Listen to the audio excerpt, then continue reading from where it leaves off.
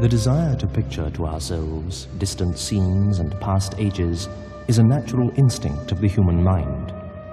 When we do this, we seem to enlarge the narrow circle of our own individual life, to pass into a wider, if visionary world, to behold in the spirit figures which we can never see in the flesh, and to listen to voices which we can never hear with the bodily ear, because they have long fallen silent. Welcome to the Vatican Centuries, a presentation in which we indulge this instinct to return to distant scenes and past ages. We'll be taking you on a journey back in time to rediscover some of the lives and legends of the people and places that went into the making of the Vatican throughout the centuries.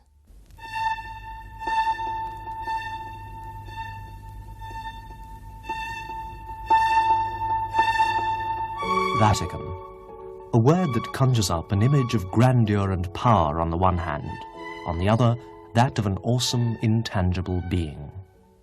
The dictionary reduces the word Vatican to very explicit terms. Quote, the official residence of the Pope and the administrative centre of the Roman Catholic Church. The word Vatican is said to derive from vates or vaticinator, which means a seer or prophet. The old kings of Rome were more like priests. They were in charge of religion. They celebrated the liturgy and offered sacrifices to the gods. One of these kings was Numa Pompilius, who was particularly religious. He was responsible for the foundation of the Roman state religion. The legend is that Numa used to have nightly meetings with the nymph Egeria, and it was on the Vatican Hill that he revealed these communications to the people. You could say that the Vatican is still a place where religious communications are issued, though there's nothing legendary about them. But what about the image that the word Vatican calls to mind? Is it a place or a person, or a mysterious, faceless sort of organisation that issues solemn pronouncements every so often? To most people, the Vatican means the Pope and St. Peter's. And yet the Vatican is much older than both. It existed long before either St. Peter's or the Popes. Its origins are lost in the mists of antiquity. It's as old as Rome, if not older. Still, it's a happy thought that whatever happened in between, the Vatican started life as a sacred place.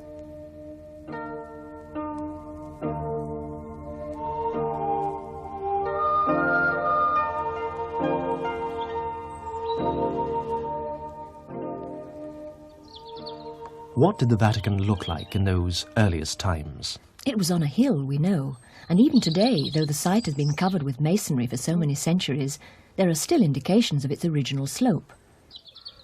It's highest on the north, where the Vatican Palace stands, and slopes to the south. The area covered by the Vatican is a considerable stretch of country lying between the Janiculum Hill and the Milvian Bridge on the west bank of the Tiber. The zone was known by the ancients as the Vatican Hills and Fields. But it was not one of the 7 hills of Rome, which were all to the east of the river. What's more, in remote times, there wasn't even a bridge. You had to get there by boat. Still, it wasn't entirely inaccessible, because the city had been founded at a point where the Tiber could be easily crossed, and there was an island in the middle of the river, which simplified matters.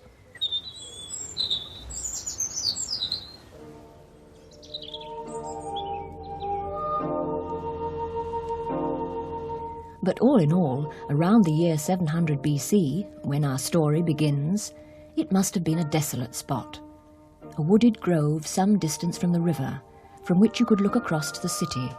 At that time, just a collection of huts scattered over the 7 hills. Incidentally, these are not very high, only about 100 feet. But the Romans had chosen to settle on the heights to avoid the damage from the periodical flooding of the country around the Tiber. Also to defend themselves better from the enemies and diseases that prevailed in the marshy land below.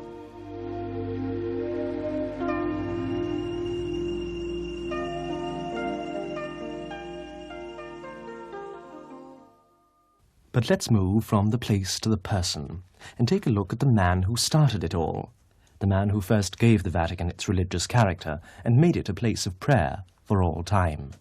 This man was Numa.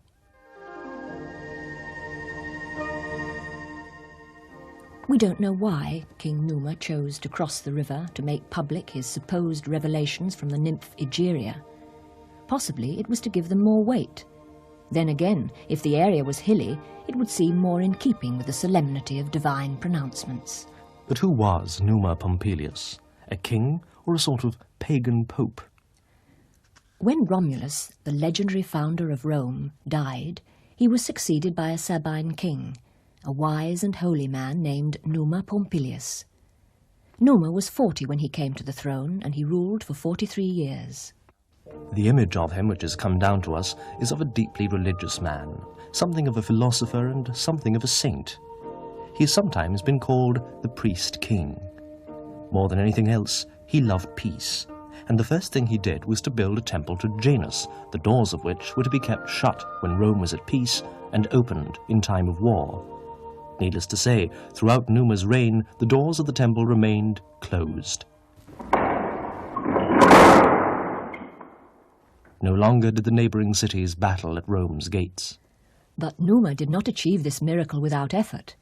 He was well aware that the fear of enemies had kept the Romans on their good behaviour up to now. The problem was how to keep them that way. Numa looked round and soon found his answer.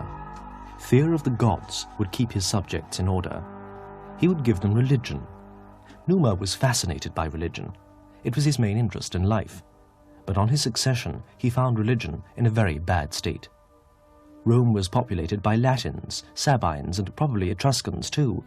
Each people venerated its own set of gods, and as no one knew which was the most important, it was all rather confusing. Numa decided to put an end to this state of religious anarchy. But he needed an alibi, so he pretended to hold nightly interviews with the nymph Egeria. She would descend from Mount Olympus while he was asleep and give him instructions. Numa transmitted these from the Vatican Hill, and on the basis of these revelations, he proceeded to organize the state religion. He purified it of its baser practices, organized colleges of priests, established an order of precedence among the various gods, and appointed those who were to carry out the ceremonies and offer the sacrifices. The temple of Vesta, goddess of the hearth, was to be served by unmarried priestesses, the Vestal virgins, tending an undying fire.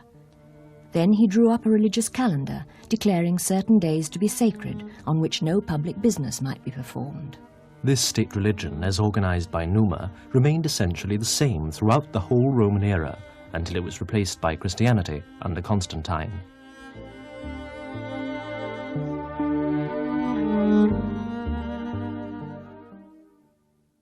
A modern historian has defined Numa's work as one of fundamental political importance, for it allowed his successors to lead a united Roman people to victory in war, surely the last thing the peace-loving Numa would have wanted. But he and his subjects were blissfully unaware of the future, and enjoyed a tranquility which has been described for us by the Greek historian Plutarch. One would say that the neighbouring towns have all breathed the beneficial air of a gentle, pure wind, blowing from the direction of Rome, that in men's hearts a desire for a quiet life has been born, to cultivate the land, to bring up their children in peace, to serve and honour the gods. Soon nothing else was seen but games, feasts, sacrifices, banquets. The people got to know each other. They mixed freely with one another without fear, without danger. The wisdom of Numa was such a source of good that the whole of Italy was refreshed and filled by it.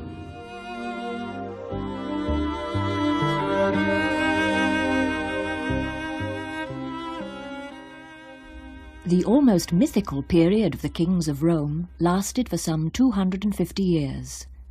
Reliable dates for Roman history only begin in 510 BC, when Rome became a republic. But although the kings are shadowy, almost legendary figures, the accounts of their times are thought to contain some truth. And with that, we must be content.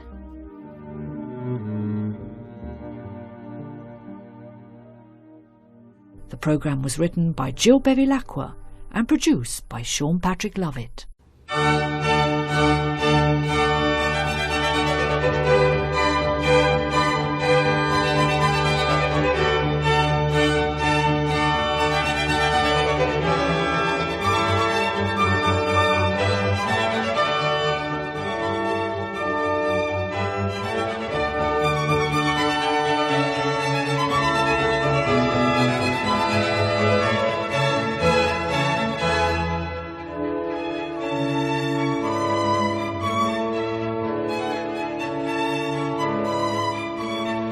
Now, as promised, we turn to Jill Bevilacqua's program, Vatican Centuries, for a look at how the Vatican evolved from a very small and persecuted Christian community in Imperial Rome into the center of a universal church with more than 1 billion members worldwide.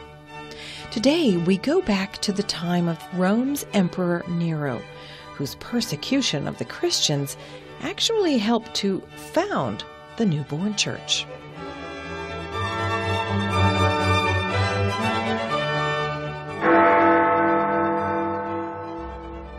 Chapter 2.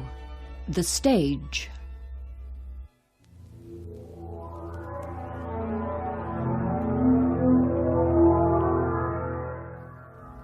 The centuries slip by, and the great Roman Republic is but a distant dream. The golden age of Augustus already belongs to yesterday, and the empire is in the hands of his relations, a poor set of individuals who follow their own interests and leave the empire to take care of itself. By now, however, it is so big and its government so well organized that even this succession of decadent rulers fails to destroy it. The old-time religion is beginning to lose its hold, and there are rumors of an event in far-off Palestine. A new religion, founded on love, is having an extraordinary success there. In no time at all, it has reached Rome, and it's soon clear that the very existence of the empire is threatened.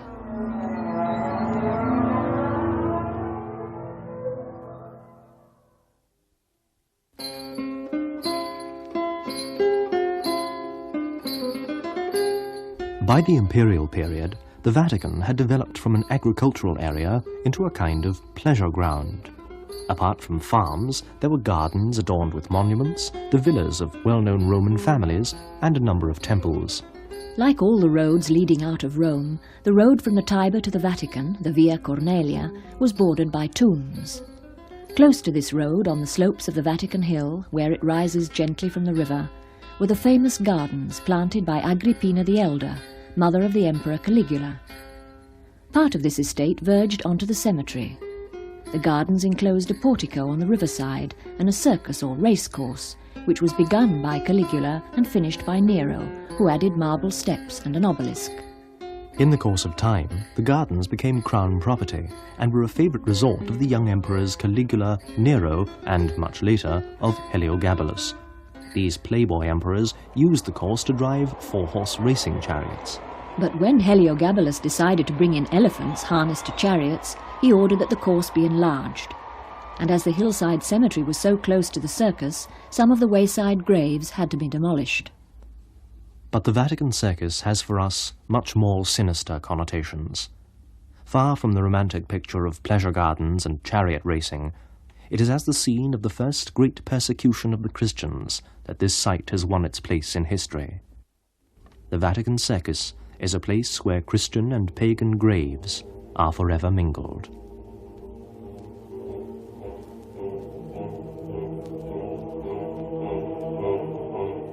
It was about the year 64 AD that the Vatican became truly a sacred place, consecrated once and for all with the blood of the early Christian martyrs, among whom, we are told, were St. Peter and St. Paul. Let us go back a decade, to the year 54 AD, just 40 years after the death of Augustus. The old-time Roman religion is dead, but superstition is still rife, and now one of the most extraordinary characters ever to appear on the imperial scene makes his entrance.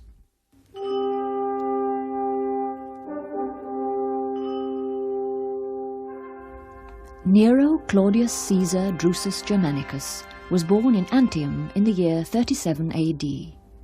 He probably never knew his father, but his mother, Agrippina the Younger, had great plans for him. Having married her uncle, the aging Emperor Claudius, she persuaded him to name Nero his successor, and then promptly poisoned him. It was the year 54 AD. Nero was 17. The first 5 years of his reign were very promising, thanks to the careful government of Seneca the philosopher, who was his tutor, and Burrus, the prefect of the Praetorian Guard. But then the young man decided it was time he threw off the reins and showed the Romans what stuff he was made of.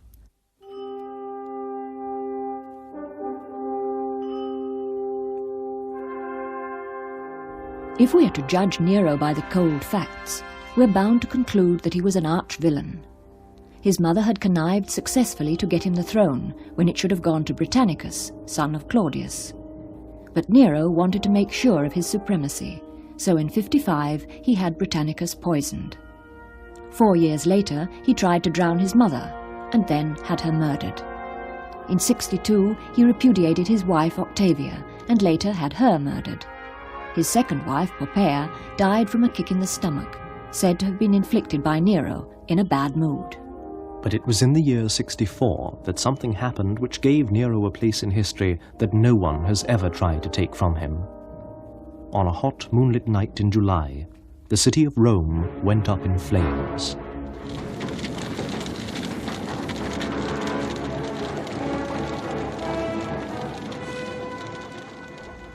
Nero's reputation was already so infamous that the populace immediately suspected him.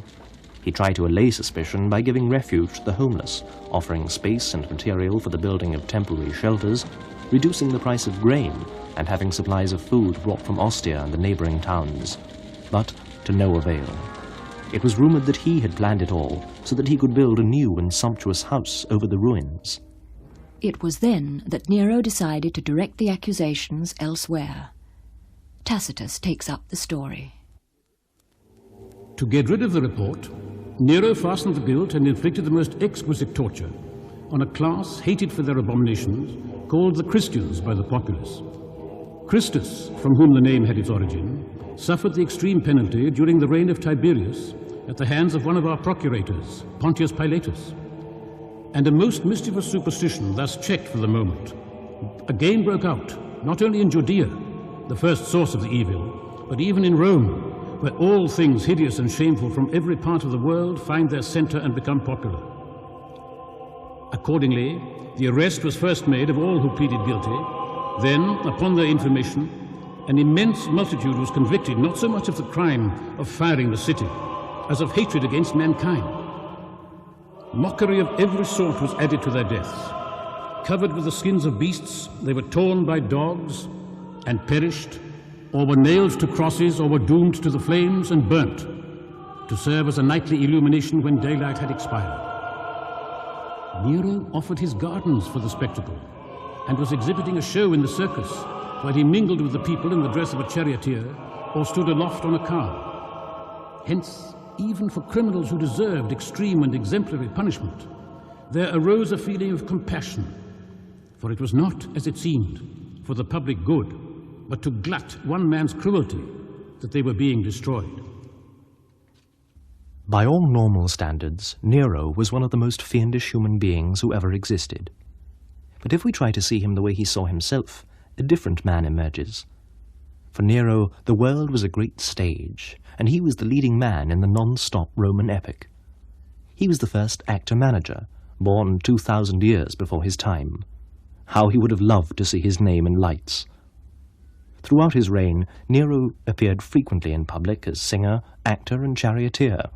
He dabbled in painting and fancied himself as a poet. And when he was dying, he spoke the famous lines, "What an artist the world is losing." But Nero made one disastrous mistake. When he put the blame for the fire of Rome on the Christians and sent them to their deaths, it was the end of his stage career. For the chief actors in this drama were martyrs, and they took over the show for all time. Beside their real-life heroism, Nero's antics are those of a lifeless puppet, dangling sadly in the wings.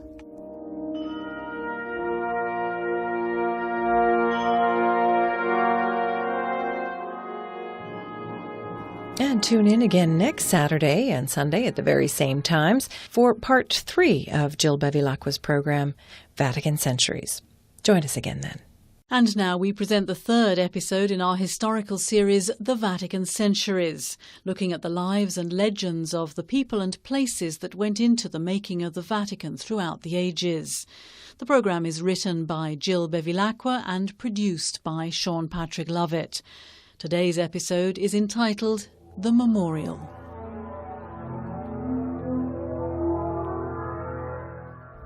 In the years following the Great Fire of Rome, the city was rebuilt on a grand scale.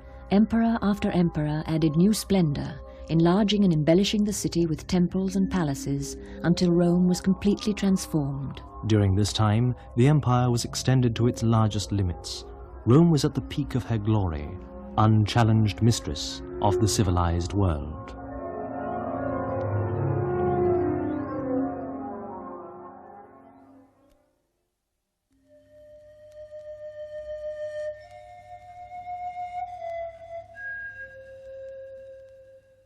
We do not know exactly when it was that St. Peter came to Rome. The Acts of the Apostles tell us that after the ascension of our Lord and the descent of the Holy Spirit at Pentecost, he preached and won thousands of converts. He was persecuted and imprisoned, delivered from prison by an angel. He visited and preached in neighbouring parts of Palestine. Then he founded the church in Antioch, and it was there that the followers of Christ were first called Christians. From Antioch, Peter proceeded to Rome, and, according to legend, presided over the young church there for some 25 years. During the first great persecution of the Christians under Nero, Peter was martyred together with innumerable fellow Christians.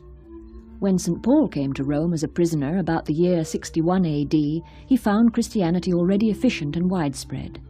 The author of Acts narrates, "And so we came to Rome, and the brethren there, when they heard of us, came as far as the Forum of Appius and 3 taverns to meet us. On seeing them, Paul thanked God and took courage." On the Vatican Hill, or on the road to Ostia, you will find the trophies of those who founded this church.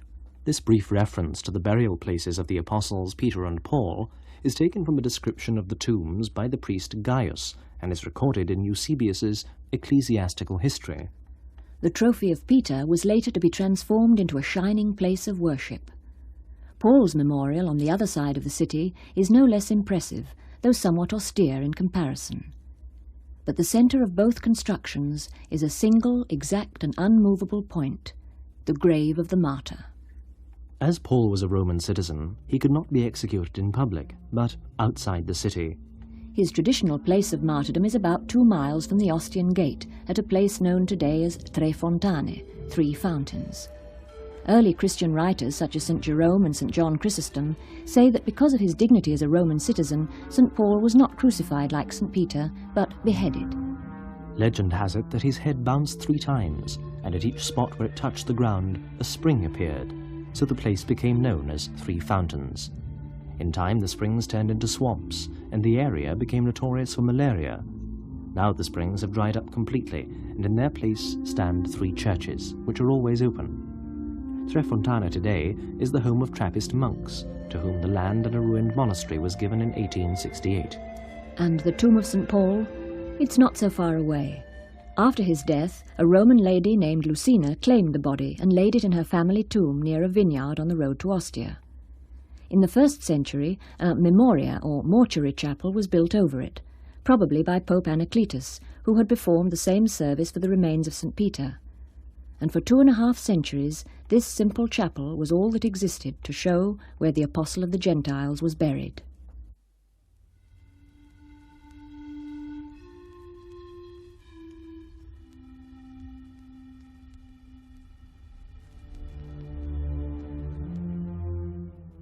Paul was decapitated, Peter was crucified. Both of them died during the first great persecution under Nero. Peter had chosen to be crucified head downwards, for he felt unworthy to die in the same position as his master. Afterwards, his friends came and took the body. They embalmed it carefully, wrapped it in fine linen and placed it in a marble urn, which they'd strewn with leaves of laurel and ivy, as a symbol of their faith in the future life. They carried the remains to a tomb on the nearby Via Cornelia. They turned the foot of the sarcophagus towards the east, marking the burial spot with an inscription. Peter was succeeded by Linus as head of the young church, and then by Anacletus, whom Peter himself had ordained. It was Anacletus who built a memorial chamber or oratory over the apostles' tomb. This memorial was respected even by the pagans, and the tomb oratory of the Christian leader was left undisturbed for the next 2 centuries. To the first Christians, this place was the most sacred in Rome, and even in the world, outside Palestine. There they came in secret to pray for the apostles' help in time of persecution, that they might be faithful in the hour of trial. This undistinguished spot on the Vatican Hill had become the very heart of the church.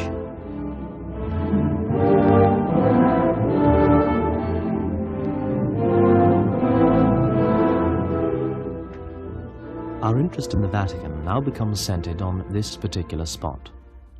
Peter was martyred, we're told, at that point between the two goals of Nero's circus, where stood the obelisk which Caligula had brought from Egypt. In later times, it was removed where it stands today, in the middle of St. Peter's Square. But the original site was in the centre of the spina, or middle line of the circus.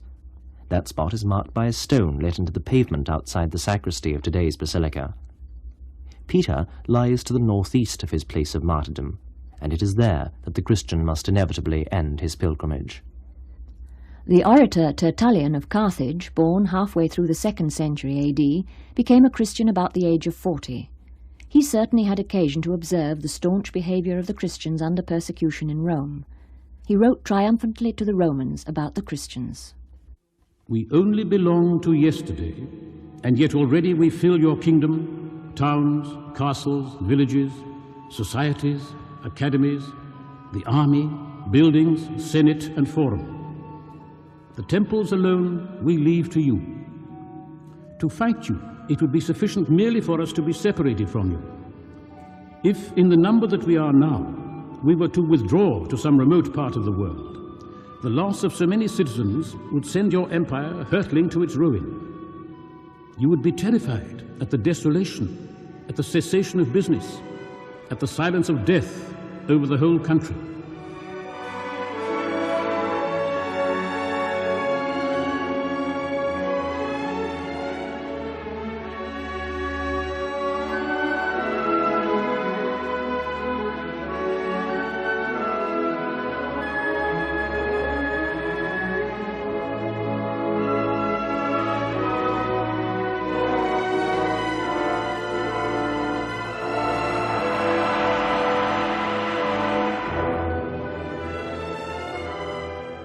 You've been listening there to episode 3 of The Vatican Centuries, written by Jill Bevilacqua.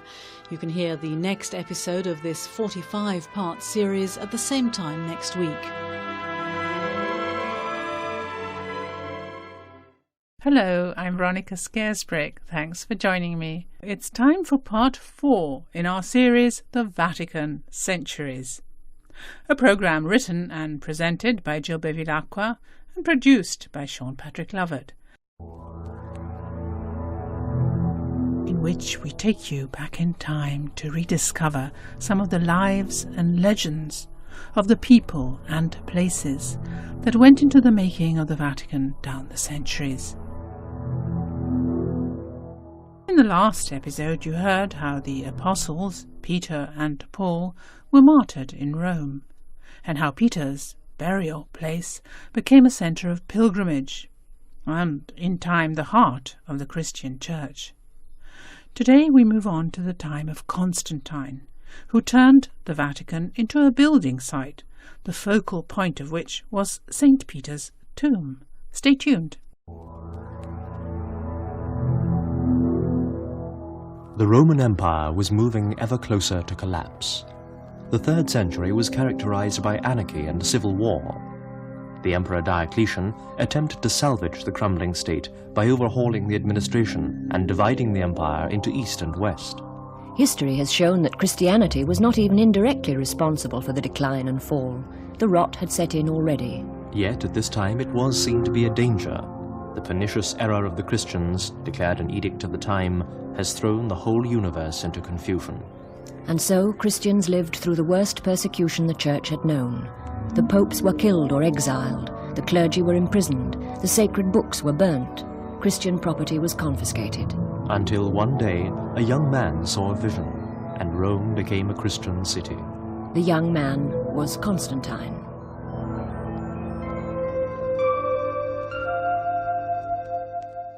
Born in the Roman province of Moesia in the year 288 AD, son of Constantius Chlorus and Helena, Constantine was educated in the east and served as a soldier under Diocletian and Galerius. On his father's death in York in 306, the legions acclaimed Constantine emperor, but Galerius only granted him the title of Caesar, or sub-emperor of the West. The other contender was Maxentius.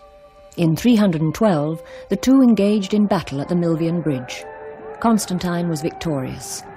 Afterwards he told of the vision he had seen in the sky, a cross with the words, "With this sign conquer." Constantine had the cross inscribed on the shields of his troops, and the day was his. The African rhetorician Lactantius, who was tutor to Constantine's eldest son, has left us an account of the historic battle at the Milvian Bridge. Already civil war had broken out between Constantine and Maxentius. Although Maxentius remained at Rome, an oracle had predicted that he would die if he crossed the city gates. The war was conducted by his able commanders. His forces were superior to those of his adversary.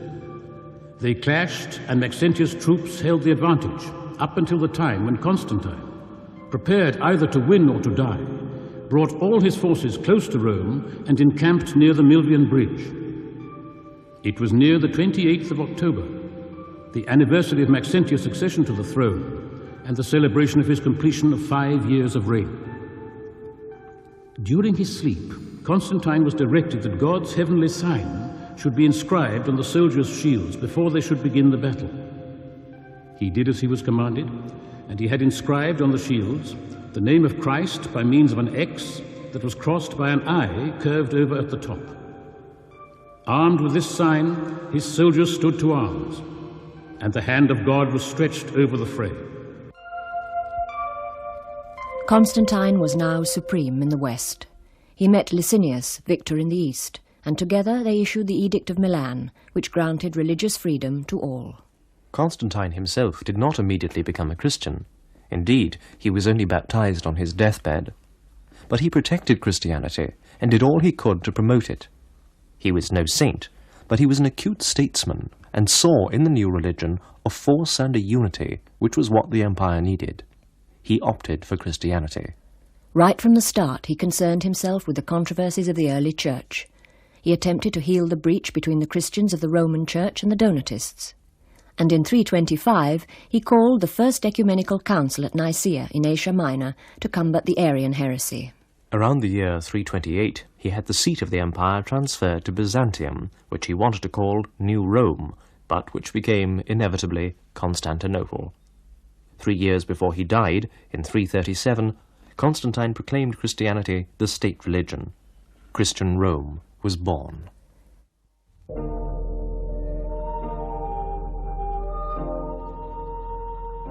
Some years before he left Rome for the East, the first Christian emperor performed an historic task. On the Vatican Hill, for many centuries, had stood a temple to Apollo. In the year 323 AD, Constantine destroyed the pagan temple and erected the first basilica of St. Peter's.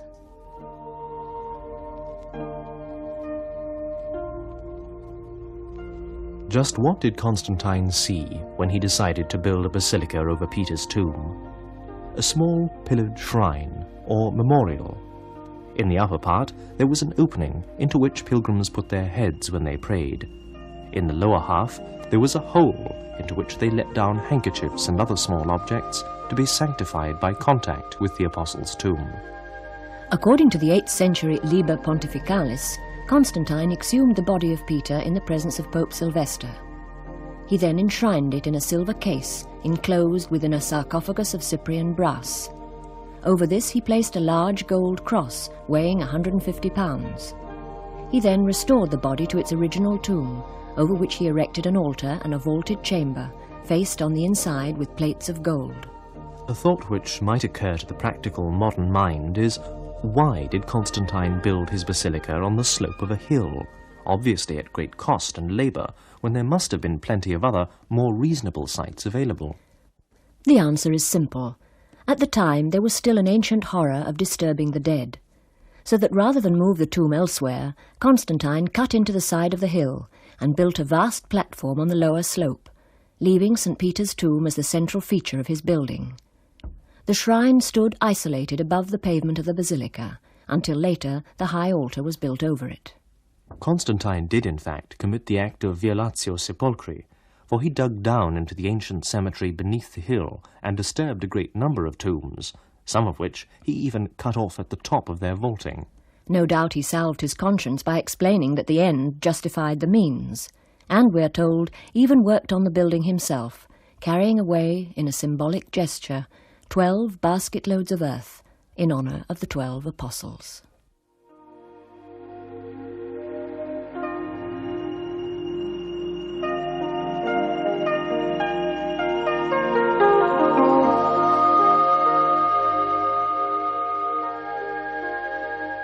Well, if you enjoyed part 4 of the Vatican Centuries, be sure to tune in at this same time next week for the next in this series of programmes, written and presented by Jill Bevilacqua and produced by Sean Patrick Lovett.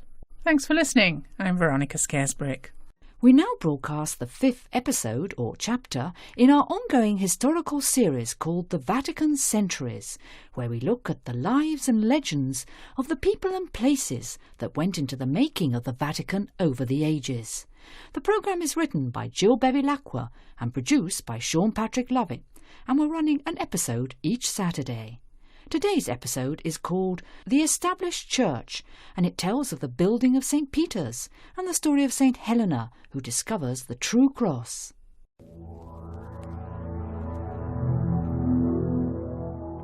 The age of persecution was over, and the great Constantinian peace had begun. For the Christians it meant freedom of worship, the restitution of their property and the exemption from public burdens.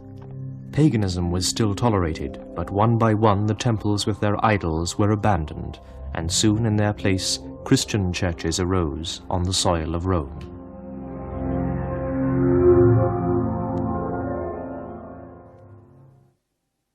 In 313, Constantine issued the Edict of Milan, which granted religious freedom to all sects. Christians were thus made eligible for public office. Lactantius, tutor to Constantine's eldest son, has left us his report. We believed we had to take this decision, not to deny anyone the faculty of dedicating himself to Christian worship or to whatever religion he feels is most suitable for him. We have therefore decided to revoke all previous restrictions and orders contrary to our clemency, and that whoever chooses to observe the Christian religion may do so freely and openly.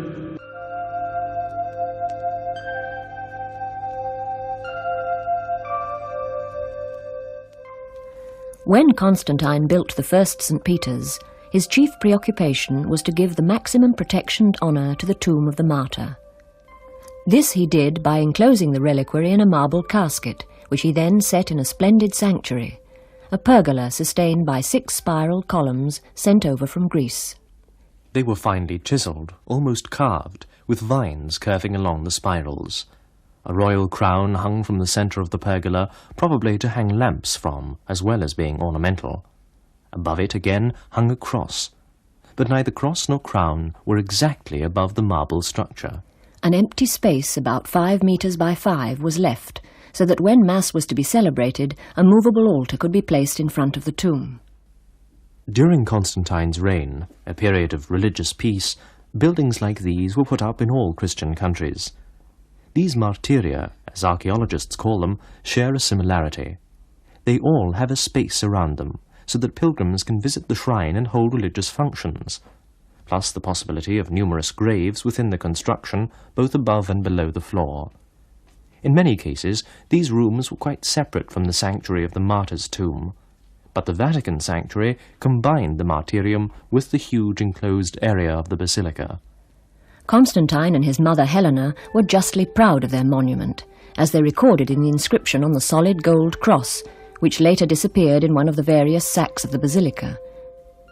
The cross was probably placed on the front of the marble structure, facing the nave. The inscription, fortunately recorded in papal annals, read, Constantine Augustus and Helena Augusta give to St. Peter this regal abode, surrounded by a hall of regal splendour.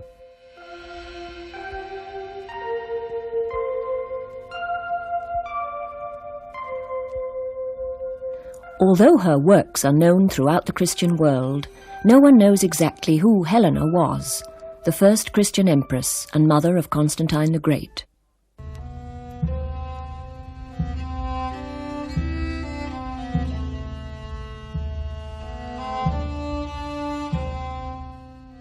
There is a delightful legend that St. Helena was the beautiful daughter of a small-time English king called Cole. Yet another tradition has her keeping an inn. Modern historians believe she was born in Bithynia. Whatever her origins, however, all agree on one point, that she was beautiful, and that the Roman general Constantius Chlorus fell in love with her. Their son was Constantine. Now, the Roman law of the time did not permit a marriage between people of different social classes, so that Constantius was obliged to repudiate Helena when he became Caesar. On his father's death, however, the young Constantine recalled his mother from obscurity and gave her the title of Nobilissima Femmina. When he became emperor, Helena was his empress.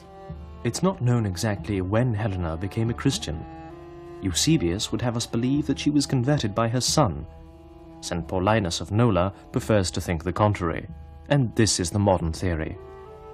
All the events of history begin with a woman, writes one biographer. It is in the nature of things that Helena would have brought Constantine to the faith, rather than the other way round. Whichever way it was, one thing is clear. While Constantine was only superficially Christian, his mother truly lived the gospel. Throughout her life, she dedicated herself tirelessly to the needs of the poor, bringing consolation wherever she went. She's even known for a most unusual form of charity, opening the doors of prisons. It seems to have been one of her greatest works. Under his mother's influence, Constantine closed the temples to the pagan gods and opened his treasures to build Catholic churches. Helena was responsible for the building of many of these, especially in the Holy Land, where she went, when nearly 80, in search of the true cross.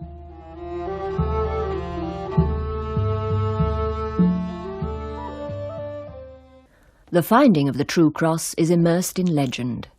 Constantine had seen a vision of the cross and rode to victory with it inscribed on his banners. He had himself represented holding a golden globe surmounted by a cross. The cross was now on all the coins of the empire. Helena felt she must seek the original instrument.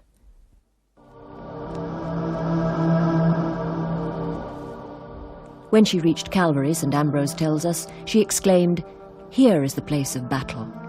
Where is the victory? I seek the standard of health, and I do not see it." In a revelation, we're told, she was shown where to dig, in a rock cistern on Mount Calvary. Numerous nails were discovered, and then 3 crosses, all alike. How to know which one belonged to the Redeemer? St. Macarius, Patriarch of Jerusalem, came to the rescue. He assembled all the people and ordered them to pray. A dying woman was told to touch one of the crosses. Nothing happened. She touched a second. Still nothing. The 3rd cross cured her. It was the Saviour's.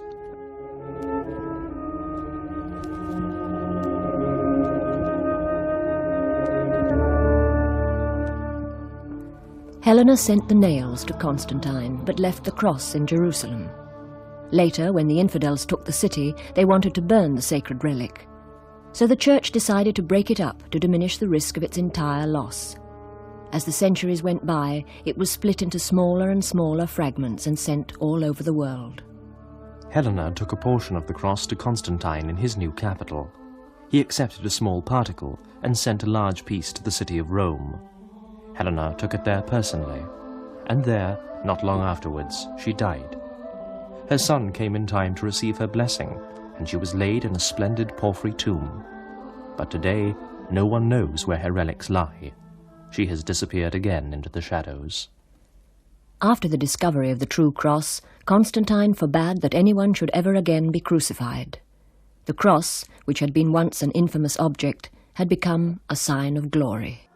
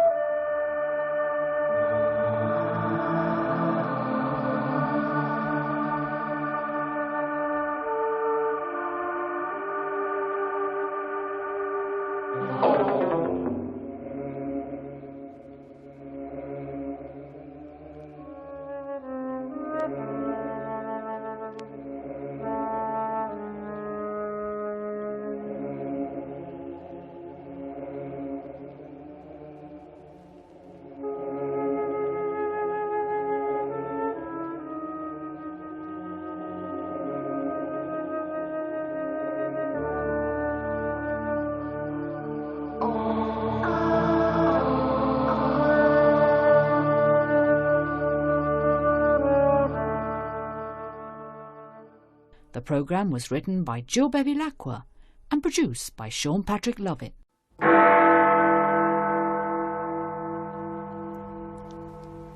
Chapter 6. The First St. Peter's.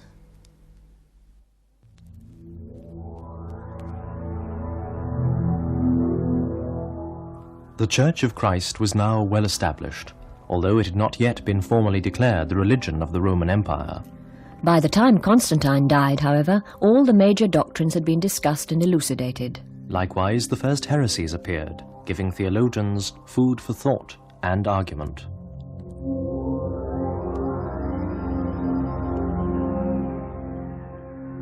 On November the 18th, 324, the Basilica of St. Peter's was solemnly consecrated by Pope Sylvester in the presence of the Emperor and his court. In actual fact, work on the basilica went on until after Constantine's death in 337. It was completed by his son Constant. Like its successor, Old St. Peter's was somehow always under construction. When the Romans of today want to talk about something which is never finished, they say, "It's like the building of St. Peter's." But the fact is that after only a year's work, the basilica was on its feet, so to speak, and this in itself was a massive achievement.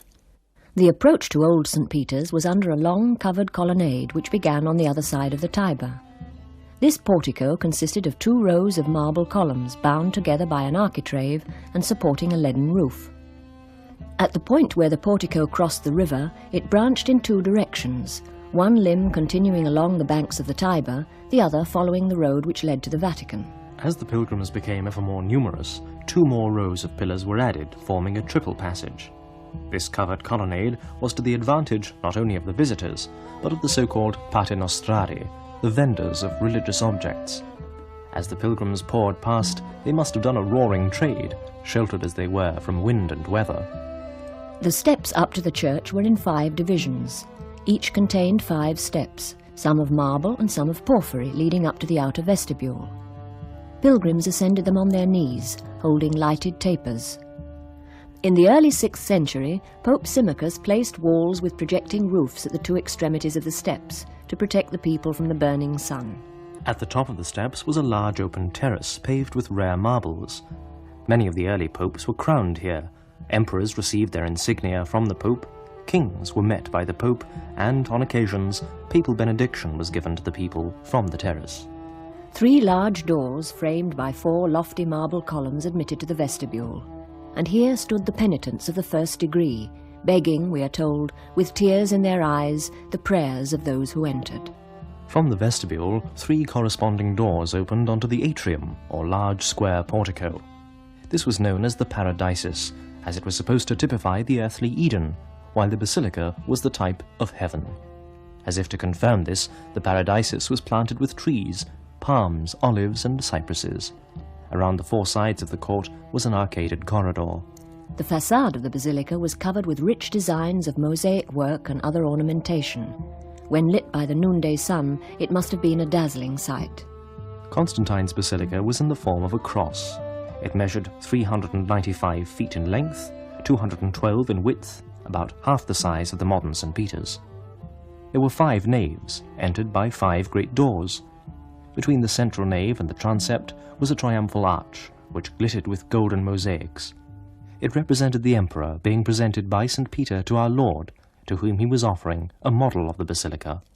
Such was Old St. Peter's, a connecting link with the Church of the Catacombs and the central point of the Church's history for nearly 1200 years.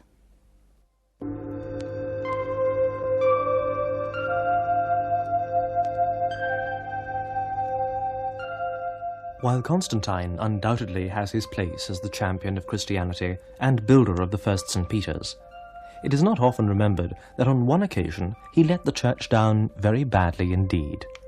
He condemned to exile Bishop Athanasius, the man who as a young deacon had defended Christian orthodoxy against Arianism at the Council of Nicaea. This troublesome bit of a man was how Julian the Apostate described Athanasius of Egypt, later called the father of orthodoxy and recognized as one of the great Greek doctors of the Universal Church. Small and energetic, a brilliant biblical scholar, shrewd in argument, Athanasius managed to give trouble to quite a number of people in his time. During his 40 years as bishop, he was 5 times driven into exile by heretics and politicians. But his enemies failed to shake his profound faith, and he never ceded 1 inch in his defence of orthodoxy. Athanasius against the world became a battle cry for many a kindred spirit in the centuries that followed. Athanasius was born around the year 295, probably in Alexandria, at a time when the Egyptian church was divided by schism. When Constantine convoked the Council of Nicaea, Athanasius, then a deacon, went as private secretary to Bishop Alexander. His defence on that occasion of the deity of Christ won him the eternal enmity of the Arians. When Bishop Alexander died in 328, Athanasius succeeded him. He was already popular with the people, who cried out, "Give us Athanasius the Good, one of the ascetics." This battling bishop was one of the most outstanding personalities of the early centuries of the Church. He was the first great protagonist of religious freedom against the encroachments of the state, and he paid the price of his commitment. He is in the front rank of the great religious reformers, because he recalled Christianity from the barren paths of speculation to a new sense of the reality of the gospel. Athanasius was interested in the religion of the man in the street. He was concerned with fidelity to truth, while allowing a variety of expression. He was also the first bishop to promote monasticism, and the monks showed their gratitude by supporting him in all his difficulties. It was his visit to Rome which gave the first great impulse to the monastic movement, and his Life of Antony, addressed to the monks of the West, also had enormous influence.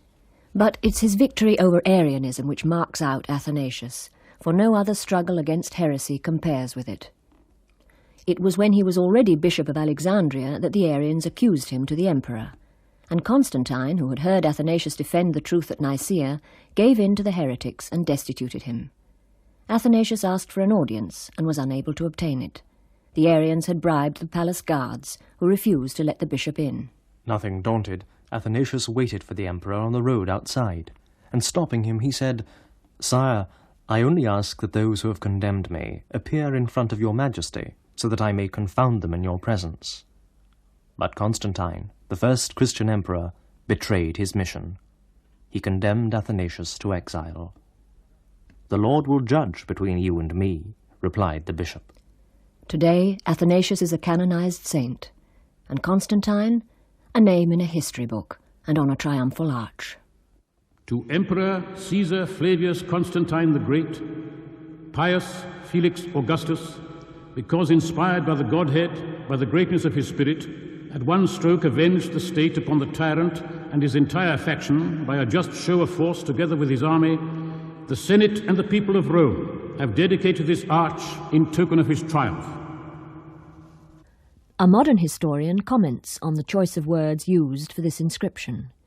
The Senate, he says, clung to the old religion and could not bring itself to do more than record that the vengeance exacted by Constantine from the tyrant, that is, Maxentius, was inspired by heaven. The arch represented the unconquered sun as Constantine's patron deity, but his victory was ascribed to an unnamed divine power and to his own greatness of soul.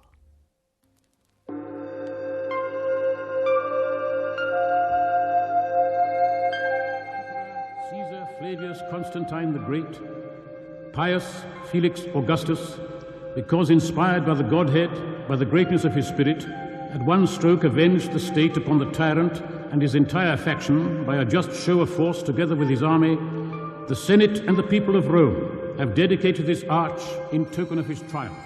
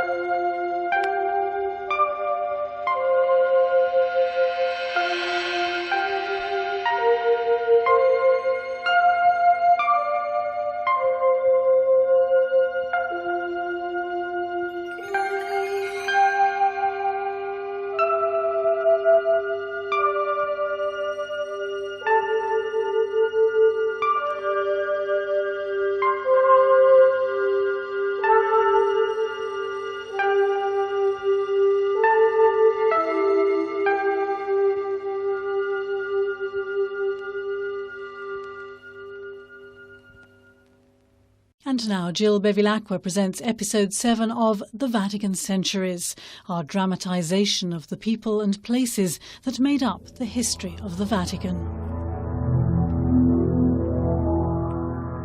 The old-time religion was dead and buried. After Constantine, it was some time before Christianity was anything more than tolerated. Julian the Apostate even tried to put the clock back and reinstate paganism, but he was unsuccessful. In 391, the Emperor Theodosius finally prohibited heathen cults altogether, making the Christian faith officially the religion of the Roman state.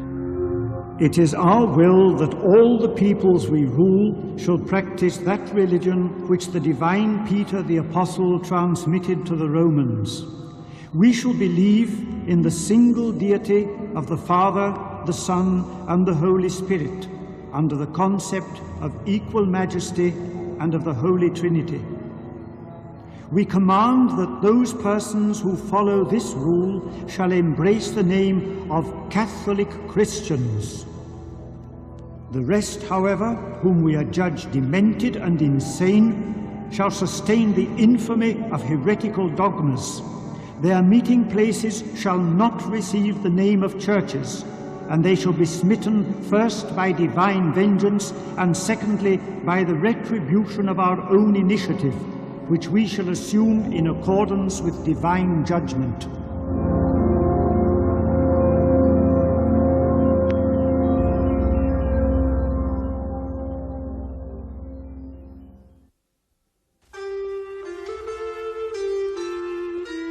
St. Peter's was a reality, as a church and as a place of pilgrimage. But it was also a building which had arisen over a massive pagan cemetery, and only half a century after the construction was completed, the crypts beneath the floor of the basilica became flooded. The streams from the Vatican Hill had filtered down through the foundations into the tombs. Pope Damasus I, who reigned from 366 to 384, was undismayed. He drained the hillside, managing to block the source of one of the springs, and collected the water into a subterranean basin. 2 pipes drew water from this basin. One supplied the baptismal font which Damasus had built, the other flowed into the fountain which the Pope had placed in the centre of the portico for the refreshment of pilgrims. This fountain was a splendid affair. It consisted of a large pine cone made of bronze planted on a solid base. Water poured plentifully from its leaves and summit, and rose to quite a height before splashing down into a porphyry shell beneath. The fountain was surmounted by a bronze canopy of convex form with a cross in its centre and supported by 8 Corinthian pillars. The baptistry built by Damasus was also surrounded by columns, probably like those of the Lateran baptistry which still exists. The chair of Peter stood in the baptistry, and here it was the bishop sat, waiting to confirm those who had just been baptized. Pope Damasus was also responsible for putting the catacombs in order. They had fallen into disuse as places of worship now that Christians could freely build churches. Damasus was something of an archaeologist. He consolidated and enlarged the catacombs, and as he found and identified the various tombs of the martyrs, he labelled them with poetic epigraphs.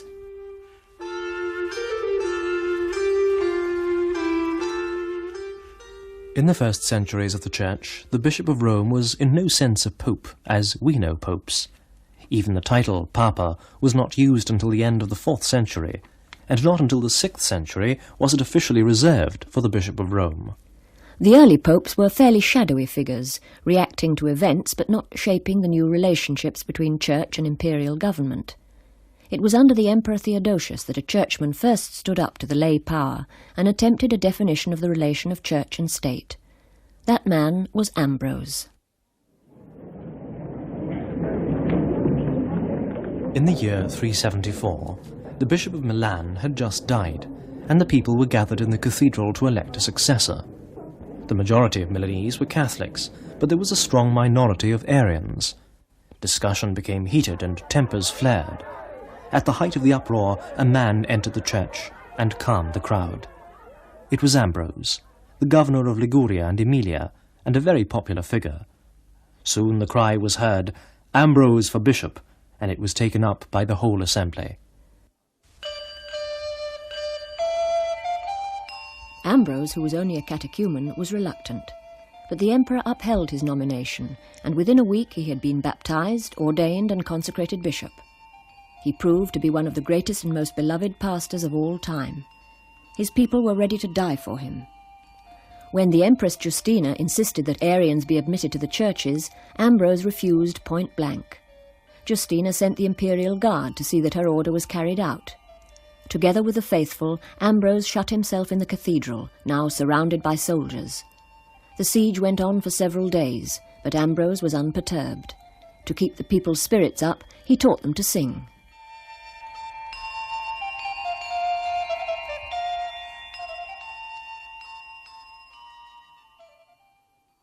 Emperors found Ambrose a hard nut to crack. Valentinian condemned him to exile, but he ignored the order. Theodosius crossed swords with him more than once. When he did not receive the bishop, Ambrose took pen and ink and wrote, "I am writing to you so that you will listen to me in your palace. Otherwise, I will see that I am listened to in my church." And he was. When Theodosius suppressed a rebellion in Thessalonica by executing 7,000 people, Ambrose forced him to do public penance before admitting him to the cathedral. "The emperor is in the church, not above the church," said Ambrose. Ambrose was never pope, but he acted like one, and perhaps that is why even to this day the Diocese of Milan is second only to that of Rome. Physically, Ambrose was small and delicate in health, with an aquiline nose and piercing eyes. But intellectually, there was nothing small about him. And like most truly great men, he found time for everyone. Indeed, St. Augustine, who was eventually baptized by him, grumbled that he was unable to get close enough to the bishop to pour out his heart for the troops of men full of business to whose infirmities he condescended. "He did not forbid any man to enter," writes Augustine, "nor was it his custom to be told beforehand of such as came to speak with him." Augustine never became really intimate with Ambrose, but he attended his sermons regularly, and it was largely due to the teaching of the great bishop that he was finally won over to Christianity. Both men would later be declared doctors of the Latin Church, even though, as so often happens, history has reserved to the pupil a greater glory than that of the master.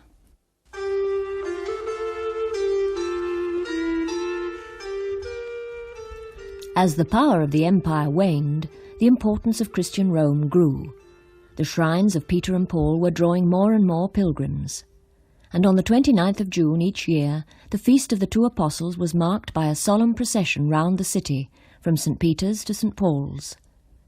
The 4th century Spanish poet Prudentius made a pilgrimage to Rome and describes the atmosphere of the festival. An extraordinary crowd, festive, rushing. Why, my friend, is it wandering through the city, filling it with clamour and jubilation? Here we are once again at the day of the Apostles' triumph. Watch the throngs of Romans in the city squares, some going one way, some another. There are really two feasts, but the joy is one.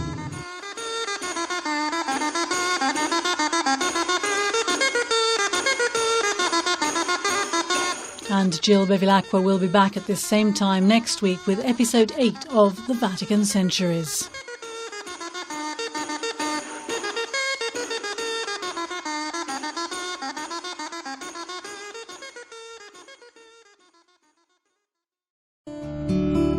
In a few moments, you can hear how the sack of Rome horrifies the civilized world in part 8 of our series by the title of The Vatican Centuries. And then you can join Dominican preacher and poet Paul Murray, who brings us a reflection on the mystery of hope, in which he speaks to us of French 20th century poet Charles Péguy.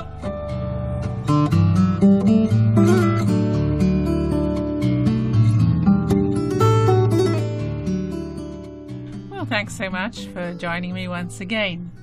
I'd like to begin today by bringing you part 8 of our journey back in time to rediscover some of the lives and legends of the people and places that went into the making of the Vatican throughout the centuries. A series written and presented by Jill Bevilacqua and produced by Sean Patrick Lovett. Last week we heard how St. Peter's presented problems, how St. Ambrose defied the Emperor Theodosius, while all the while Christian Rome grew in importance. Today, in part 8 of this series, which Jill has entitled Sovereign Pontiff, we hear of the sack of Rome, lamented by Jerome, and how Leo the Great meets Attila the Hun.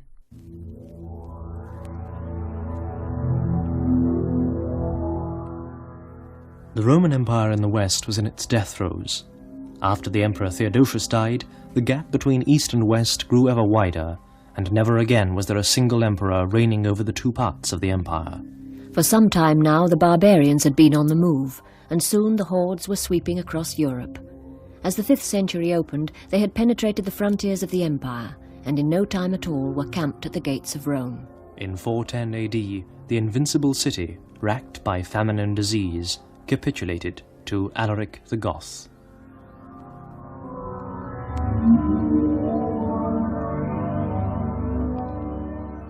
The sack of Rome horrified the civilized world. But the Goths were not the monsters they have often been portrayed as. They were partially civilized and some were Christian. Alaric did not wish to destroy the Roman Empire. He admired it and wanted to become part of it. But the Emperor Honorius refused any kind of integration, and so, after repeated rebuffs, Alaric took his revenge. His only concession was to give precise orders that no churches be touched, nor those who had taken refuge in them. Not so squeamish were the invaders who came after him. Hot on the heels of the Goth came a far more savage and ruthless figure, Attila the Hun, whose legend went before him in the nickname he received, the Scourge of God. He crossed the Alps and quickly eliminated the northern Italian cities. Rome held its breath. But Attila never came. He hadn't reckoned on another strong personality. In the summer of 452, a strange procession appeared on the banks of the river Mincio, where Attila was camped. Messengers from Rome, led by none other than Pope Leo I in person. A 19th century historian, Gregorovius, recounts how this historic encounter took place. The city saw with terror that it was being abandoned to the monstrous fury of that barbarian, and the Romans were desperate. The Senate decided to send a message to Attila, and for this they suggested the bishop Leo. Rarely has a churchman had a more glorious mission. The calm, venerable pontiff presenting himself to the most ferocious destroyer history has ever known, on the point of overthrowing the capital of civilization, is one of the greatest spectacles of history, one of the most sublime offices, and assures Leo of immortality, together with the gratitude of the entire human race. No one knows exactly what the two men said to one another, but what is certain is that Attila turned back. Leo's action with Attila turned him into a hero with the Romans, who had watched helplessly while the emperor planned to flee the country. Moreover, on that occasion, the superiority of the spiritual power over the temporal was established once and for all.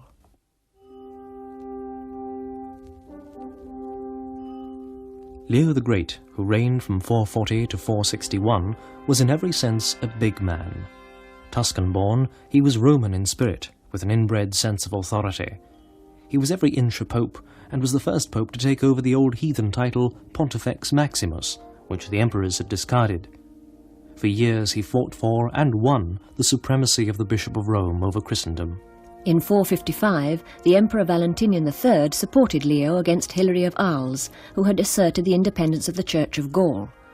The emperor declared that if any bishop summoned to trial before the Bishop of Rome should neglect to come, he must be compelled to attend. This decree traditionally marks the establishment of the Pope's primacy of jurisdiction and his unchallenged supremacy as Patriarch of the West. It was Leo who first formulated the idea of the Pope as the representative of Peter, and he was the first to lay claim to the plenitude of power. Theologically, Leo's greatest achievement was his dogmatic letter sent to St. Flavian in Constantinople. In it, he set out the true faith concerning the natures of Christ, and it was acclaimed as the teaching of the Church at the Council of Chalcedon in 451. Solid, courageous, full of good sense and a faith which knew no doubts or hesitation, Leo was the best man for the job he did. A man of his time, but with a very strong sense of the timelessness of his mission. He raised the prestige of the Holy See to heights it had never known, and it was this, together with his defence of the faith against heresy, his intervention with Attila and later with Genseric the Vandal, which earned him the title of Great, a title to be shared by only 2 other popes. He died in 461 and was declared a Doctor of the Church in 1754. A peculiarity of St. Peter's Basilica, and one which is still evident in today's church, is that it faces the east. All the churches built by Constantine the Great face the east, although some, like St. Paul's outside the walls, have been reoriented. St. Peter's has not. The rising sun, comments a modern writer, continues to shine upon the main entrance of St. Peter's as if it were a Greek temple to Apollo. Leo the Great was most concerned about this problem of the rising sun. In 460 he wrote, "Having mounted the great flight of steps to the basilica, the Christians turn round and bend themselves to the rising sun, and with bowed heads incline their bodies in honour of the splendid orb. We greatly grieve at this, done partly through the vice of ignorance, partly in a spirit of paganism." But Leo could have had little else to grumble about, for Rome, no longer the seat of the empire, had become the city of Peter and Paul, and Leo proclaimed it so in his sermons. As more and more pilgrims converged on Christian Rome, other constructions were rising around St. Peter's to cater for their needs. Monasteries, pilgrims' hostels, baths and residences for groups of foreigners, which were later to become famous as the Scholae of the Franks, the Saxons, the Frisians and other peoples. But before then, Rome was to suffer yet more tribulation. As, the empire gone, the abandoned city plunged into the abyss of the so-called Dark Ages.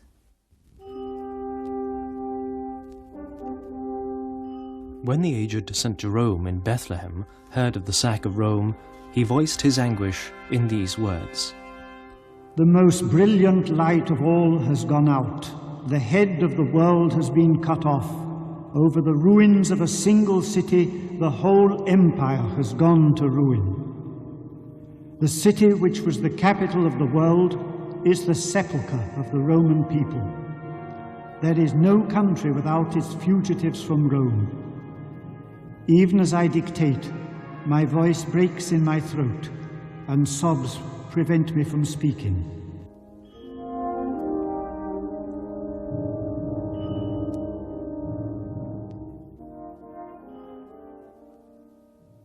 Contrasting with the sad accents of St. Jerome is this lyric by the 5th century pagan poet, Rutilius Namatianus.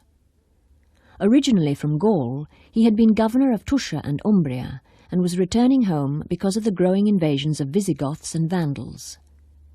His farewell to the city which had given him hospitality and enriched his culture has been described as the last masterpiece in the classical Latin tongue. The Romans never read his poem, and today the name of Rutilius is known only to a handful of scholars. Listen, beautiful queen of a world which you made your own. O Rome, welcomed in the starry skies, listen, mother of men and of gods. Not so far from the sky are we when we are in your temples. You scatter your gifts equally wherever the sun shines, on whatever shore the waves of the ocean break. Burning sands of Libya did not stop you, nor did the furthest extremity of the earth with its weapons of ice make you turn back. You made a single fatherland for different peoples. It benefited him who was without laws to pay tribute to you, because you transformed men into citizens and made a city of that which before was only a globe.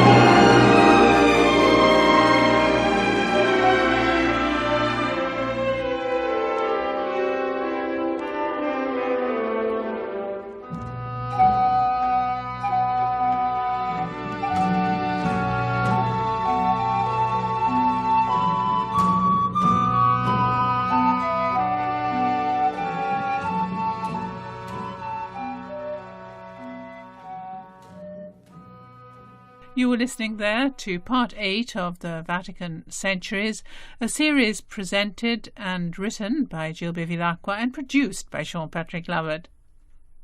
A big thank you to both of them. We now broadcast the 9th episode or chapter in our ongoing historical series, where we look at the lives and legends of the people and places that went into the making of the Vatican throughout the centuries. The programme is written by Jill Bevilacqua and produced by Sean Patrick Lovett, and we are running an episode each Saturday. Today's episode is called Between Two Epochs and focuses on the figure of Pope Gregory the Great, who introduced plain chant and did much to help the poor and needy.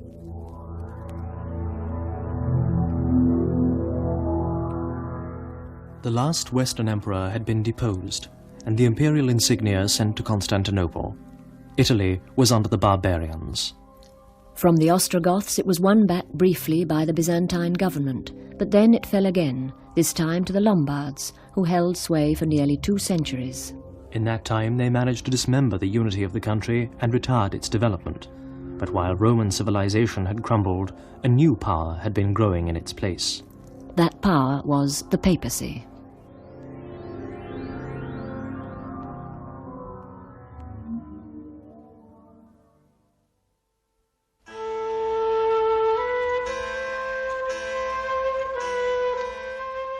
During the reign of Pope Symmachus, from 498 to 551, the stairs and atrium of the Vatican Basilica were brought to completion, and the rotunda was dedicated to St. Andrew. Symmachus also placed walls with projecting roofs at the 2 extremities of the steps to protect the pilgrims from the burning sun as they ascended the steps on their knees. Pope Gregory the Great, who reigned from 590 to 604, gave new impetus and fervour to the liturgy and carried out an important liturgical adaptation in St. Peter's. During the Vatican excavations in the 1940s, it was discovered that Constantine had not actually built an altar, he'd simply placed his monument over Peter's tomb. Since a permanent altar was an indispensable element in Christian basilicas, Pope Gregory attempted to resolve the problem by raising the presbytery floor so that the upper part of the monument could be used as an altar. Below this, he built a crypt so that pilgrims could still approach the tomb. This they did by walking through a curved gallery following the walls of the apse and then walking through another on their way out. The galleries were extended from the centre of the apse to the back of Constantine's monument. Later on, another altar was placed in the crypt for liturgical celebrations. Gregory also brought new life to the basilica by starting a school of cantors. He wanted to form musicians who, through the universal language of music, would help him to spread Christianity outside Italy, in countries where Latin was not spoken. One of the centres of the school was under the steps of St. Peter's, the other was under the building of the Lateran.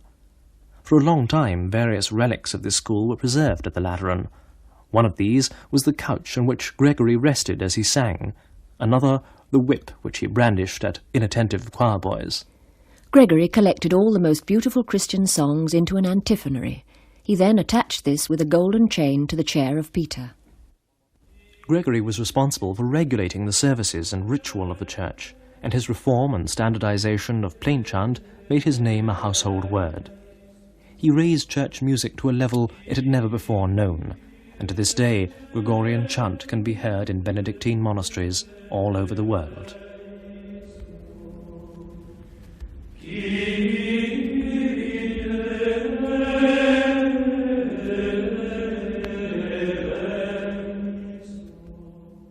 Gregory the Great was born in Rome about 540 of a noble Roman family. As a young man, he went into civil administration, and by his early 30s was already prefect of Rome.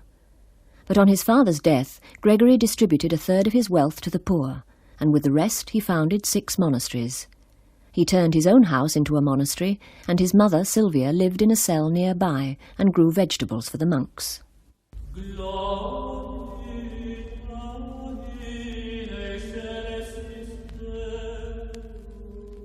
It was while he was a monk there on the Caelian hill that Gregory took a walk one day through the Forum and saw the fair-haired English boys for sale as slaves.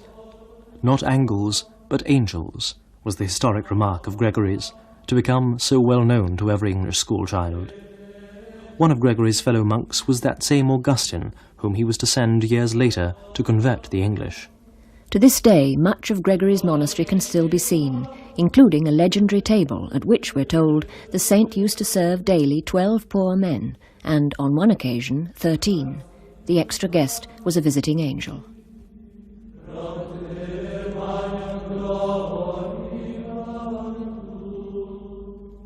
But Gregory was not to enjoy the contemplative life for long. In 579, Pope Pelagius II sent him as papal nuncio to Constantinople, and when Pelagius died in the year 590, Gregory was unanimously elected his successor. He was most reluctant to accept, but the people acclaimed him, and the emperor confirmed the choice. It was to prove a wise one. Gregory was a man of wide vision and great practical ability. He played a leading part in the Christianization of Europe, reconciled Spain to the faith, and abolished simony among the clergy of Gaul. In Italy he worked for the conversion of the Lombards, who were Arians, and the year before he died he was rewarded when they capitulated en masse to the Catholic faith. But together with his missionary zeal, Gregory possessed a high sense of justice, and under his pontificate the Jews were protected from persecution.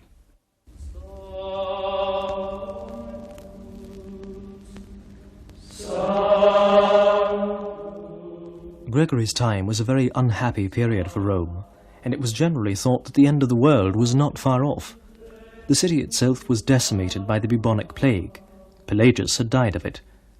Gregory took action before he was even consecrated pope. He ordered 40 processions to make their way through the city to intercede for God's help. Men and women, priests and children marched through the streets, many of them falling dead by the wayside. Just as the Pope was about to enter St. Peter's, he saw a vision of the Archangel Michael on the summit of Hadrian's tomb. The angel was in the act of sheathing his sword. From that moment the pestilence ceased. A chapel was built on the spot where the angel had appeared, and from that day the tomb was known as Castel Sant'Angelo, or the Castle of the Holy Angel.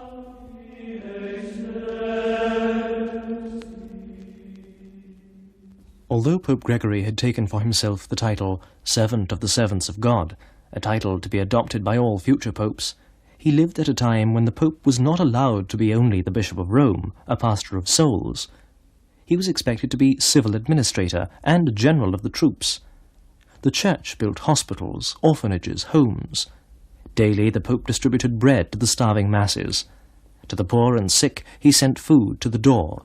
To the impoverished nobles he gave wine, grain and vegetables. Gregory took particular interest in the conditions of the peasants, who were literally slaves of the soil, and helped to free them from this dependence. The city was still in a bad way, for the plague had been followed by famine, and the famine by a storm that had blown down trees, houses and churches. Last of all came the Lombards, and once again it was the Pope who had to make peace with the invader.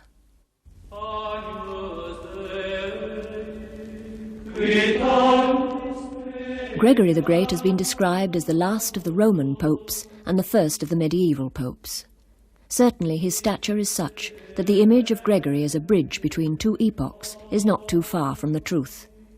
When he died, they wrote on his tomb, "The Consul of God."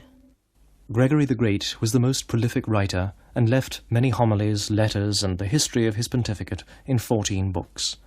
His writings are important sources for church and profane history of the time.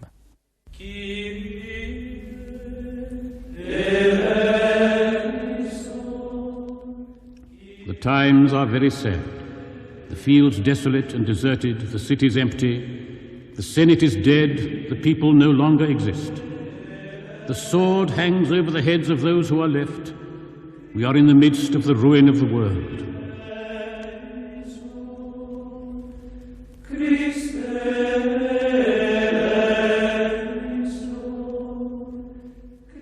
The programme was written by Jill Bevilacqua and produced by Sean Patrick Lovett.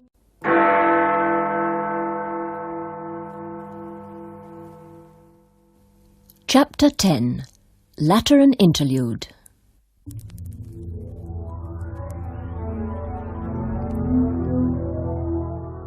The centuries advanced, and as the buildings on the Vatican Hill grew in size and importance, another spot on the opposite bank of the river had its own share of the limelight. A spot which for 1,000 years was the home of the popes, the Lateran.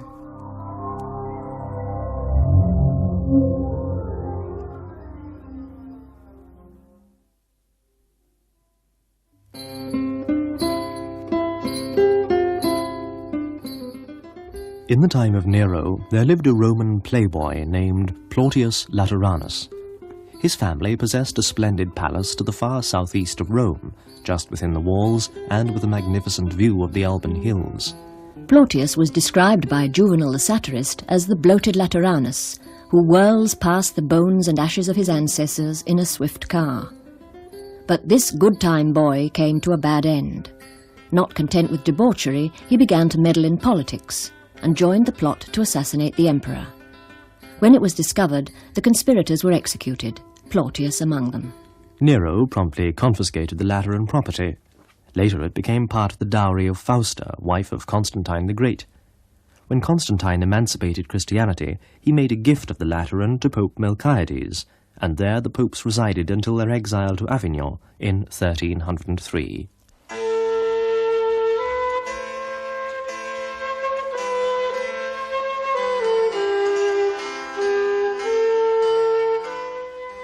St. Peter's and the Vatican are so much more famous and familiar to us than the Lateran that they've rather overshadowed this older home of the popes. It's hard for us today to imagine that for 1,000 years the word Lateran brought much the same image to mind as Vatican does today. As the pilgrim of old reached the end of the Via Medulana, the great church and Lateran palace suddenly came into view on the top of a hill, with a ruined Aurelian wall at a lower level, and in the distance the uninterrupted view of the Alban hills. St. Peter's was built on a man-made site, but the site of the Lateran was a natural one. Like St. Peter's and all Constantine's foundations, St. John Lateran faces the rising sun. Its great bronze central doors are very ancient. They come from the Curia Hostilia of the Roman Forum, in which the Roman Senate met. On a frieze between the higher and lower porticos, the ancient inscription may be seen, solemnly declaring the will of the Pope and of the Emperor, that this temple shall be considered the first and the mother of all churches.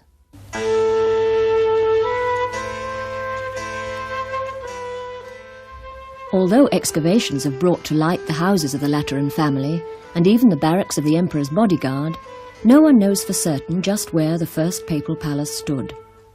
Probably it was in the area between where the Scala Santa is today and the present basilica.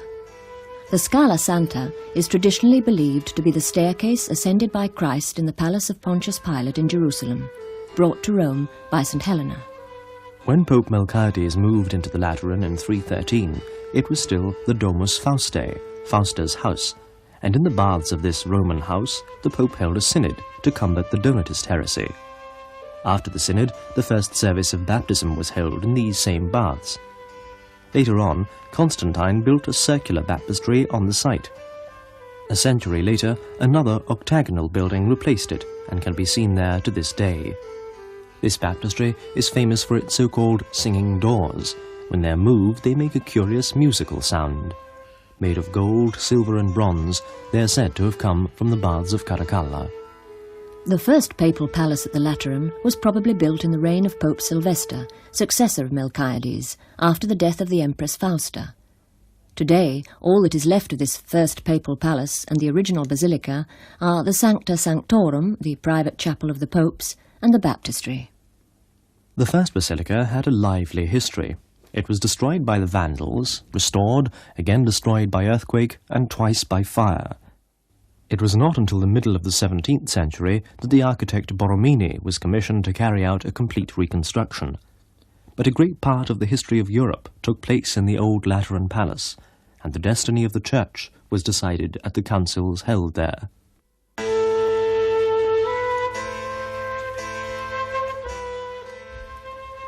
All the popes of the Middle Ages lived at the Lateran, and 28 of them are known to have been buried there, although few tombs have survived. In the year 1300, Boniface VIII announced the first Holy Year from the loggia of the Lateran. The scene was later recorded by Giotto in a fresco in the loggia, but today only a fragment of the fresco is preserved in the modern basilica. Opening out of the loggia was the Aula Concili, where the papal elections took place. This great room was built in the 9th century by Pope Leo III and was to house 5 ecumenical councils. It was next to the basilica and must have been very impressive. It contained an apse with stained glass windows and a triptych in which Christ was the central figure. About the time of the coronation of Charlemagne in 800, a great triclinium was built, and in this room the popes entertained the emperors to a banquet after their coronation. In 1377, when Pope Gregory XI returned to Rome from Avignon, he found the Lateran practically uninhabitable, so he went to live in the Vatican. In the 16th century, Pope Sixtus V pulled down what remained of the Lateran after fire, earthquake and riot, and in 1586 replaced it with the present building, designed as a summer residence by Domenico Fontana. The original Lateran Basilica was the first great Christian church ever to be built, just a few years before St. Peter's. Its mosaic of the Saviour was the first picture of Christ to be seen in a public place. Today the Pope no longer resides in the Lateran, but the Basilica of St. John Lateran has retained its importance as the cathedral of the Bishop of Rome. This dignity and this primacy is confirmed by the words inscribed on each side of the main entrance door. The Most Holy Church of the Lateran, mother and head of all the churches of Rome and of the world.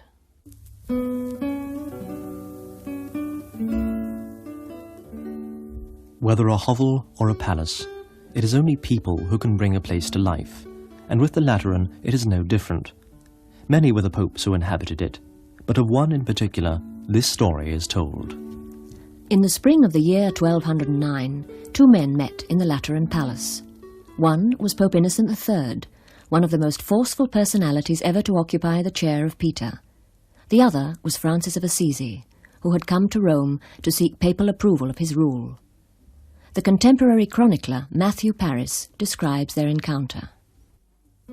On that spring morning, long ago, Francis of Assisi walked into the Lateran Palace with no particular ceremony and went up to the Pope. But his appearance was such, his poor tunic, his tangled locks and his great black eyebrows, that Innocent III pretended to take him for a swineherd. "Leave me alone with your rule," he exclaimed. "Go find your pigs instead. You can preach all the sermons you want to them." Francis was not a bit put out. He rushed off to the nearest pigsty and smeared himself all over with dung, then presented himself again to the Pope. Innocent was impressed, and thinking it over, he regretted having given him so ill a reception, and after sending him away to get washed, he promised him another audience.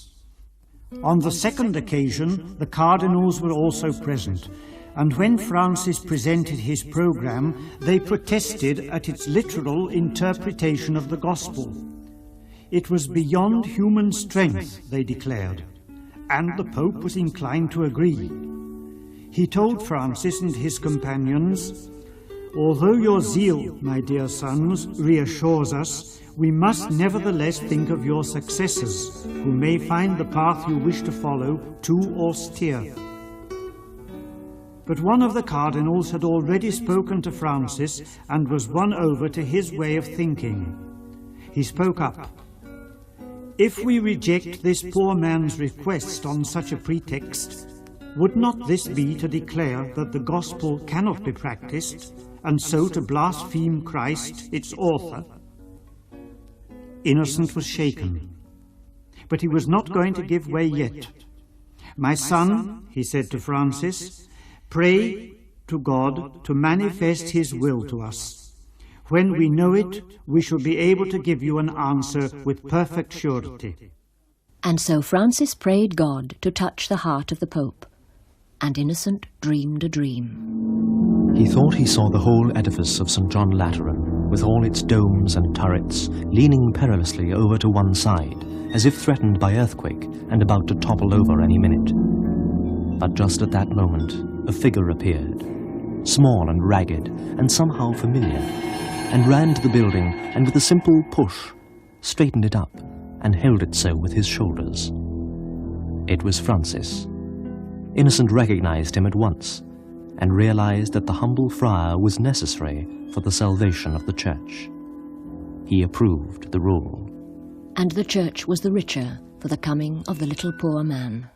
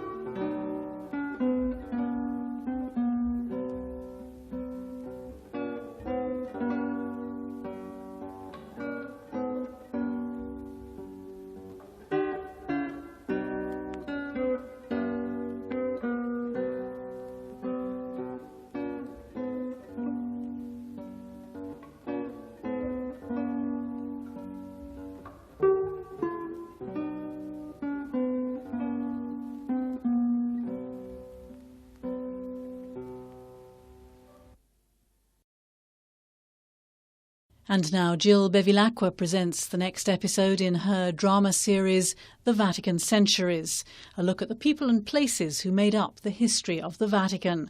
Episode 11 is entitled The Pilgrims. There must have been many pilgrims who came to Rome in the Dark Ages, but left no trace of their visits.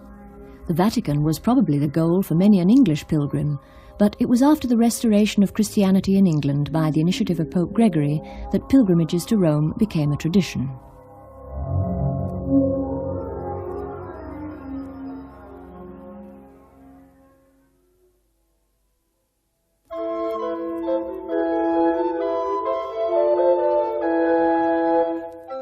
It was in the year 596 that Pope Gregory sent Augustine to England, and later Paulinus to help Augustine in his mission. Paulinus spent 24 years in Kent, after which he evangelized the southern parts of Northumbria. The daughter of King Ethelbert of Kent, who had become a Christian, married Edwin of Northumbria, and so Paulinus found the way smoothed for him. Augustine and Paulinus were not bringing Christianity to England for the first time. England had been Christian. A British church had grown up and sent its bishops to the early councils. England had produced saints and heretics, monks and martyrs. But when the Roman legions abandoned the island, and during the long struggle with the Saxon invaders, the English church found itself isolated from the rest of Christendom. British Christianity lost its hold. For at least 2 centuries, the faith languished, kept alive only by the periodical appearance of champions like David, Patrick, and Columba. For the rest, England was plunged into heathen darkness. When King Edwin gathered his chief advisers together to discuss the question of Christianity, the heathen high priest, Coifi, agreed to adopt the new religion if the Christian God would show favours to his followers. Then another councillor spoke. His words are recorded by Bede. The present life of man, O King, seems to me, in comparison of that time which is unknown to us, like to the swift flight of a sparrow through the room wherein you sit at supper in winter, with your commanders and ministers, and a good fire in the midst, whilst the storms of rain and snow prevail abroad. The sparrow, I say, flying in at one door and immediately out at another, whilst he is within is safe from the wintry storm, but after a short space of fair weather, he immediately vanishes out of your sight into the dark winter from which he had emerged. So this life of man appears for a short space, but of what went before, or what is to follow, we are utterly ignorant. If, therefore, this new doctrine contains something more certain, it seems justly to deserve to be followed.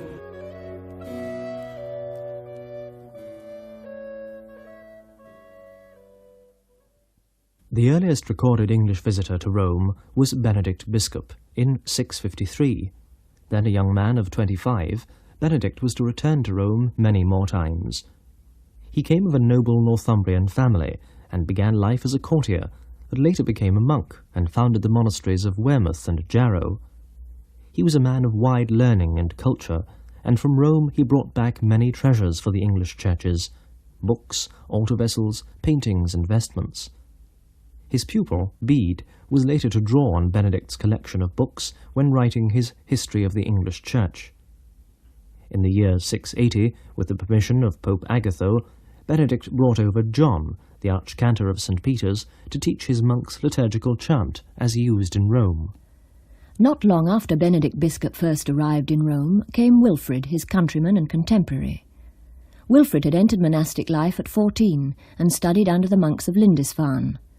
But when he reached maturity, he began to be dissatisfied with the way of life taught there, and decided to go to Rome to see, as Bede puts it, what ecclesiastical and monastic customs were in use at the Apostolic See. When Wilfrid arrived in Rome, Bede writes, he devoted himself to constant prayer and study of church matters, and won the friendship of the Archdeacon Boniface, who was also a papal councillor.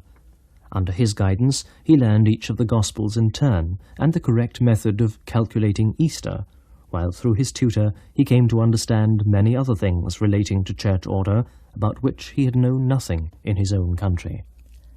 Wilfrid was one of the chief spokesmen at the Council of Whitby in 664, which finally settled the Paschal question, which had long been a matter of dispute between the Roman and the Celtic churches.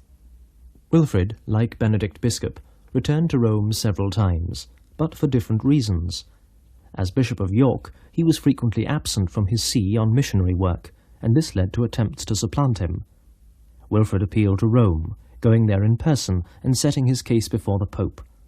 To Pope Agatho on the first occasion, and 5 years later to Pope John VI. Agatho heard his case, acquitted him, and declared him worthy of his bishopric. John likewise stated that he had been unjustly condemned and recommended that he be restored to his see. When Wilfrid arrived back in England with letters from the Pope to this effect, he was supported by the archbishops and allowed to live the remaining years of his life in peace. Before the 7th century ended, one of Wilfrid's converts was to make a spectacular gesture, which started a tradition in the century that followed. Caedwalla, king of the West Saxons, abdicated after only 2 years' reign and travelled to Rome to be baptized.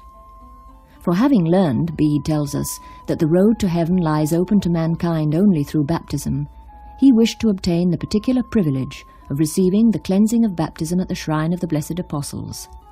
At the same time, he hoped to die shortly after his baptism and pass from this world to everlasting happiness.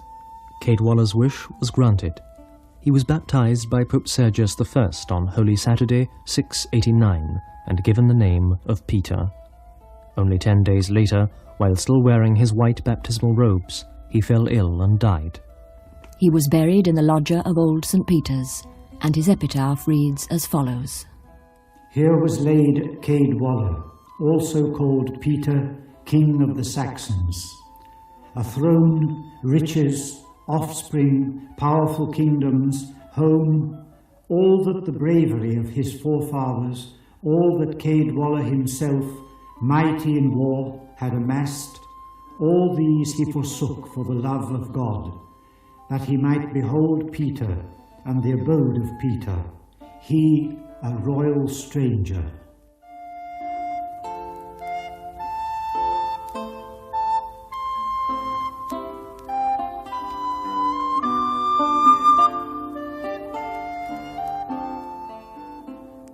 Thanks there to Jill Bevilacqua presenting episode 11 of The Vatican Centuries.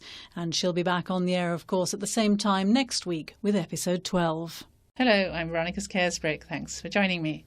This time for part 12 of the Vatican Centuries, in which we'll be continuing our journey back in time to rediscover some of the lives and legends of the people and places that went into the making of the Vatican down the centuries.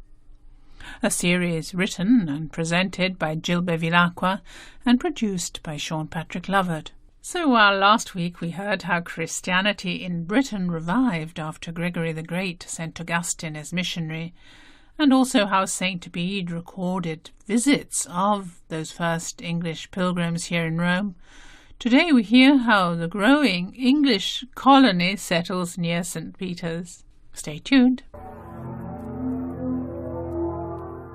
Throughout the 7th and 8th centuries, the pilgrims flocked to Rome to gaze at the splendours of St. Peter's, a Byzantine building glittering with mosaics and rich in golden candelabra. But for the English pilgrim, the Vatican meant not only St. Peter's, but another, more homely spot. Only a few minutes' walk away from the great basilica stood a cluster of wooden Saxon houses, witness to the ever-growing English colony, and known familiarly as the Borgo.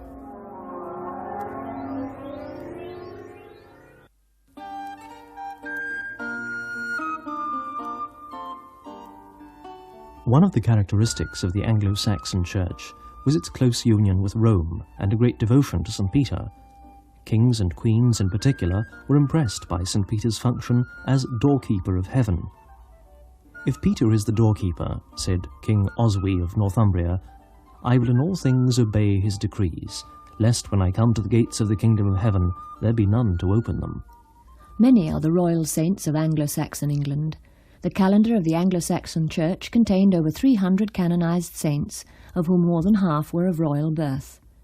26 English kings and queens left their court for the cloister, while numerous others came to Rome to end their lives as close as possible to Peter's tomb. Only 20 years after the dramatic death in Rome of the newly baptized king of the West Saxons, Caedwalla, 2 other English monarchs followed his path to the Eternal City. In 709, Conrad, king of the Mercians, renounced his throne, came to Rome to live as a monk, and at his death was buried near Caedwalla in St. Peter's. His companion pilgrim was Offa, king of the East Saxons, who likewise became a monk and was buried in St. Peter's at his death in 794. Offa is also remembered for the institution known familiarly as Peter's Pence. At the Synod of Chelsea in 787, Offa promised an annual donation to the Pope. Some years later, he went to Rome to discuss arrangements for the monastery of St. Albans, which he'd recently founded. On that occasion, he gave a silver penny from every family in the kingdom whose arable land was over a certain value. Of these 2 kings and of another English king who left in Rome a permanent memorial, Bede the historian writes. Conrad, who had ruled the kingdom of Mercia with great renown for some while, resigned his kingly sceptre for a yet more noble kingdom. During the pontificate of Constantine, he went to Rome, received the tonsure, and became a monk at the shrine of the apostles, passing the remainder of his days in prayer, fasting, and acts of mercy. With Conrad went Offa, a very handsome and lovable young man whom the entire nation greatly hoped would inherit and uphold the sceptre of the kingdom. But, fired by an equal ardour, he left his wife, lands, family, and country for the sake of Christ and his gospel, hoping to receive an 100-fold in this life, and in the world to come, life everlasting. So when they had arrived at the holy places in Rome, he received the tonsure, entered upon the monastic life, and at last attained the long-desired vision of the blessed apostles in heaven. Bede also tells us of a king and queen who came to end their days in Rome. On Caedwalla's departure for Rome, he was succeeded as king by Ina, who was of the blood royal. Having ruled the nation for 37 years, Ina also abdicated and handed over the government to younger men. He then set out to visit the shrines of the blessed apostles during the pontificate of Gregory II, wishing to spend some of the time of his earthly pilgrimage in the vicinity of the holy places, hoping thereby to merit a warmer welcome from the saints in heaven. At this period, many English people followed this custom, both noble and simple, lay folk and clergy, men and women alike.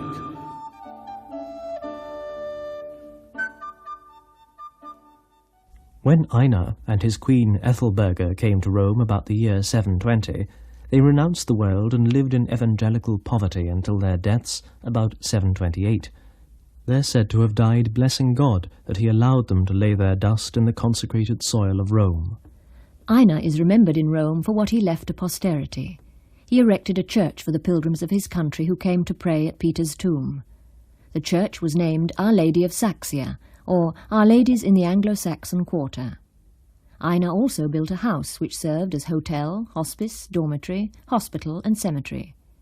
This kind of institution was known as a schola, meaning a guild or fraternity.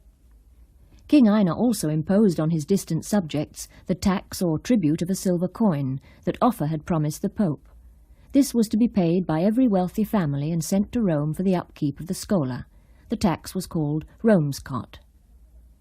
It's uncertain where Einar and his queen were buried, maybe in the church he built, now replaced by another, or maybe under the portico of old St. Peter's. In the 8th and 9th centuries, the district around the church and hospice came to be known as the Burgus Saxonum, from the Saxon word burg. To this day, the streets of the area are known as Borgi.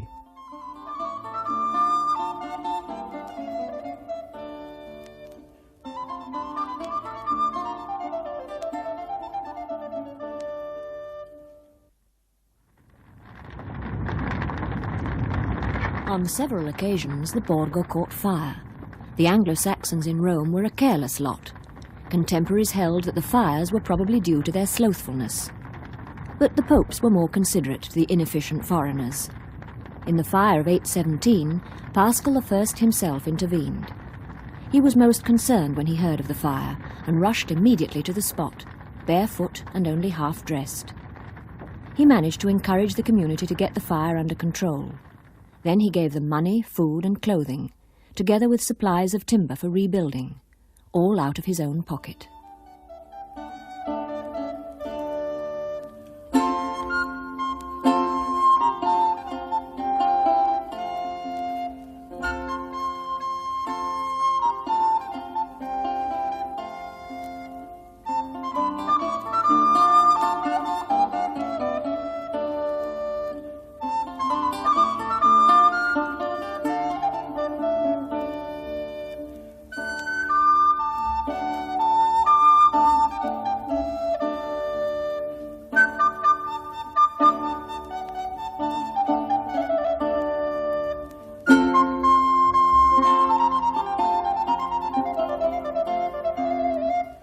were listening there to part 12 of the Vatican Centuries, a series written and presented by Jill Bevilacqua and produced by Sean Patrick Lovett.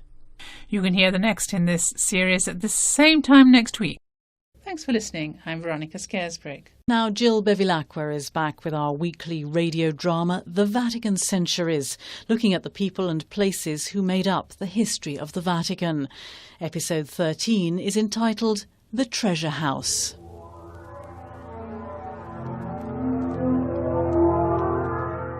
For 500 years after the fall of Rome, Europe languished in the limbo of the Dark Ages.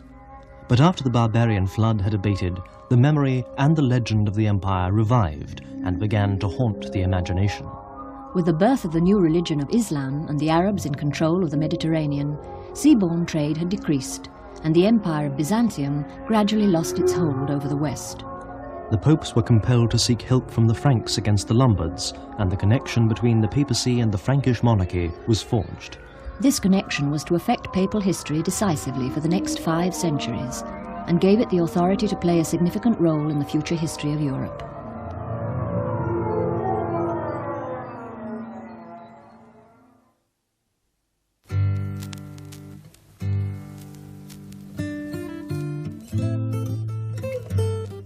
By the middle of the 8th century, the Vatican Hill had taken on the aspect of a regular district. Around St. Peter's Basilica, the buildings had mushroomed. There were tombs, chapels, churches, convents, residences for visiting bishops, pilgrims' hostels, and a building destined to house all those who worked for the Vatican. It was at this time that a bell tower, the first in Rome, was added to St. Peter's. Pope Stephen II was the innovator, and in the fashion of the time, he covered the tower with gold and silver. Stephen also built a chapel to St. Petronilla, who was believed to be St. Peter's daughter, and transferred her remains there from the catacombs. Incidentally, it was Stephen who began the construction of the convent of San Silvestro in Capite, whose church today is the Church of the English in Rome. Stephen founded a considerable number of guest houses for pilgrims, and of these, we're told, the most ardent and enthusiastic were the Angles. One of these, a certain Eadburger, abbess of Minster in Isle of Thanet, wrote to St. Boniface, the English missionary who was evangelizing Germany, for advice about making a pilgrimage to Rome. Boniface answered in true non-committal English style. Be it known to you, dear sister, that in regard to the matter on which you have sought my advice, I cannot presume on my own responsibility either to forbid your pilgrimage or to encourage it. I can only say how the matter appears to me. If, for the sake of solitude and divine contemplation, you have forsaken the monastic life and the care of your subjects, the servants and handmaidens of God, how can you bring yourself to submit to the orders and whims of men of this world and the labor and anxiety they entail? If you cannot find freedom and peace of mind in your native land, you should try, provided you have the will and the power to do so, to find freedom for contemplation by making a pilgrimage abroad. This is what our sister Withberger did. She has told me by letter that she has found at the shrine of St. Peter the kind of quiet life which she had long sought for in vain.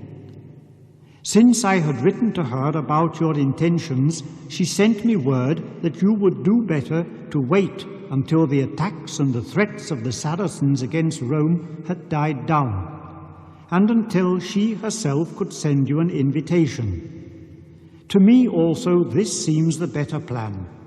Make all necessary preparations for the journey, wait for word from her, and afterwards do what God's grace shall inspire you to do.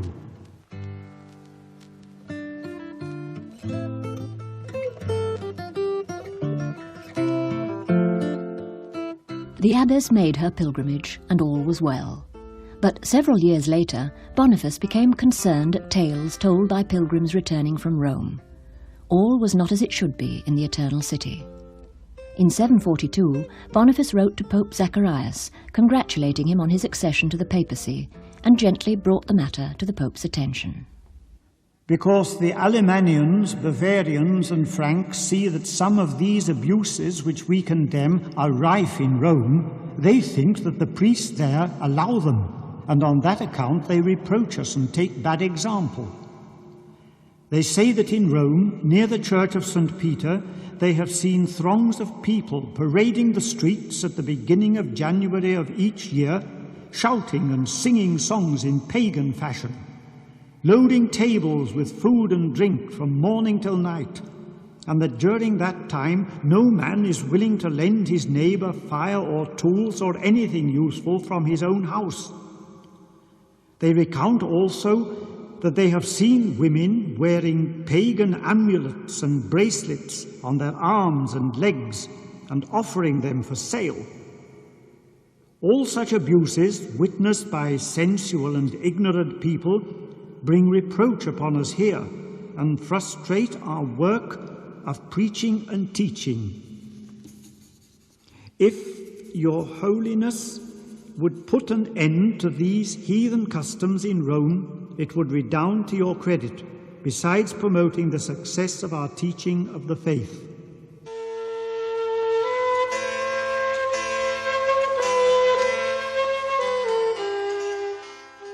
As the centuries followed each other, the great Basilica of St. Peter grew in splendour and magnificence. The tomb of Peter, besides being a powerful spiritual magnet for men and monarchs, had become a dazzling treasure house. In the early 7th century, Pope Honorius I recovered the roof with bronze tiles, and to the centre door, which was only opened on grand occasions, he attached silver ornaments. The Liber Pontificalis tells us that 975 pounds of silver was used in this work, and from then on the door was known as the Porta Argentea. When the Saracens descended on the city 2 centuries later, the door was robbed of its silver plates, and they had to be substituted by bronze ones. Pope Sergius I was particularly concerned to preserve the Roman basilicas and enriched them with precious furnishings. The mosaic and bronze workers of Rome vied with those of Constantinople in the embellishment of the city's churches, St. Peter's above all. Nor did the pilgrim kings come empty-handed, but bearing gifts of gold for the Prince of the Apostles. Sergius I also created a precedent. Until then, all the popes had been buried either in the cemeteries outside the walls or in the atrium of the basilica. But in 688, Sergius placed the body of Leo I in a new tomb at the centre of the nave and erected an altar over it. From that time on, the more distinguished popes were given burial inside St. Peter's. Other popes added chapels. In 706, John VII dedicated the Chapel of the Nativity, decorating it with mosaics of the Virgin and the Apostles Peter and Paul. The relics of this chapel can still be seen in the Vatican grottos. Gregory II built a chapel and filled it with paintings, and in his time the bronze statue of St. Peter, still there today, acquired a certain notoriety. The Byzantine Emperor Leo III had issued an edict forbidding the use of images in Christian worship in the churches of the East, and the statue of St. Peter became the object of his particular hate. The practice of kissing the statue's foot, still observed in our own time, was encouraged by Pope Gregory in defiance of the Eastern Emperor. No one knows exactly when or how the statue appeared in St. Peter's. Legend has it that Pope Leo I had it made after melting down a statue of Jupiter. Certainly, it's been around since the 5th century and is recognized to be of much earlier date than the Byzantine period. Moreover, this image of St. Peter, with its short, curly hair and round, cut beard, fixed the physiognomy of the saint for all future generations.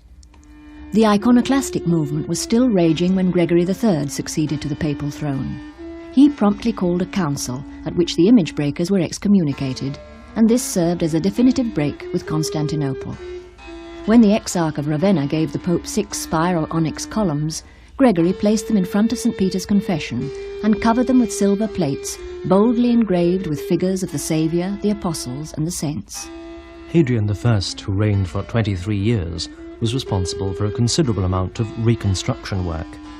Apart from reinforcing the city walls and repairing the aqueducts, he built many new churches and restored the old ones. He strengthened the foundations of the portico which led from the river to the basilica with 12,000 blocks of stone. He renovated the steps and the entrance to St. Peter's and added bronze doors to the bell tower. Hadrian also added a touch of grandeur to his building work. The pavement in front of St. Peter's shrine he had covered with silver, the interior with gold. He replaced the silver statues on the tomb with solid gold effigies of the Saviour, the Virgin Mary, Saints Peter, Paul and Andrew.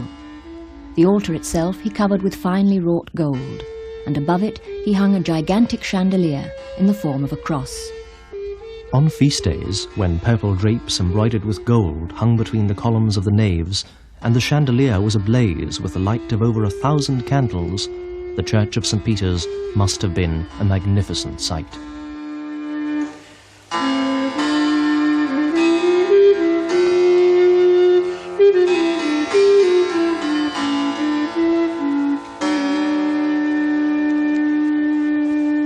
Thanks there to Jill Bevilacqua, who wrote and presented The Vatican Centuries. You can hear episode 14 at this same time next week. Time for part 14 of The Vatican Centuries, in which we continue our journey back in time to rediscover some of the lives and legends of the people and places that went into the making of the Vatican down the centuries. Well, last week we looked at how the connection between the papacy and the Frankish monarchy was forged, a connection which was to affect papal history decisively and give it the authority to play a significant role in the future history of Europe.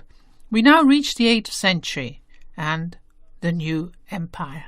But to discover more, stay tuned for the next in this series, written and presented by Jill Bevilacqua and produced by Sean Patrick Lovett. The 8th century had entered its last quarter. Of the 5 powers who controlled the world, 2 were in sharp decline, Byzantium and the Lombards. A third, the papacy, was still fragile in actual power, though growing rapidly in authority and prestige. The forces of Islam had been temporarily halted, but the fear of a Saracen invasion was ever present. The 5th power, which reached its zenith at this time, was personified by a man whom a contemporary poet indicated as the lighthouse of Europe. In our own time, he has been described as the greatest instrument for government and conquest since Julius Caesar. We know him as Charlemagne.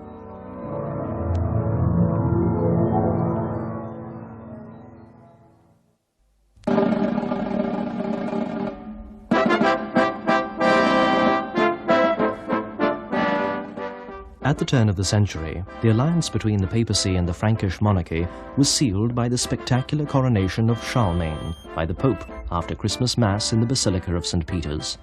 It was the inevitable climax to the sequence of events which had begun half a century earlier on a cold January morning over 1,000 miles north of Rome. On that occasion, Pope Stephen II, on bended knee, appealed to King Pippin for protection. Neither of the two protagonists realized at the time the significance of their historic meeting. For on that day, the pontifical state was born. The temporal power of the papacy came into being. It was to last well over 1,000 years.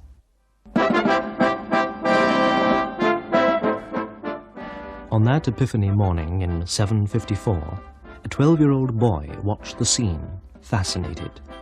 He was Charles, Pippin's elder son, soon to pass from the role of spectator to that of leading man.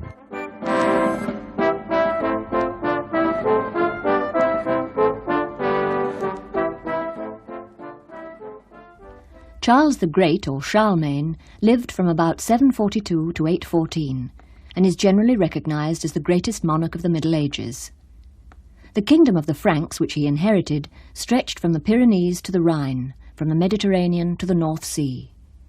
Charles, who was a brilliant soldier and an able politician, nearly doubled this kingdom, uniting in one super-state practically the whole of Western Europe. He encouraged learning, championed Christianity, and founded what later came to be known as the Holy Roman Empire. The achievement of Charlemagne in making it a spiritual as well as an institutional unit gained him the title of King Father of Europe. At the end of World War II, when men were talking of a united Christian Western Europe, Charlemagne's model was invoked, and a Charles the Great Prize was instituted to be awarded for outstanding service to the cause of European unity. Charles was a tireless worker, rising early and only interrupting his intense political activity to hunt or swim. At table he sat with his wife and children, and enjoyed listening to music and a reading from his favourite book, St. Augustine's City of God. Charles himself was not a cultured man. He barely knew how to write his name. but he was an enlightened ruler and saw the prime necessity of education. His chief adviser in this was Alcuin, the Anglo-Saxon monk and scholar, whom he invited to direct his palace school and whom he grew to love as a father.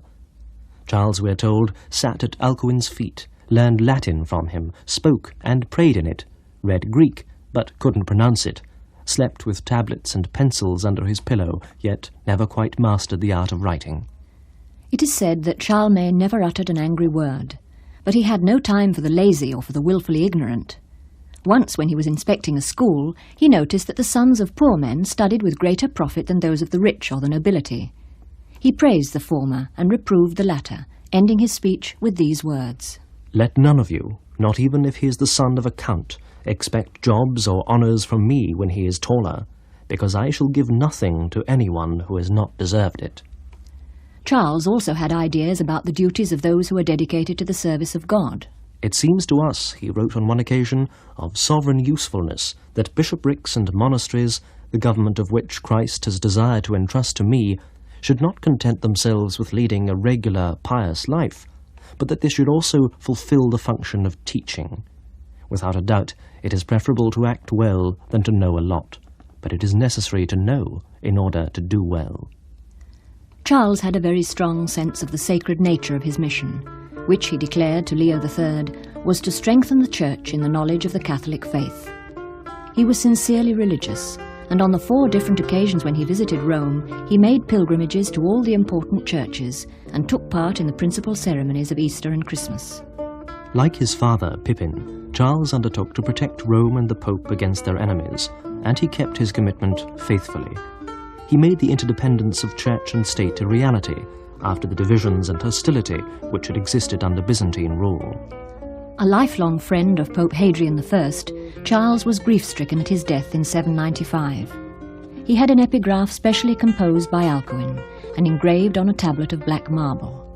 The Latin inscription can still be seen, set high up in the wall to the left of the main entrance of St. Peter's.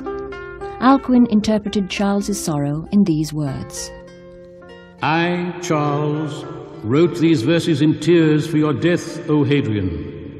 You were for me a great, a sweet bond of affection, a revered father. And now I wish that here our names may be joined together forever.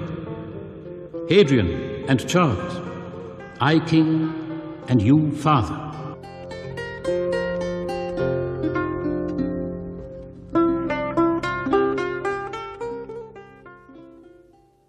Hadrian's successor, Leo III, sent Charles the keys of St. Peter's tomb and confirmed him as protector and defender of Rome. 5 years later, on Christmas night in the year 800, Charlemagne knelt in St. Peter's Basilica. The Pope placed a crown on the head of the Frankish king, while the crowd in St. Peter's acclaimed him as Emperor of the West. The new empire was born.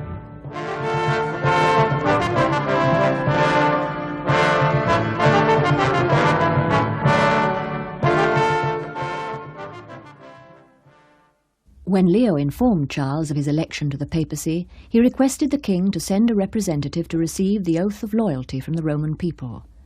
Charles sent the lay abbot Angilbert, laden with gifts, and with the mission of consolidating the relationship between himself and the Church and the city of Rome. His letter has been preserved. "We have charged Angilbert to carry out all we deemed desirable for us and necessary for you, so that both of you by mutual agreement may establish whatever you consider necessary for the exaltation of the Holy Church of God, or for your honor, or for the consolidation of our protectorate. With the help of divine charity, it will be our task to defend the Holy Church of Christ from without, taking up arms against pagans and infidels, and to protect it within by the preservation of the Catholic faith. Your task, Holy Father, will be to act as guardian to our cavalry by raising your hands to heaven, like Moses, so that through your intercession and with his leadership, Christianity may, everywhere and always, achieve victory over the enemies of its holy name, and so that the name of our Lord may be glorified throughout the whole world."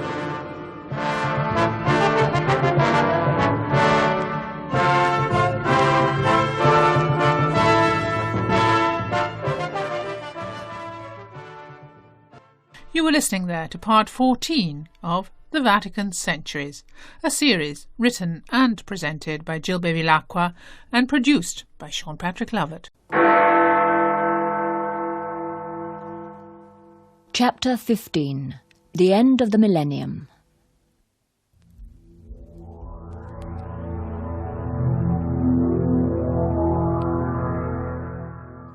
The last phase of the Dark Ages had begun.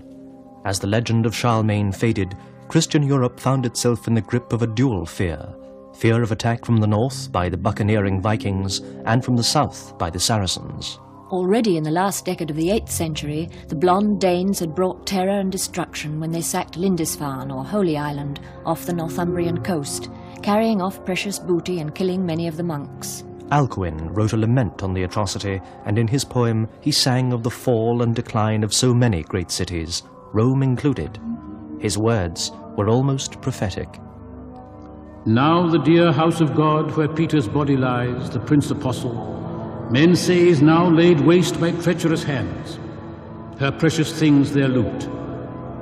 And Rome, the crown and the flower, Rome that was golden, a heap of wild ruins now. Thy glory down-beaten with swords, a huddle of shabby roofs men see thee now, sullen, sunken, alone.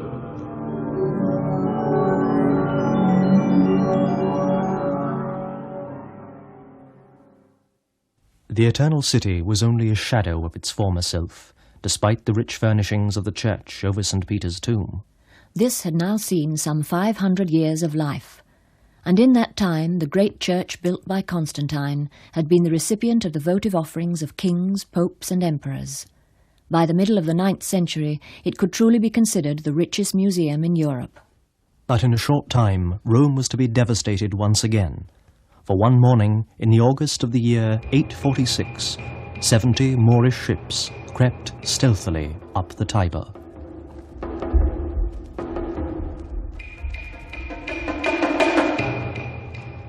There are no chronicles of the Saracen invasion of Rome, so it is not known whether they attempted to make an attack on the city itself.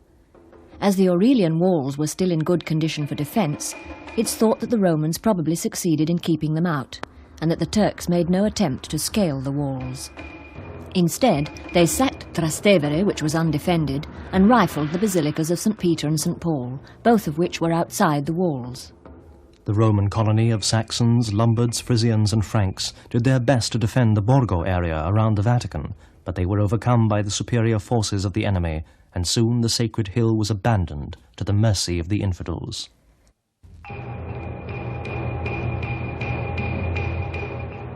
The raiders carried off Constantine's golden cross, Pope Hadrian's chandelier, and the silver altar table which Charlemagne had presented to Pope Leo on the occasion of his coronation. The silver-wrought work on the main door was wrenched off, and the gold on the floor of the confession.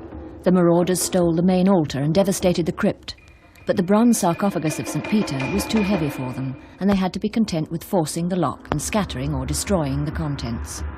But although the invaders carried off many precious spoils, they never discovered the tombs. For Pope Sergius II had known for months that they were coming, and had time to wall up the tombs and conceal perfectly the entrances to the vaults where they were situated. 6 months later, Sergius died, and was succeeded by Leo IV, a pope who was to make his own particular mark on what we know now as Vatican City.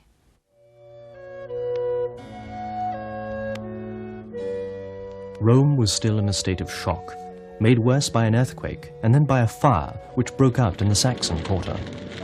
The wooden roofs of the houses were soon a prey to the flames, and the Borgo was quickly reduced to ashes.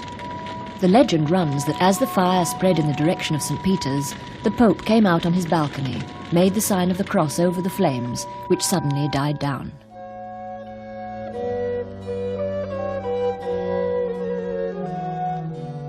The Saxon area of the Borgo was not rebuilt until some years later, when King Ethelwulf of England came to Rome on pilgrimage, bringing with him his 7-year-old son Alfred. The English king and his son were given a great welcome by the Pope, and they in their turn brought a great chest full of gifts for St. Peter, including a crown of pure gold and a silver-gilt candelabrum. The English visitors must have listened to many a tale of that dramatic time from those Saxons who had fought the Saracens and seen the Borgo in flames.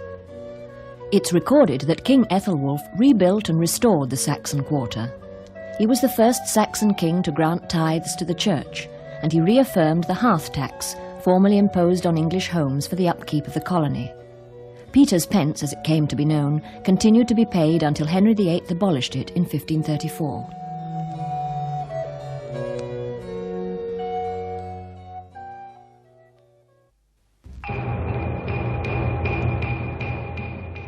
It was during the years of Reconstruction that the Saracens made their second attempt to attack Rome. This time they approached from Sardinia, but the Christians were ready for them and attacked first. A violent storm then blew up, and the enemy, unused to sea battles, was overwhelmed. The survivors were taken to Rome and ironically were put to work on the reconstruction of the city and the new Leonine fortifications around the Vatican Hill. This, Pope Leo IV's greatest work, was begun in 848 and completed in 852. The whole of the Vatican territory, which was also known as the Portico of St. Peter's, was enclosed within the new walls. These began at Castel Sant'Angelo, stretched along and up the Vatican Hill, curved round behind St. Peter's and down in a straight line to the river. Entry to the new city was through 3 gates, 2 of which were placed at the castle end of the wall. One was small, the other, larger, was the main entrance, and it was by this gate that emperors made their entrance to the Vatican. The 3rd gate connected the new city with Trastevere and was called Posterola Saxonum because it stood in the Saxon quarter. When the wall was completed in 852, it was given the name of Civitas Leonina, and a great ceremony took place to celebrate its completion. All the hierarchy, barefoot and with ashes on their heads, walked the length of the wall singing psalms. At the head of the procession walked the 7 cardinal bishops, who sprinkled the wall with holy water. At each of the gates the procession halted, and the Pope prayed for a blessing on the new city.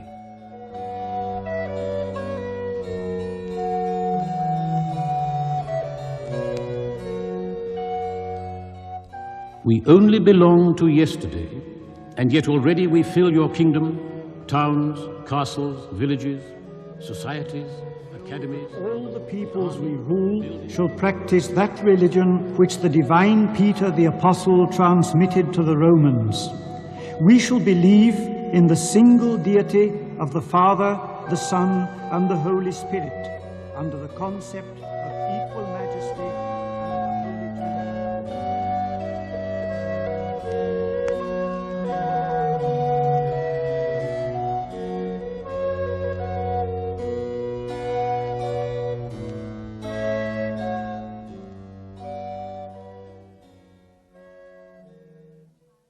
The empire of Charlemagne was no more.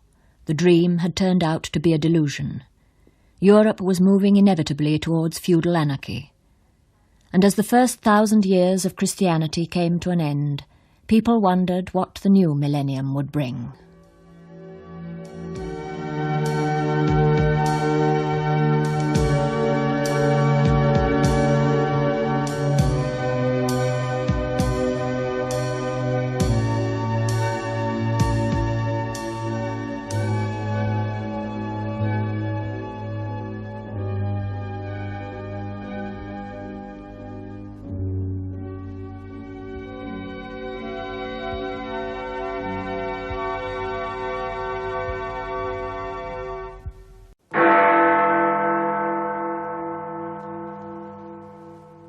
Chapter 16. The New Millennium.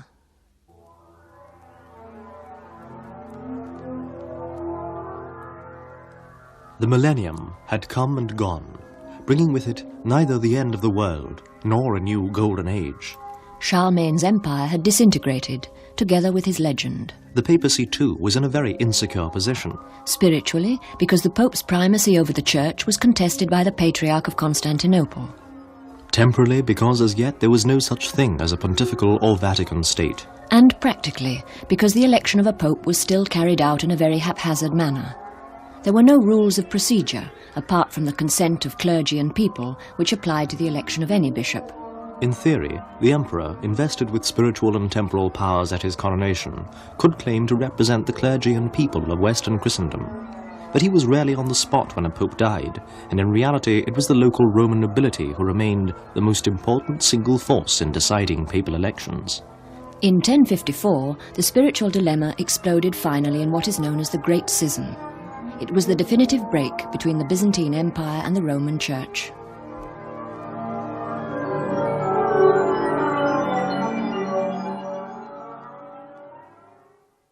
As the 11th century opened, Christendom was in a sorry state. Simony and concubinage among the clergy were two of the major evils, but reform was already in the air. It began in the monasteries, with Cluny leading the way, and soon afterwards came the reforming synods. It was at one of these, held in the Lateran from 1059 to 1061, that a decree of Nicholas II established the exclusive right of cardinals to elect a pope.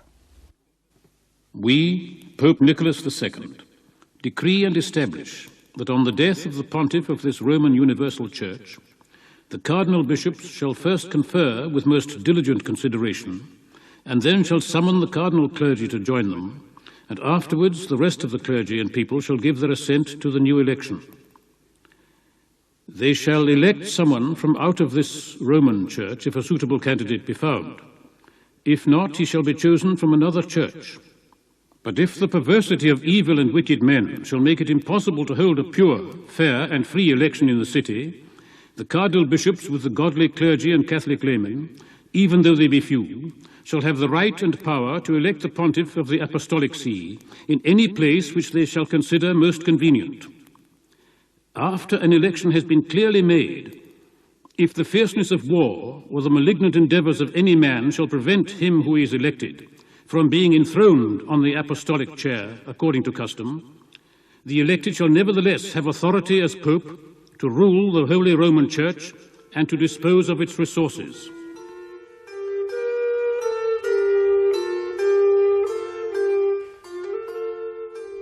When we speak of the Vatican today, we don't only mean the place where the Pope lives.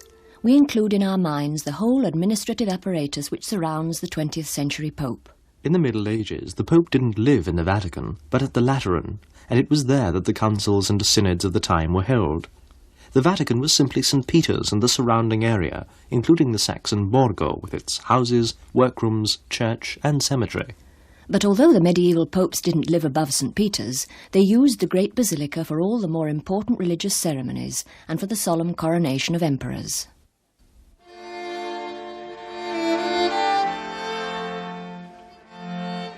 On the 26th of March, 1027, Pope John XIX crowned Conrad II, Holy Roman Emperor, in the presence of two kings, one of whom was Canute of England, who was in Rome on a penitential pilgrimage.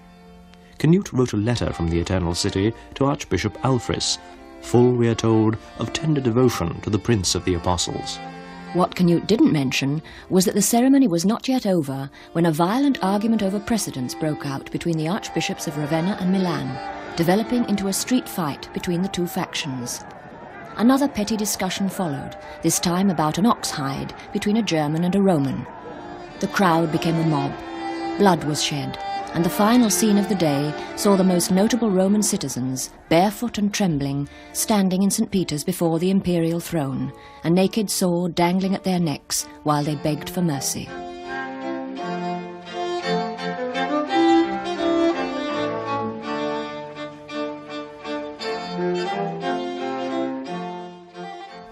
By the beginning of the 11th century, the peoples whom Christianity had brought into the main current of European civilization looked to Rome for spiritual leadership. Latin Christendom had gradually taken shape as a cultural and spiritual unity, and as this unity rested on a common devotion to St. Peter, it was natural that the peoples it comprised should look to the Pope as its head. And in 1073 there came to the throne of Peter a man who had no doubts as to the supremacy of his position. A man whose pontificate is by general assent considered to be a turning point in the history of the medieval papacy. For with him came a new attitude, both to the place of the Church in society and the place of the Pope in the Church. The man was Hildebrand.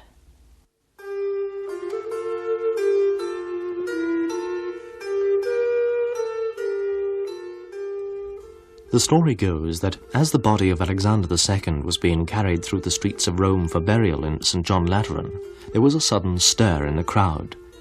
A group of men caught hold of a monk who was following the procession, pushed him through the ranks of guards and prelates, and thrust him onto the papal chair, while the throng clamoured wildly, "Hildebrand for Pope!" He was carried in triumph to the church of St. Peter in chains, where in that period elevation to the papacy traditionally took place. And as the cardinals read the decree of election, bishops and nobles joined the cheering people in their unanimous acclaim of the new pope.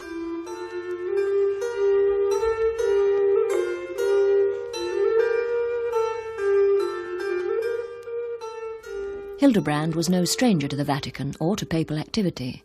He lived through 6 pontificates and was minister to 5 popes. He'd been chaplain to Gregory VI and followed him into exile in Germany in 1046. For some years afterwards he lived as a Benedictine monk at Cluny, the most famous of the reformed monasteries. But when Leo IX was elected, he brought Hildebrand with him to Rome. Because of his knowledge of local Roman conditions, the Pope put him in charge of the papal estates, to prevent them from being ransacked by the nobility and to restore the papacy's material resources. At that time, Hildebrand was only a subdeacon, and as yet his influence was not felt. But bit by bit, the popes came more and more to depend on him. He was certainly responsible in large measure for Nicholas II's decree on papal elections, and by the time Alexander II came to the throne, he was the pope's closest collaborator. A combination of today's Secretary of State and Cardinal Chamberlain. The first pope, in fact, to have come from what we know today as the Curia. Hildebrand's programme of action is contained in the document Dictatus Papae, which he formulated during the Easter Synod of 1076. There were 27 points. A modern historian comments that these statements imply nothing less than a total papal sovereignty in all the affairs of the Christian community, and it's a measure of the greatness of the man who caused the 6 statements to be brought together that not one, except perhaps the last, is an idle boast. The Dictatus Papae is to be found in the volume of Hildebrand's letters.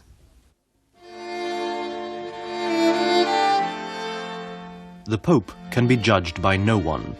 The Roman Church has never erred and never will err till the end of time. The Pope alone can revise his own judgments. He alone can use the imperial insignia. He can depose emperors. He can absolve subjects from their allegiance. All princes should kiss his feet. An appeal to the papal court inhibits judgment by all inferior courts. A duly ordained pope is undoubtedly made a saint by the merits of St. Peter.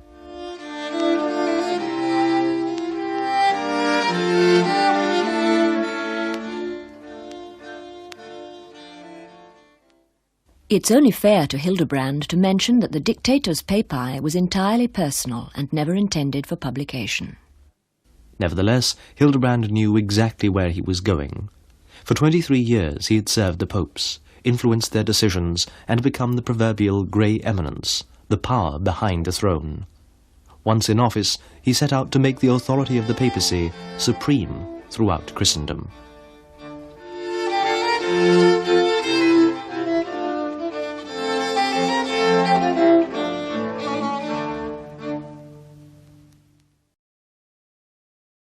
And now Jill Bevilacqua is back with her weekly radio drama, The Vatican Centuries, looking at the people and places who made up the history of the Vatican.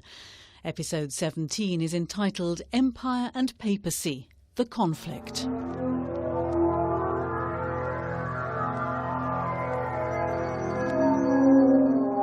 The mid-11th century marked the beginning of the most expansive period in the history of the papacy.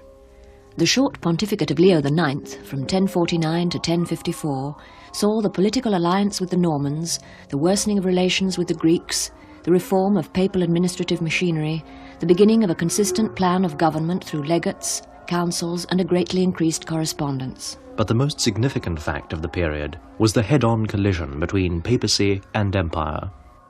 The causes of the conflict were political rather than religious, for when the reforming movement became involved in political events, a clash was inevitable.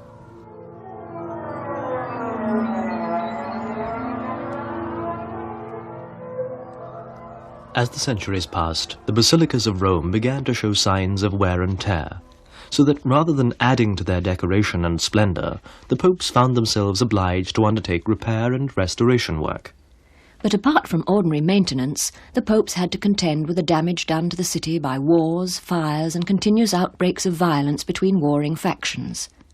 The worst damage of all was caused by the attacks on Rome by Henry IV and the liberator of Pope Gregory VII, Robert Guiscard the Norman, who twice set fire to the city. Henry made a concerted attack on St. Paul's, which almost certainly caused the collapse of the ancient porch which led to the door of the basilica. The Leonine city was destroyed by fire, and consequently St. Peter's also suffered. When the Borgo was attacked, the whole portico of St. Peter's was reduced to rubble. The Normans' fire spared only Castel Sant'Angelo, due to its solid structure, while the Lateran area, right up to the Colosseum, was burnt down. From that day the Lateran Gate was known as the Burnt Gate. When Urban II was elected in 1088, he was obliged to take up residence on the Tiber Island, as the Lateran was in the hands of an anti-pope. It was not until Easter Sunday of 1094 that he finally sat on the Lateran throne, which he'd bought with the money of a foreign abbot who had taken pity on the impoverished pontiff.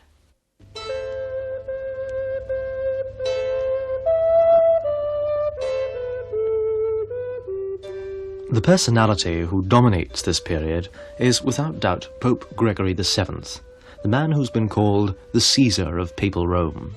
He stands at the frontier between two historical epochs, a colossus of the Church.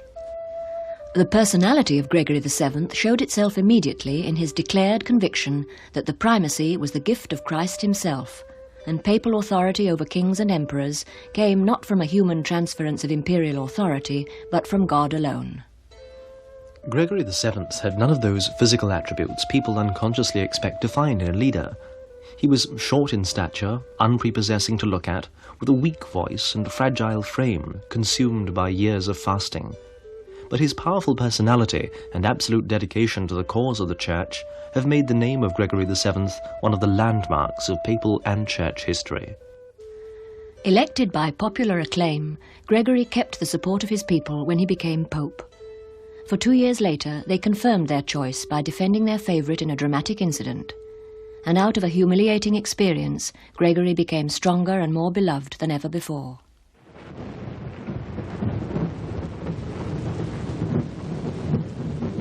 Christmas Eve, 1075. It was raining. Gregory was celebrating Mass at the crib of St. Mary Major. Suddenly, shouts were heard and the clash of armour. Into the church rushed Cencio, the bandit son of the former prefect of Rome and the Pope's declared enemy. Together with a band of soldiers, he pushed his way through the frightened congregation, entering the enclosed part of the altar near the crib where the Pope was. He seized Gregory by the hair, dragged him off the altar, and threw him to the ground. He pulled off the Pope's sacred vestments, and carrying him out of the church, set him on his horse and galloped off into the dark.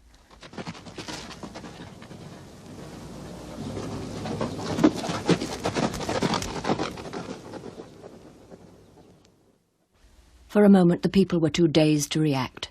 Then they sounded the alarm. Soon everywhere the bells of the city were ringing. The military were forcing open all gates and scouring the streets with flaming torches. No sign of the Pope. The people held a council on the Capitol Hill. And then, at dawn, the news came through that Gregory was being held prisoner by Cencio in his fortified tower near the Tiber. The kidnapper had not succeeded in getting his victim out of the city.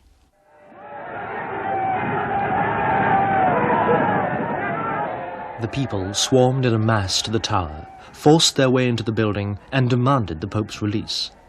Cencio had no choice but to give in. On promising the Pope that he would make a pilgrimage of repentance to the Holy Land, he and his gang were allowed to go free. Only the mercy of the Pope he had so ill-treated prevented Cencio from being lynched by the furious mob. But the people took their revenge. They burnt his house to the ground.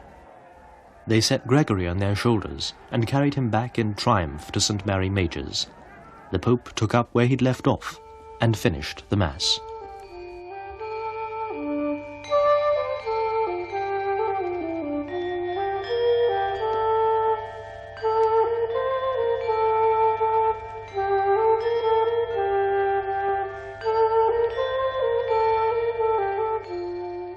Gregory VII opened his programme of reform by issuing a decree forbidding the lay investiture of clerics. When the Emperor Henry IV refused to accept this, Gregory wrote to him privately, asking him to come to Rome to beg pardon. But Henry made the letter public, and in 1076 he called the Diet of Worms, asking for the Pope's deposition and denouncing him as a false monk. Gregory replied by excommunicating Henry and releasing his subjects from obedience to the Emperor. I withdraw the government of the whole kingdom of the Germans and of Italy from Henry the King, son of Henry the Emperor, and I absolve all Christians from the bond of the oath which they have made to him or shall make, and I forbid anyone to serve him as king.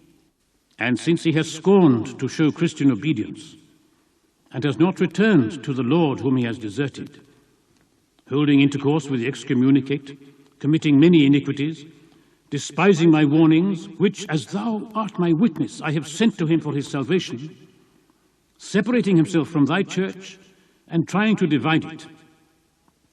On thy behalf I bind him with the bond of anathema.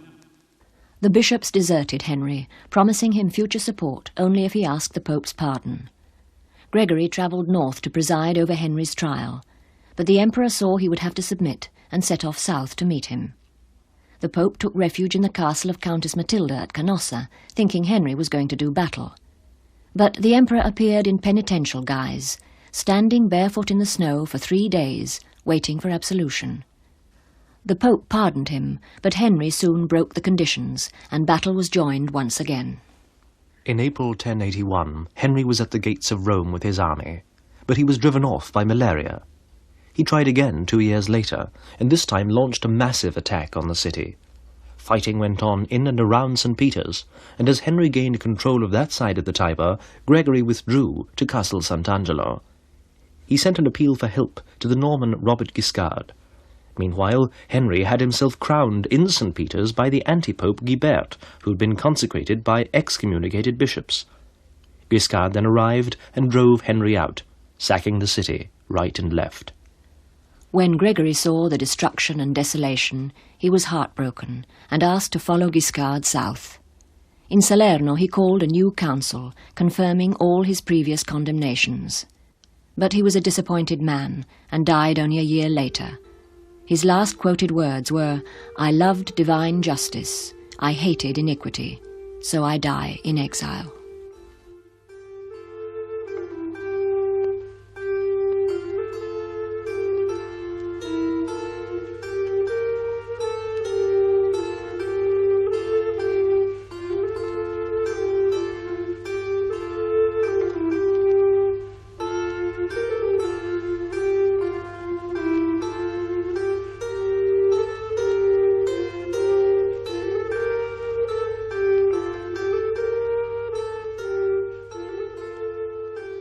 Thanks there to Jill Bevilacqua, who wrote and presented The Vatican Centuries. She'll be back at this same time next week with episode 18. Be sure to join us then. I'd now like to join Jill Bevilacqua for part 18 of her very ambitious series, The Vatican Centuries. While last week we heard how Gregory VII was kidnapped by bandits and then freed by the people, how the Pope clashed with the Emperor who excommunicated him, today we move on to a truce between the Empire and the Papacy with a famous concordat. But I won't give too much away. Stay tuned for this programme, written and presented by Jill and produced by Sean Patrick Lovett.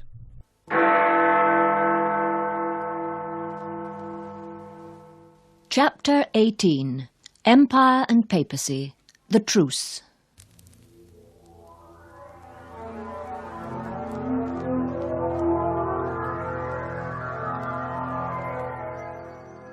The greatest movement dominating the 12th century in Europe was undoubtedly that of the Crusades. But a truce between Empire and Papacy was also reached with the signing of the Concordat of Worms in 1122. The 50-year-old controversy over investiture had ended in a compromise. The century was also marked by lively theological dispute between giants such as Abelard and Bernard of Clairvaux. In 1170, the world was horrified by the murder of Thomas à Becket in Canterbury Cathedral, and in the same year, Pope Alexander III laid down rules for the canonization of saints.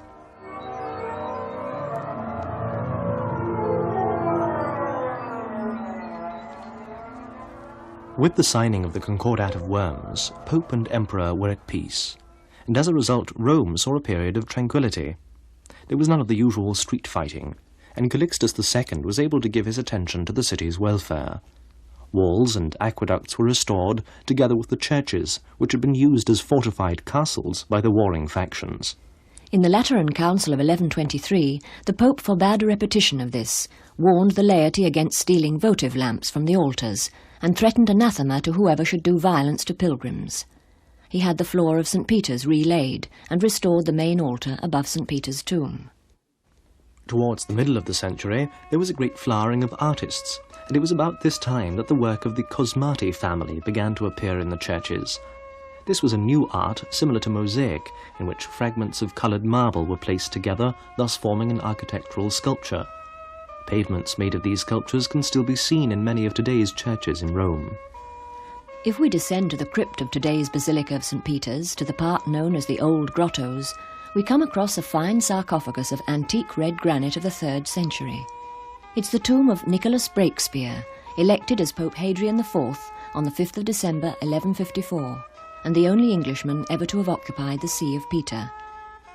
He was also the only non-Italian pope to hold office for the 137 years between 1124 and 1261.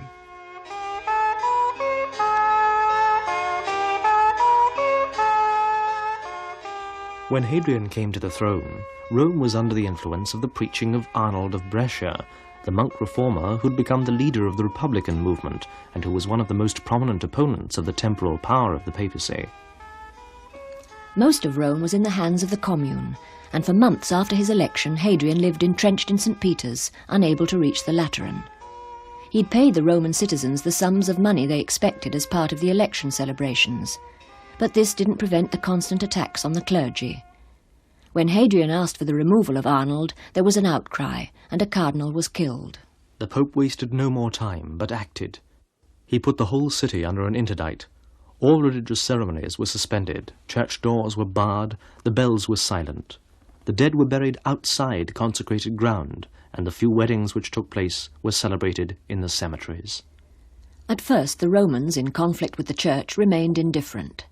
But as the days went by, they began to feel the full weight of the punishment.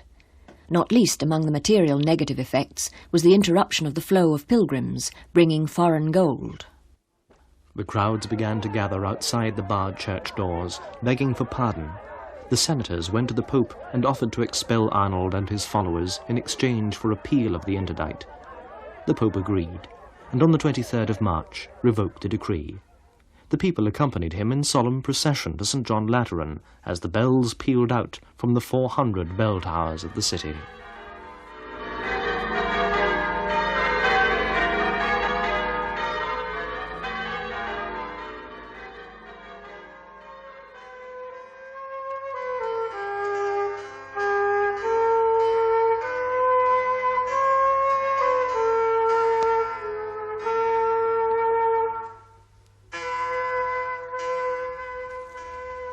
The 12th century is illumined by a personality of extraordinary magnitude.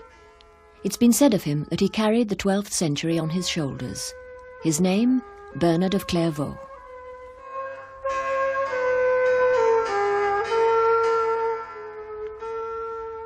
Bernard was born in 1090 near Dijon, of a noble Burgundian family. He was fair, slim and good-looking, and possessed of that kind of personality known as magnetic. When he left his father's castle to become a monk, he was followed by his 4 brothers, his father and 30 young men of the local nobility. He joined the Cistercian order at Citeaux, but 3 years later was sent to found a new monastery at Clairvaux. In a short time it became one of the chief centres of the Cistercian order, and Bernard himself one of the most influential religious forces in Europe. In his lifetime, Bernard founded 68 Cistercian monasteries, assisted at numerous councils, intervened in countless disciplinary matters, and mediated between sovereigns in dispute. He won acceptance of the rightfully elected Pope Innocent II against the anti-Pope Anacletus, and Innocent kept his champion by his side in his travels, during which Bernard reconciled city after city to Innocent's rule, while refusing invitations to become bishop here, archbishop there. He denounced persecution of the Jews and alleviated the oppression of the peasants. He fought heretics and opposed and confuted Abelard. He was a tireless writer and efficacious preacher. He wrote treatises, sermons, and over 500 letters to popes, emperors, bishops, and even one to the Roman people, when his former disciple, Eugenius III, had been obliged to flee the city. Bernard could not conceive of the city of Rome as being in possession of any but the Pope. Bernard was concerned at the growing daily weight of business which surrounded the popes of the mid-12th century. In 1150 he wrote to his protégé, Eugenius III, to beware of being taken over by the new condition the papacy found itself in. Where shall I begin? Let me begin with the pressure of business. If you hate it, I sympathize with you. If you don't, I mourn all the more, because the unconscious patient is in the greater danger. See where all this damnable business is leading you. You are wasting your time. I will speak to you as Jethro spoke to Moses and say, "What is this thing that you are doing to the people? Why do you sit from morning till evening listening to litigants? What fruit is there in these things? They can only create cobwebs."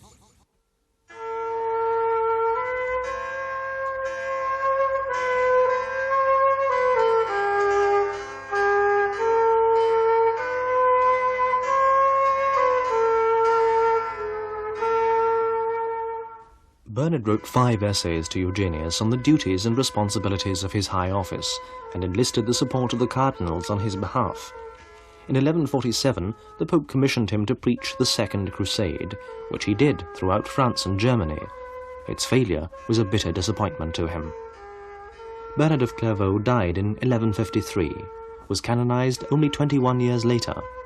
In 1830, the honey-sweet doctor was declared a doctor of the Church.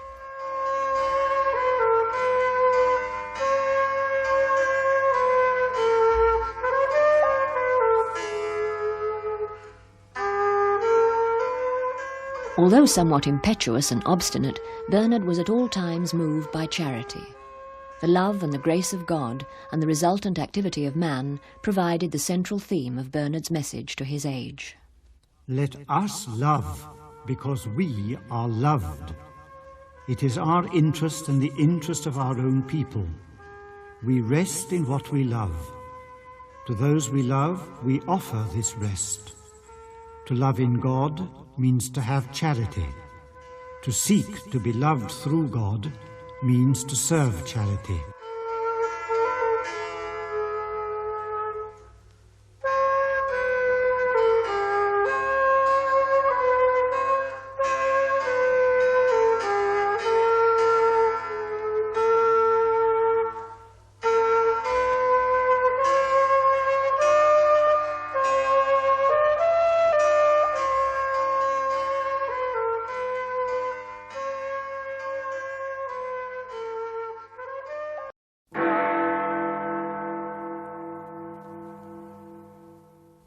Chapter 19. The Power and the Glory.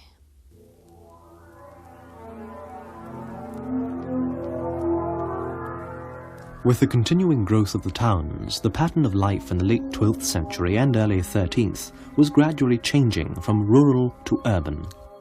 A result of this was the development of new religious needs. The urban communities had little or no contact with religion, until the arrival of the friars. With Francis of Assisi and Dominic of Spain, the ideal of Christian poverty and the value of itinerant preachers was recognized by the popes, who saw in contrast to this the growing wealth and materialism of the clergy. It was the force of the friars' example that staved off, at least temporarily, schism and secession in the Church. As the bureaucracies of the emergent European nation-states became more complex, another need arose, that for experts in law and administration. And to the throne of Peter came just such a man in Innocent III, first of the lawyer popes. And it was in his pontificate that the temporal power of the papacy touched its zenith.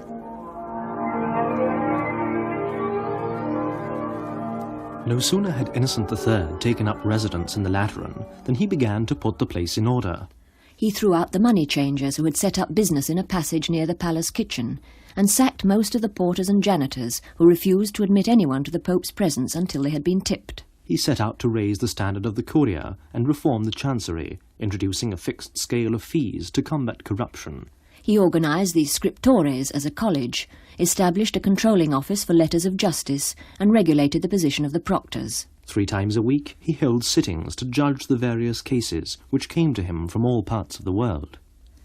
It was said of Innocent III that he came nearest of all the popes towards realising the theory of papal theocracy held by Nicholas I and Gregory VII. His declaration on empire and papacy is celebrated.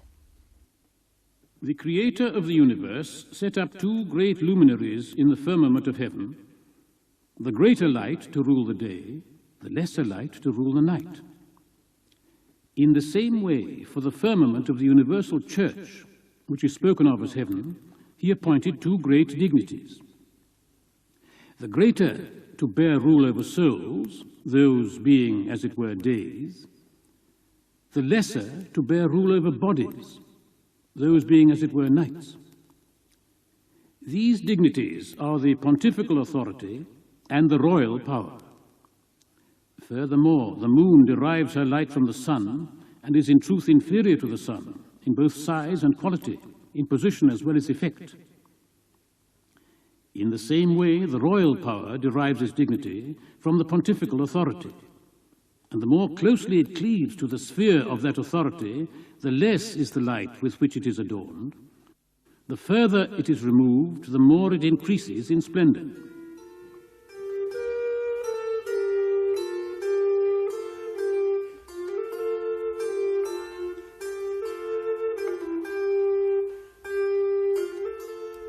The most significant single papal event of the time was probably the Fourth Lateran Council, called by Innocent III in November 1215, shortly before his death.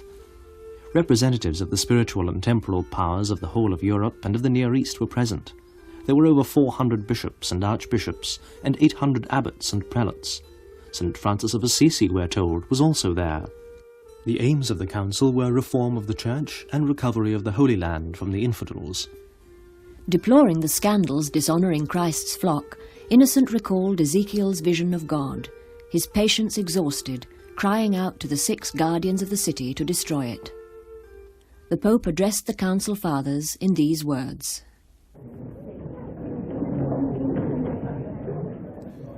And who are the 6 men charged with the divine vengeance? They are you, Fathers of the Council, who with all the arms at your disposal, excommunication, depositions, suspension and interdict, shall smite without pity those unmarked with the atoning cross who persist in dishonouring the city of Christendom.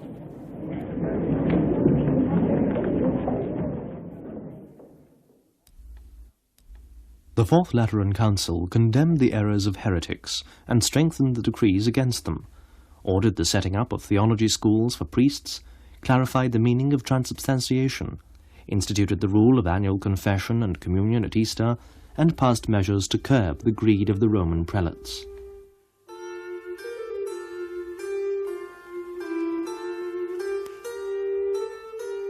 Innocent III rebuilt both the Vatican and Lateran palaces, repaired the walls and roof of the Lateran baptistry, and strengthened with buttresses the walls of the church itself.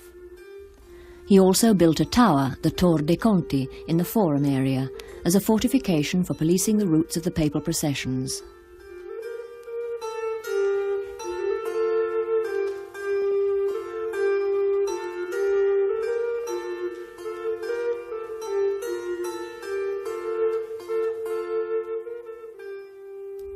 The religious life of the 13th century can be said to have survived thanks to the personality and work of 2 men, Francis of Assisi and Dominic of Spain. Of the Dominicans, it has been said that they provided the intellect, and the Franciscans the instinct, which led both movements to universal success. In the year 1206, 2 apparently unconnected events took place. In the ruined church of San Damiano, Francis of Assisi heard the figure on the crucifix telling him, "Go, repair my house, which is falling in ruins."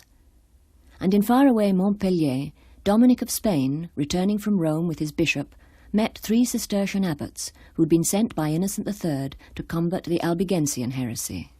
In that year, decisive for both men, Francis renounced his father and all worldly goods to live according to the form of the Holy Gospel. Dominic saw the Cistercians fail in their mission, for while they surrounded themselves with pomp and splendour, the heretics lived in poverty. So Dominic recruited a few priests, and travelling barefoot and practising rigid penance, the friar-preacher took over the cause. 12 years later, Francis and Dominic met in a Roman street. Dominic had had a dream in which he saw himself presented by the Virgin to our Lord, accompanied by a stranger who, like himself, was charged with converting the world.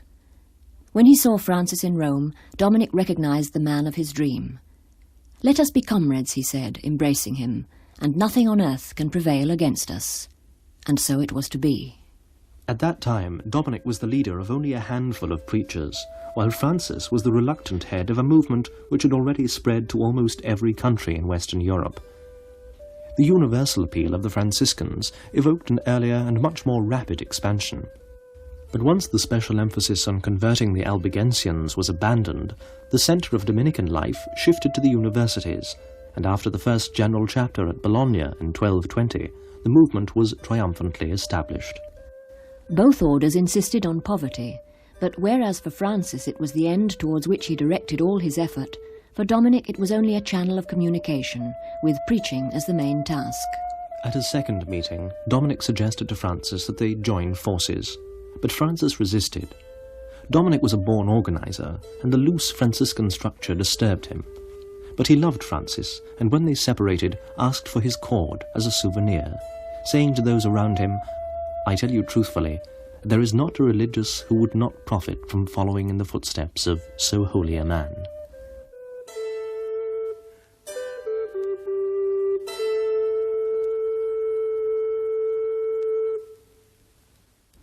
Both saints refused the proposal by their friend Cardinal Ugolino, later Gregory IX, that bishops should be chosen from among the friars. But once they were dead, the saints' wishes were disregarded, and Franciscans and Dominicans alike became bishops.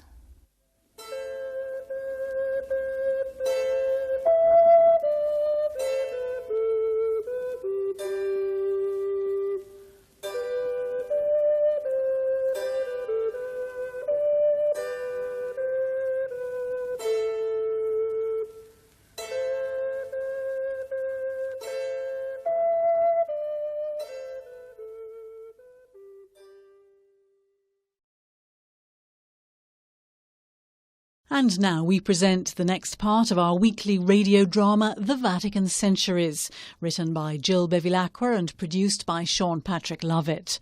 Episode 20 is entitled Splendour and Decline.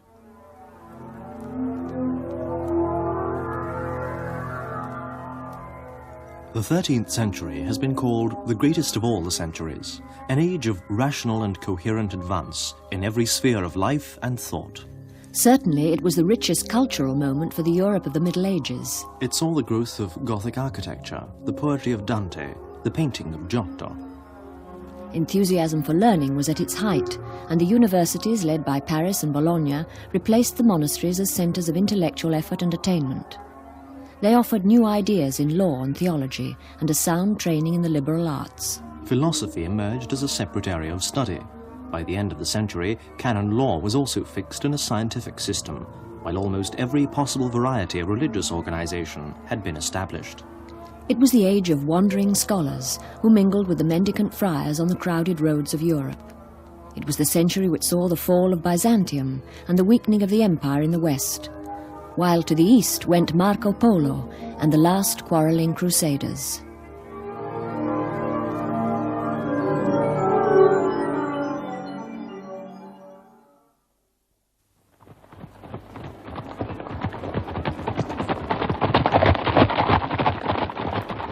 The coronation of the Pope in the Middle Ages was followed always by a triumphant cavalcade through the streets to the Lateran Palace. Immediately after his consecration in St. Peter's, the new Pope took his place on a throne at the top of the steps. The Archdeacon removed the bishop's mitre from the Pope's head, replaced it with the papal tiara, and amid the joyous acclamation of the people, pronounced these words. Take the tiara and know that you are the Father of princes and kings, ruler of the world, vicar on earth of our Saviour Jesus Christ, to whom honour and glory for eternity.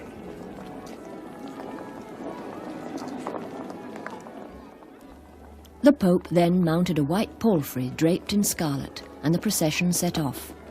First came cross-bearers, standard-bearers with red banners, horsemen carrying lances adorned with golden cherubim, the papal archivist and lawyers in long black robes, the choir schools, the bishops and cardinals, and the Pope himself.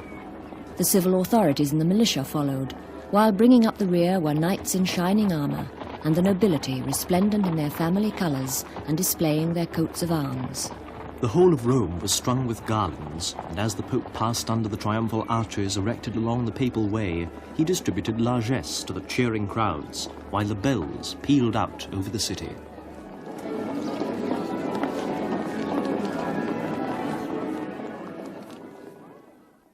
At the Lateran, the Pope was greeted with solemn chants and received the homage of the cathedral chapter.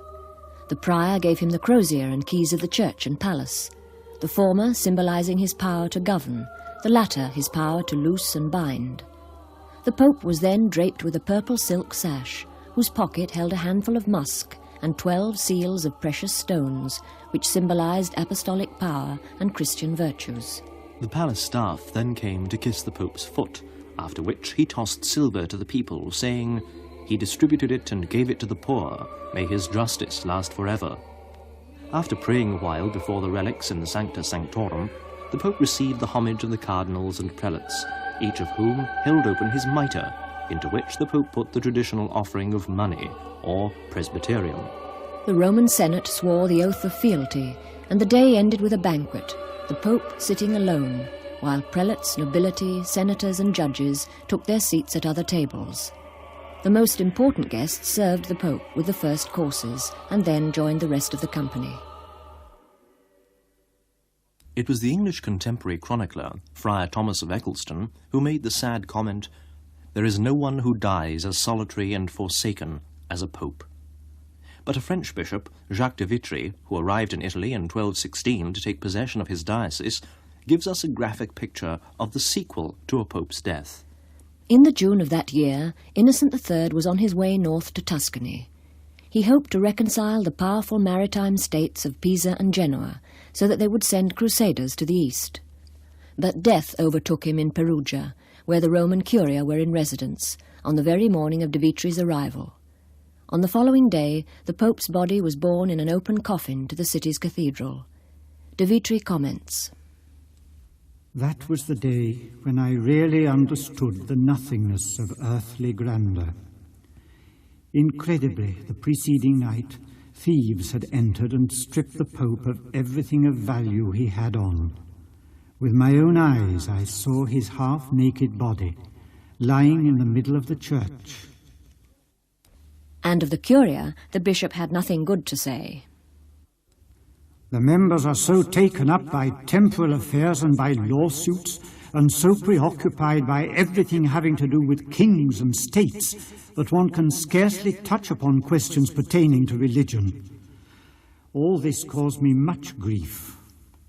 The last Pope of the century was Boniface VIII, another lawyer Pope. Boniface was something of a patron of learning, encouraging several universities and founding the University of Rome. But at the turn of the century, Boniface announced a most extraordinary event. From the loggia of St. John Lateran, he proclaimed the year 1300 to be a Jubilee year, the first holy year in history. Special indulgences were attached to visiting Rome and making the rounds of the churches and the shrines.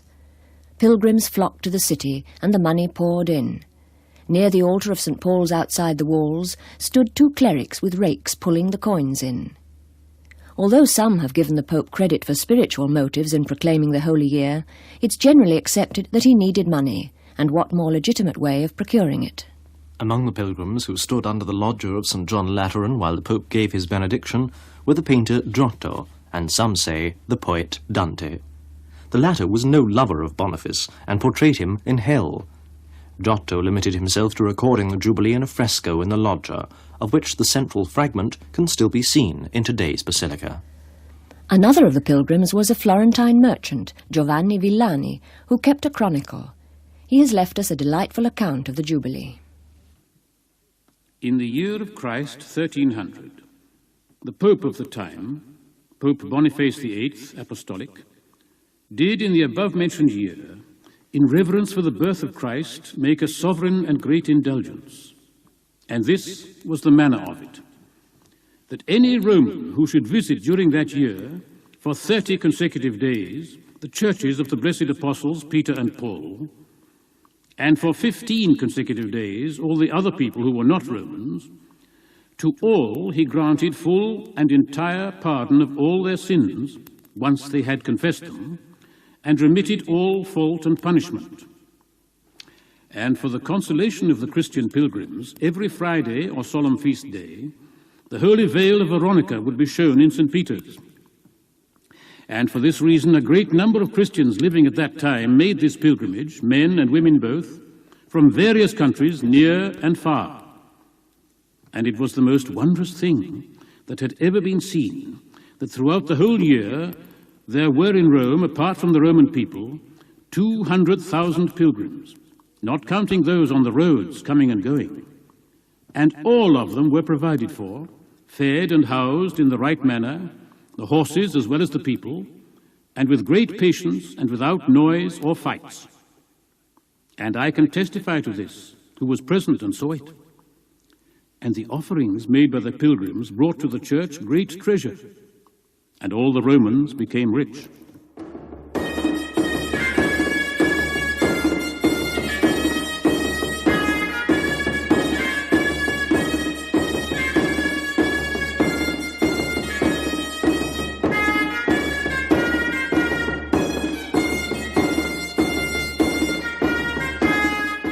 Been listening to episode 20 of The Vatican Centuries, written by Jill Bevilacqua and produced by Sean Patrick Lovett.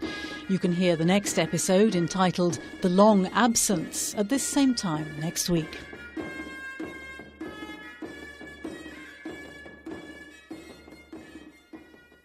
Now, our weekly rendezvous with an ambitious lady. She's Jill Bevilacqua, and I might say she thinks in centuries, at least Vatican centuries, having written and presented a 45-part series which takes us on a journey back in time to rediscover the lives and legends of the people and places that went into the making of the Vatican.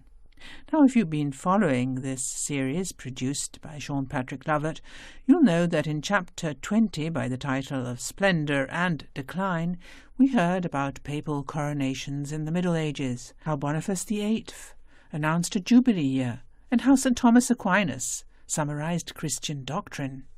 Today, in episode 21, which Jill has called The Long Absence, we hear how the popes move to Avignon, how the Black Death rages in Rome, and on a more arty note, how Giotto decorates St. Peter's, and the poet Petrarch appeals to the Pope to return home.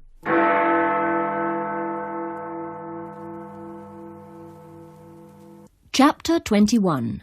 The Long Absence.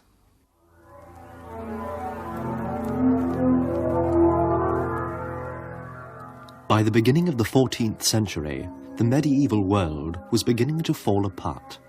Gone was the certainty of its religious vision, with spiritual and political order founded on the dual authority of Pope and Emperor. With the gradual decadence of the feudal and hierarchical institutions, a new sense of nationalism was emerging. It was a period of sharp contrasts. In Europe there was great social stress. Italy was torn by political turmoil. England and France, constantly fighting, now became involved in the 100 Years' War. And from Eastern Asia came disease, the Black Death, sweeping across the continent, and in a space of 20 years reducing its total population by a third. It claimed over 60 million victims. For the Church, too, it was a troubled time. There was a diminishing of authority due to the transfer of the papal court to Avignon. This period of exile, which lasted nearly 70 years, was known as the Babylonian captivity, recalling the imprisonment of the Israelites in Babylon. But it was an epoch which saw a great flowering of mystics and contemplatives. Catherine of Siena, Julian of Norwich, John of Raisbrook, and Richard Rolle. The Italian sculptor Pisano was working in bronze and marble. Froissart was writing his Chronicles of Western Europe, Boccaccio his Decameron, while on the Capitol, the poet and scholar Petrarch was crowned with laurel.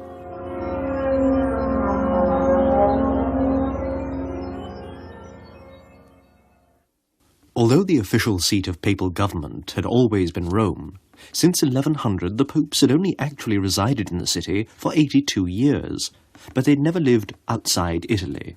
Now, in 1308, the newly elected French Pope, Clement V, announced officially that the papal curia was to remove to Avignon in the south of France.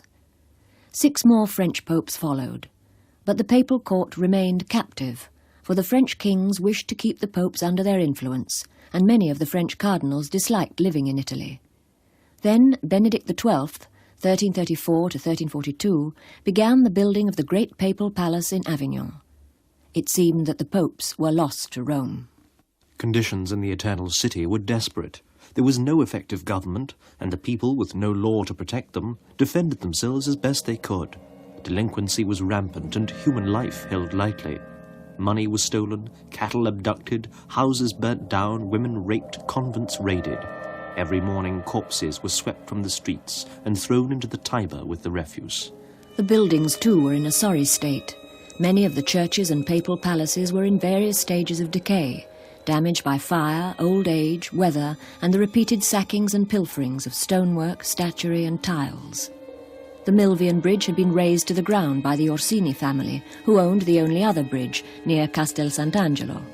The belfry of St. Peter's had been destroyed by lightning. And on May 6, 1308, the church of St. John Lateran caught fire and was seriously damaged. Columns, monuments, and the roof were devastated.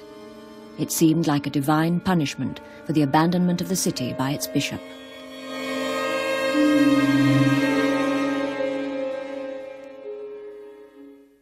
The people were desolate. They walked the streets in procession, dolefully chanting psalms, until they reached the smoking basilica. Then they set to work clearing the debris. Offerings poured in for the reconstruction, and Clement V ordered that it be undertaken immediately. But in 1360, fire broke out again, and this time Giotto's fresco of the Jubilee of 1300 was almost totally destroyed. The pilgrims who came to Rome for the Jubilee of 1350 saw a very different picture from their predecessors. To the absence of the Pope was added the ruinous aspect of the city, which only a year or so before had been shaken by earthquake. On that occasion, the Church of the 12 Apostles crumbled to dust, St. Paul's was badly damaged, and the facade of the Lateran Basilica collapsed.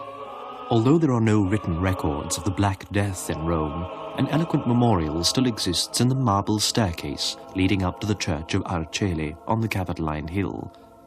In that church was an image of the Virgin, to which the Romans attributed the ending of the epidemic, and in 1348 they built the staircase as a thank offering.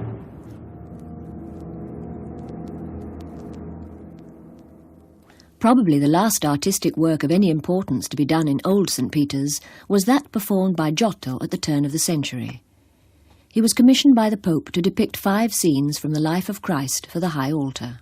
The Pope rewarded him with 600 gold ducats, and was so pleased with his style that he ordered the artist to decorate the interior with scenes from the Old and New Testaments. Much of Giotto's work was lost when the old basilica was demolished, but some pieces were saved and transferred to the new building. The best-known piece of work, which can still be seen today, is the Navicella mosaic, representing the bark of St. Peter's tossed on the waves. The work was said to have cost over 2,000 florins. If we look up above the central portal of St. Peter's before entering the church, we can still see the relic of the Navicella, scarcely distinguishable among the shadows. One can pick out Christ walking on the waters, and below him, almost invisible, the donor, Cardinal Stefaneschi, nephew of Boniface VIII, who gave the mosaic to Old St. Peter's in 1298.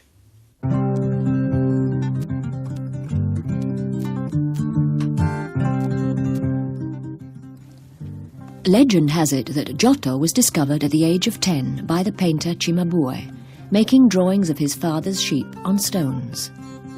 Cimabue took him to Florence to teach him art, and Giotto was soon drawing so accurately from life that he made a definite break with the crude Byzantine style. The technique of life drawing had been neglected for some 200 years. Now Giotto restored it, and by representing nature closely and using a greater lightness of colouring than his master, he brought the art of painting to life. There's a story that when Giotto was still a young man in Cimabue's workshop, he painted a fly on one of the master's figures. It was so lifelike that when Cimabue returned, he tried several times to brush it off with his hand, till he realised his mistake.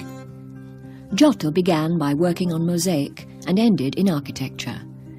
But his most important work was as a muralist, and his frescoes in the Avena Chapel in Padua are considered the greatest of his surviving works, while the best known are probably the Assisi frescoes, still admired by thousands of pilgrims each year. In 1334, Giotto was made chief architect of Florence Cathedral, and the campanile, known as Giotto's Tower, was his masterpiece of design. Time passed, and gradually the papacy regained control in Italy, so that the popes were able to consider returning to Rome. In 1362, a Benedictine was elected, who took the name of Urban V. The poet Petrarch saw in this choice of name a whole programme, for the name Urban was taken from urbe, or city. The new pope also had been apostolic delegate in Naples and knew the country.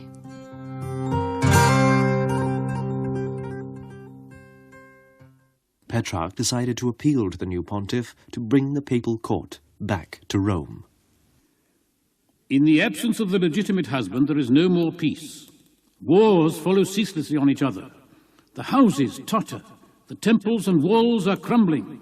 Civil life no longer flourishes behind the protective shield of the law. How then can the Pope have the courage to fall asleep beneath the gilded ceilings of the Palace of Avignon? And how can the cardinals seat themselves calmly on gold and ivory stools when the Lateran, mother of all the churches, is roofless, open to the fury of wind and rain, when the holy houses of Peter and Paul are on the verge of collapse, when what was once the dwelling of the apostles is nothing but an amorphous mass of stones which would touch even the hardest heart? A city in ruins, but nevertheless a sacred city.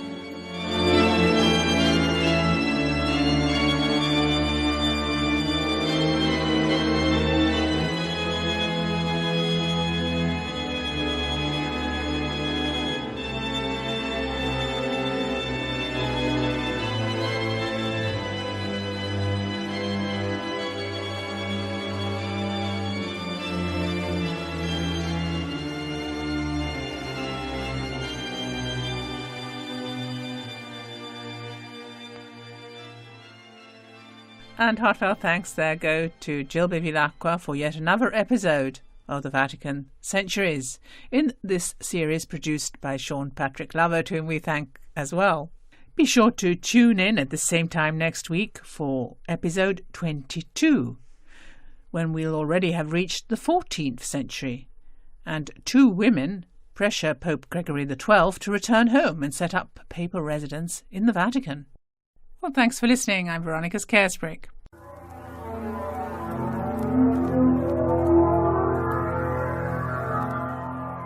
The 14th century was a period of transition. Little by little, the old feudal order was breaking down. In France and England, the peasants were in revolt. The movement towards freedom from serfdom was on its way. There was a new aggressive social group composed of merchants, bankers, master artisans and professional men. The middle class had arrived. The current ideals were power, riches, earthly glory. Culture, previously limited to ecclesiastics, was now predominantly secular. The foundations of humanism were laid. There was an increasing use of national languages instead of Latin. It was the era of Piers Plowman and Chaucer's Canterbury Tales, of John Dunstable and the English school of singing, of religious reformers Wycliffe and Huss, and a great upsurge of popular religious feeling. Fashion, as always, reflected the times. In the wake of the plague, sudden wealth had come to many who made themselves conspicuous by wearing outlandish clothes.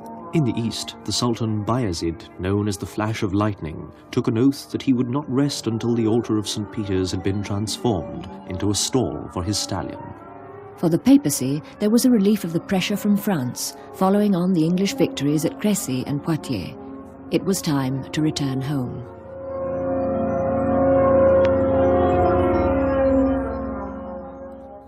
The first pope to return from the Avignon captivity was Urban V, and in June 1367 he took ship for Rome. But Urban only stayed 3 years, returning to Avignon to die in 1370. During his Roman sojourn, he ordered a vast programme of restoration, and from St. Peter's transferred the heads of the apostles, duly encased in silver, to the Lateran Palace. Urban's successor, Gregory XI, although dominated by the cardinals, was not to be held in France. He realized that if the papal states were not to be lost forever, return to Rome was imperative. Even while he lingered, pressure was put on him, by the Romans themselves, who sent an embassy, saying that if he did not come they would elect another pope, by the anti-papal risings throughout the church states in Italy, and by the intervention of 2 women. The first, Bridget of Sweden, was a visionary, and on Gregory's election sent him a letter warning him of an early death if he didn't go to Rome. In her last vision, she saw the Pope tied to a rope, which on one side was being pulled by a multitude, on the other by God alone, and God was pulling in the direction of Rome. The second woman was Catherine of Siena, who in a number of celebrated letters appealed to Gregory to delay no longer. In March 1376, she wrote, Most holy, sweet, and dearest Father in Christ sweet Jesus, your wretched and unworthy daughter Catherine, servant and slave of the servants of Jesus Christ, writes to you in his precious blood. Do not postpone your coming. Pay no heed to the devil. He knows he stands to lose and is doing his utmost to put obstacles in your way and rob you of what is yours by making you lose love and charity and preventing your coming. Come, I say, and do not wait for time, which does not wait for you. Show the manliness I expect from you, no more cowardice. Answer God's call to you to come and take possession of the place of the glorious shepherd St. Peter, whose vicar you still are, and then to raise the standard of the Holy Cross. So when this standard is raised, we shall be delivered from war, disputes, and iniquities, and the infidel people from their infidelity. In this way you will come, and then you will see the Holy Church reformed through the appointment of good pastors. You will restore to her the colour of glowing charity she has lost. So much blood has been sucked out of her by wicked gluttons that she has gone pale all over. But take courage and come, Father. Do not keep the servants of God waiting any longer. When Catherine was in Avignon on an embassy from Florence, she met Pope Gregory and urged him to fulfil what he had promised.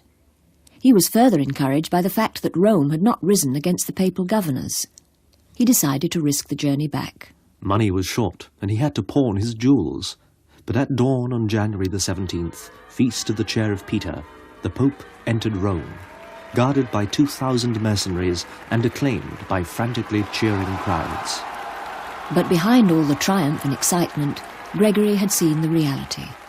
A ruined city, where the population huddled in squalor and misery. Adam of Usk, who lived in lodgings near the Vatican, wrote that he used to watch wolves and dogs fighting each other near St. Peter's. But the Lateran was uninhabitable, and so the Pope took up residence in the new Vatican Palace, which from then on became his official home. Gregory died only 2 months after his return, and before he was buried, the people were out on the streets clamouring for an Italian Pope. Already in the Pope's last hours, deputations from many Italian cities had visited the cardinals in their residences to make the same request. For the whole of the 9 days' mourning, the demonstrations went on. Tension mounted, and the cardinals went in fear of their lives. By now the mob had blockaded all the roads out of the city and immobilized the boats on the Tiber. They even built bonfires, threatening to burn the cardinals if they didn't give the people what they wanted. On the evening of April the 7th, as the bells sounded for Vespers, the cardinals entered the conclave. St. Peter's Square and the steps of the Basilica were solid with shouting, gesticulating Romans. The cardinals took a day to decide. There were only 16 of them present, mostly foreigners, but they had a hard task. Of the 4 Italian cardinals, 2 were from rebellious cities, Florence and Milan, and of the 2 Romans, 1 was too old and the other too young. They compromised and chose someone who was neither a cardinal nor in Rome at the time of the conclave. the Archbishop of Bari, who had been Chancellor of the Papal Curia under Gregory and was also well known to the French element.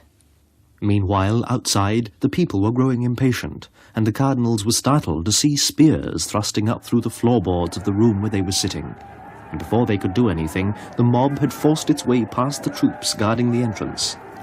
Afraid of the crowd's anger, the cardinals sought to distract their attention. They dressed up the old Roman cardinal in papal robes and sat him on the throne. As the exultant people prostrated themselves at the feet of the bewildered old man, the rest of the conclave took advantage of the diversion to make a hasty getaway. When the old cardinal revealed the truth, the people were furious, but by this time the cardinals were safely in Castel Sant'Angelo or in the surrounding countryside.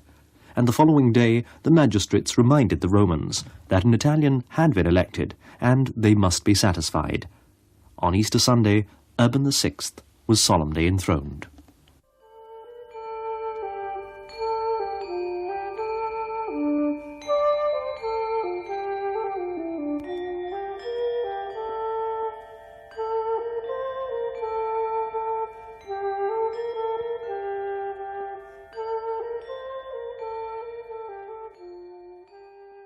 Hello, I'm Veronica Skersbrick. Thanks for joining me as we pick up again on our weekly appointment with the Vatican Centuries, a 38-part series written and presented by Jill Bevilacqua and produced by Sean Patrick Lovett. In the last episode, we reached the 14th century, hearing how two women put pressure on Pope Gregory XI to return to Rome, how the Vatican became a papal residence, and how the Great Schism began. Today we'll be following up on that Great Schism, hearing how the Council of Constance put an end to it.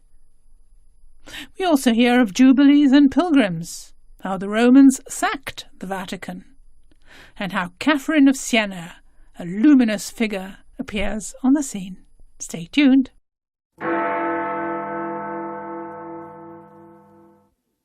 Chapter 23. The Great Schism.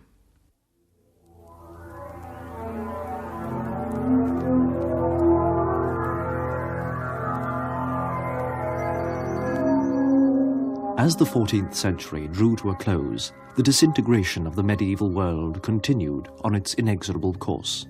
But the Renaissance wind was already blowing.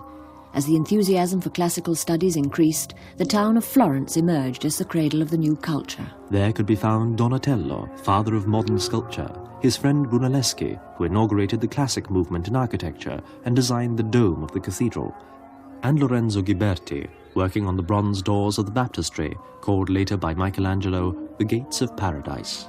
The Netherlands school of music dominated the musical life of Europe, while from Flanders came the news that two brothers named Van Eyck had discovered a new process of painting using linseed oil. With the birth of Henry the Navigator, the first oceanographer, a whole new era of naval exploration opened up. But it was also a time which saw the invention of gunpowder, and at the turn of the century, the passing of an act which made it legal to burn heretics. The last decades of the old century and the first of the new, however, were marked by the gravest constitutional crisis to be experienced by the medieval church, the Great Schism of the West.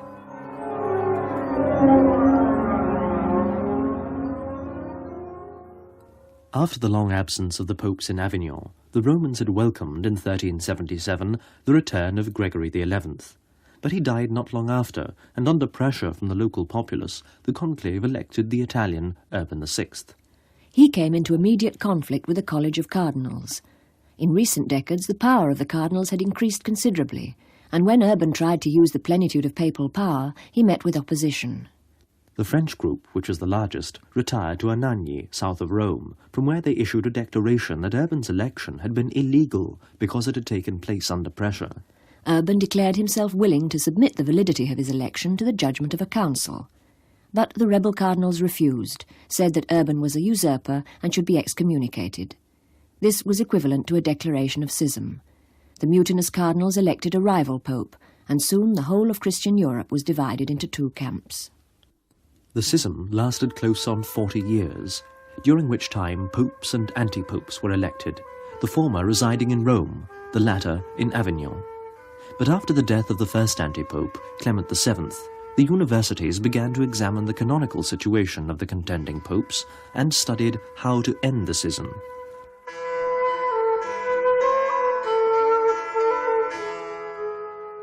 Meanwhile, in Rome, life went on. Another jubilee came and went in 1400, when the number of pilgrims was counted as 120,000. On this occasion, a dramatic procession of 30,000 flagellants crying peace and mercy crossed the city. The people called them the Battuti Bianchi, as they wore white cloaks and cowls with a red cross on their heads.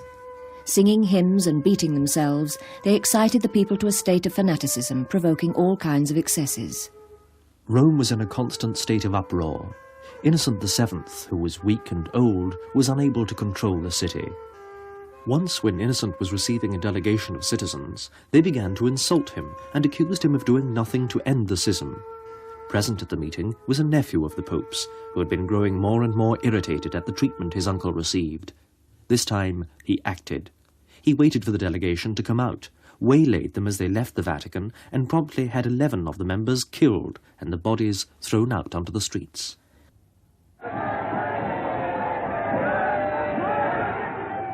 The people went wild. They sounded the alarm, set fire to the cardinals' palaces, sacked the churches, beat up anyone who offered resistance. That same night, the Pope and his nephew, escorted by horsemen, left the city secretly. When the Romans discovered it, they stormed the Vatican, broke up everything they could lay their hands on, stealing even the relics of the saints. Many important documents in the archives were destroyed, while all over the city the papal coat of arms was obliterated. At first, the Colonna princes had attempted to lead the popular movement, but now it was clear the people wanted no leaders. The princes called in the King of Naples to help. He was a foreigner, and the Romans were even less willing to accept him as master than the Pope. They barricaded the streets and fought desperately, while sending a message to Innocent at Viterbo to come and take command of the city. Public opinion had veered in the Pope's favour, and it was realised that he had not been a party to his nephew's crime. The King of Naples was defeated, and the keys of the city presented to the Pope.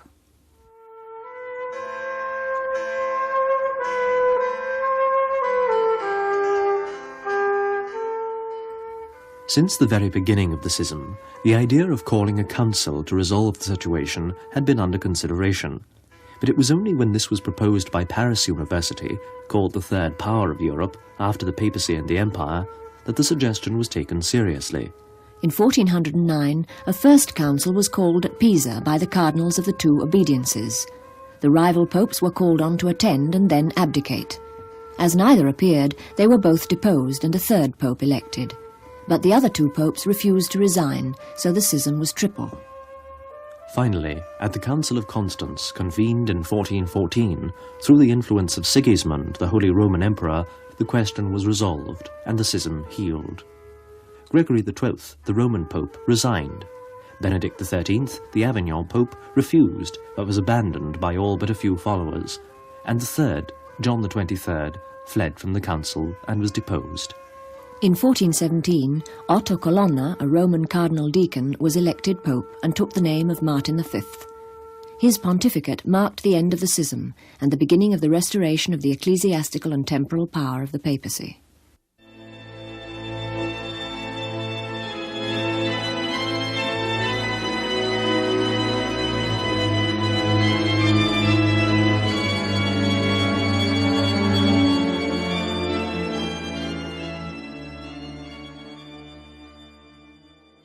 You were listening there to episode 23 of the Vatican Centuries, a programme written and presented by Jill Bevilacqua and produced by Sean Patrick Lovett. Next week we'll be hearing about changes and renewal, how the papal government reorganised, how nuncios were introduced, and the Secretariat of State established. And finally, we'll hear all about conclave intrigues recorded by Pope Pius II. Thanks for listening. I'm Veronica Scaresbrick. We now broadcast the 25th episode or chapter in our ongoing historical series, where we look at the lives and legends of the people and places that went into the making of the Vatican throughout the centuries. The programme is written by Jill Bevilacqua and produced by Sean Patrick Lovett. Today's episode takes us back to the second half of the 15th century, as the Renaissance penetrated more deeply into daily life, and we hear about how papal government was reorganised during this period.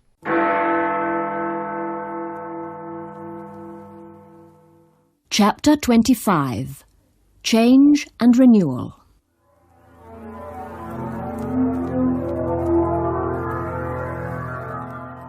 The third quarter of the 15th century is studded with the birth dates of a galaxy of star names, some famous, some infamous. Christopher Columbus, Lorenzo the Magnificent, Savonarola, Leonardo da Vinci, Erasmus, Machiavelli. Copernicus, and many more. The middle of the century saw the beginning of the Wars of the Roses in England and the emergence of Warwick the Kingmaker. In navigation, the Venetian sailor Cadamosto discovered the Cape Verde Islands and explored the rivers of Senegal and Gambia. A German astronomer named Regiomontanus began a nautical almanac in 1474, in which he described the method of finding longitude by using lunar distances. In 1469, the marriage of Isabella of Castile and Ferdinand of Aragon achieved a united Spain. But meanwhile, in 1478, the Spanish Inquisition had been established. As the century wore on, the Renaissance penetrated more and more deeply into daily life. The classical ideal, the complete, versatile man, had become a reality. With it came a rehabilitation of marriage and a healthier, more balanced attitude towards women. In life, as in art, beauty was once more appreciated, while in literature, humour made its reappearance after more than 1,000 years of solemn writing. Meanwhile, in Rome, the papacy was acquiring a new, more streamlined image.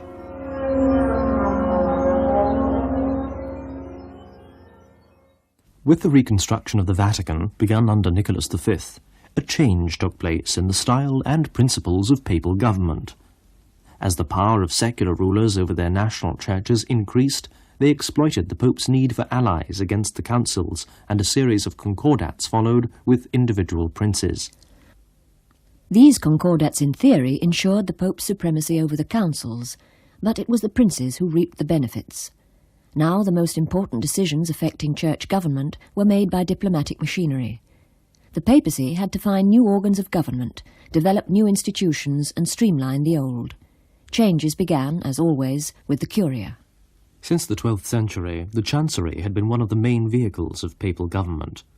Now it became an office for routine business, while the more responsible work passed to new offices, whose connection with the Pope was more direct and personal.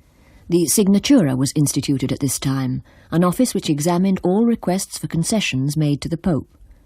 During Sixtus IV's pontificate, it became a fixed department with 2 divisions. Under Sixtus also, the Datary was organised as an independent financial department. Diplomacy was firmly established with the organisation of papal nuncios, who took the place of the collectors or tax-gatherers, who represented the Pope since the early 14th century.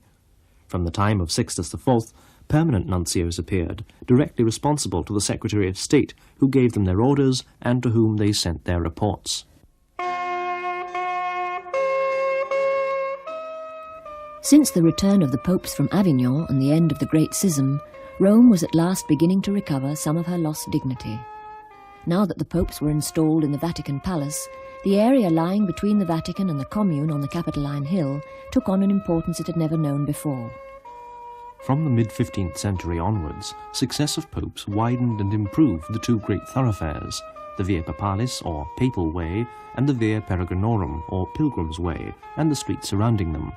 And in preparation for the Holy Year of 1475, Pope Sixtus IV built a bridge, still known today as Ponte Sisto, connecting the area with Trastevere, that part of Rome which most belongs to the Romans.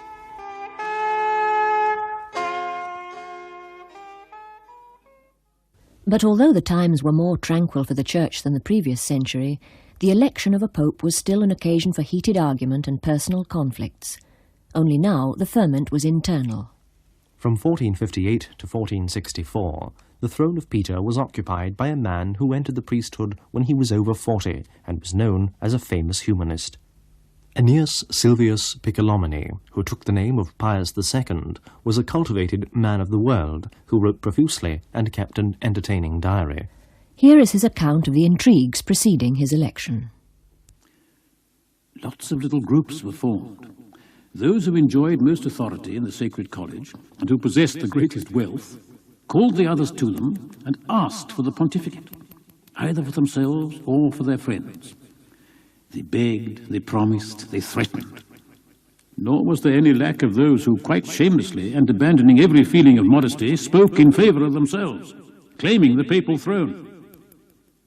Each one, in long speeches, boasted of his own qualities. The feeling of rivalry was extraordinary, and great was the zeal of everyone. For them the day passed without rest, and the night without sleep. The Cardinal of Rouen, in the hopes of winning votes for himself, promised to distribute ecclesiastical benefices. Many were won over by his promises and allowed themselves to be drawn like flies in their greed. Christ's garment was sold without Christ.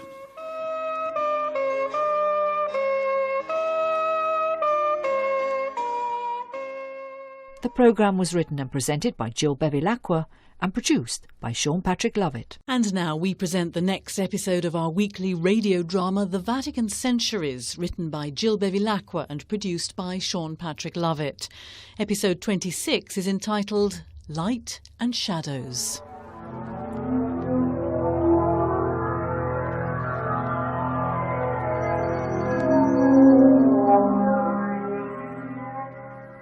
Little by little, the bounds of the known world were being extended. In 1487, Bartholomew Dias rounded the southernmost tip of Africa. In 1498, Vasco da Gama dropped anchor in the harbour of Calicut, opening the sea route to the wealth of India and the Far East. But the event which eclipsed all others took place in the October of 1492, when Christopher Columbus, seeking a westward route to the Indies, stumbled upon a new continent in the west. The New World awaited its conquerors. Back in the Old World, rediscovery of the classics had led to progress in the natural sciences. Artists contributed to a revolution in anatomy by dissection of human bodies. Learning continued to flourish. With the advent of printing, literature was now within the reach of many. And in the Vatican, a new kind of pope appeared, a temporal prince with few spiritual pretensions.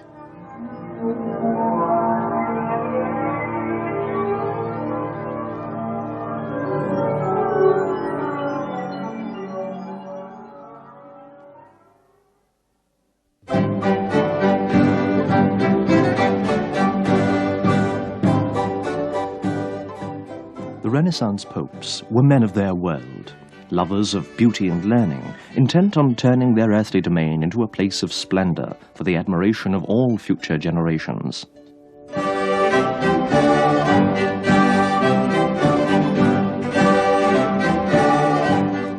If he had achieved nothing else in his life, Pope Sixtus IV would be remembered for the chapel in the Vatican which bears his name. This great hall was built between 1475 and 1480 by the architect Giovannino de' Dolci. The measurements of the chapel are those indicated in the Bible for the Temple of Solomon. Today, the Sistine Chapel is visited chiefly for the frescoes on its ceiling and for the painting of the Last Judgment on the altar wall by Michelangelo. In times of conclave, crowds waiting in St. Peter's Square watch for the colour of the smoke that furls from the Sistine Chapel chimney. The decoration of the Sistine Chapel took a full century, and when it was built, Michelangelo was as yet unborn.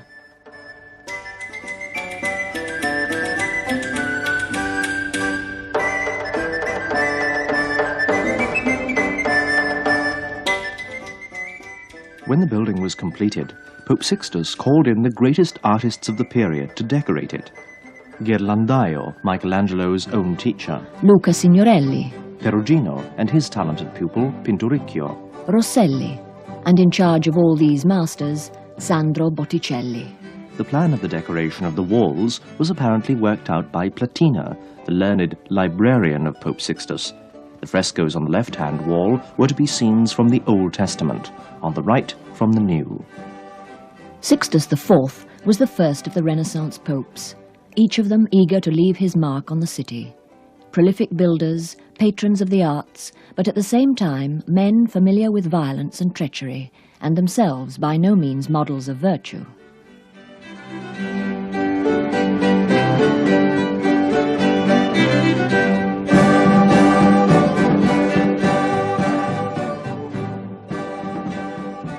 reaction to this state of temporal grandeur and spiritual poverty was inevitable. It came from Florence, the city which had given the Renaissance its greatest impetus and its greatest artists. It came in the shape of a Dominican friar with burning eyes.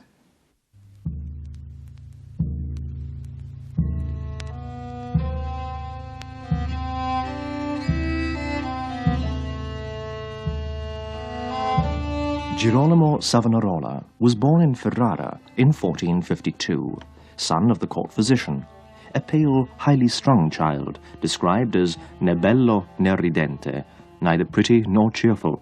He grew up in the shadow of the Duke's castle, the dungeons of which were full of political prisoners. Savonarola left home on St. George's Day, 1475, and entered the Dominican friary in Bologna. To his father he wrote that his reason for entering religion was the great wretchedness of the world and the sins of men.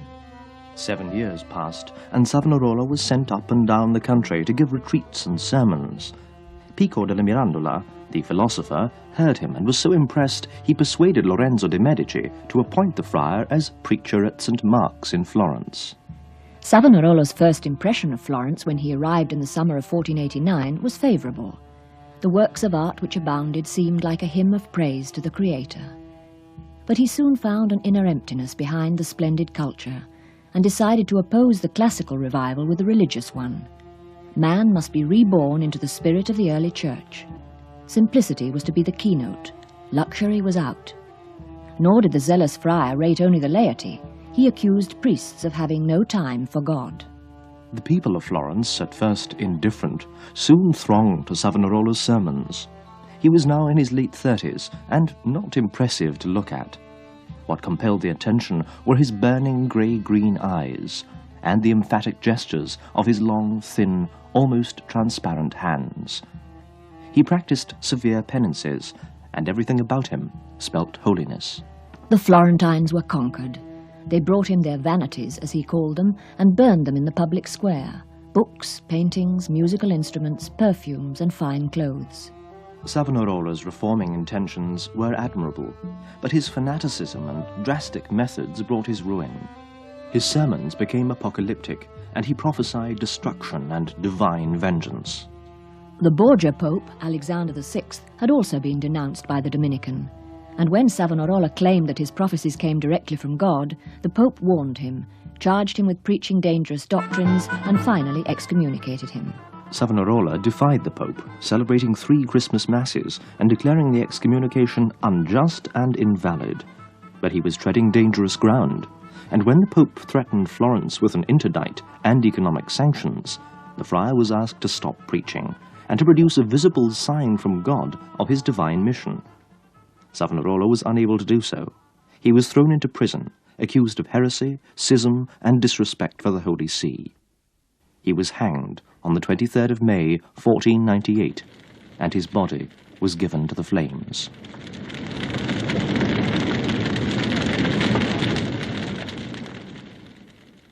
Savonarola had been sincere but mistaken. In demanding the destruction of beauty, this joyless man had left no room for trust in the human spirit. But his influence lingered, and 60 years later, Michelangelo told his biographer he could still hear Savonarola's voice ringing in his ears. Thou seest the great prelates with splendid mitres of gold and precious stones on their heads, and silver croziers in hand. There they stand at the altar, decked with fine copes and stoles of brocade, chanting those beautiful vespers and masses, and with so many grand ceremonies, so many organs and choristers, that thou art struck with amazement. But dost thou know what I would tell thee? In the primitive church, the chalices were of wood, the prelates of gold. In these days, the church hath chalices of gold and prelates of wood.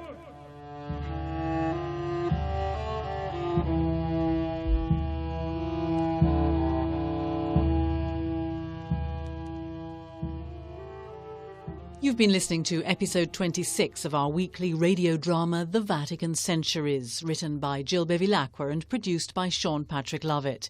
You can hear episode 27 at this same time next week. It's time for episode 27 of the Vatican Centuries. While last week we got a taste of light and shadow as the first of the Renaissance popes, Sixtus IV, built the Sistine Chapel, leaving his mark on Rome, while a fanatic friar by the name of Savonarola is executed, today we move on to more papal splendour, as Botticelli paints the Sistine Chapel, as Alexander VI has the ceiling of the Basilica of St. Mary Major gilded with plundered gold. But do stay tuned and listen to this programme, written and presented by Jill Bevilacqua and produced by Sean Patrick Lovett.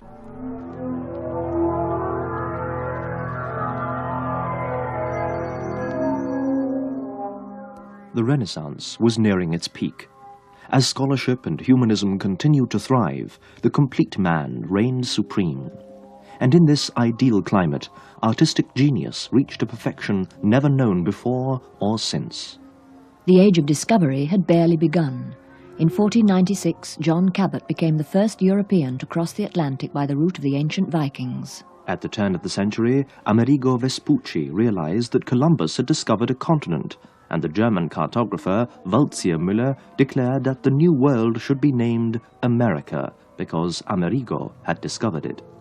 In architecture, the ornate pointed arch and soaring Gothic spire had long given way to the simplicity of the classical style. Houses were no longer fortresses. With larger rooms and windows, the interiors were full of light and colour. Fireplaces were not only used for cooking, but for heating the houses. People's table manners were improving. Forks were being used instead of fingers. Buttons and spectacles were now common. Simple piety received a new impulse by the Dominican popularization of the Rosary. And on the walls of many churches the Stations of the Cross could now be seen.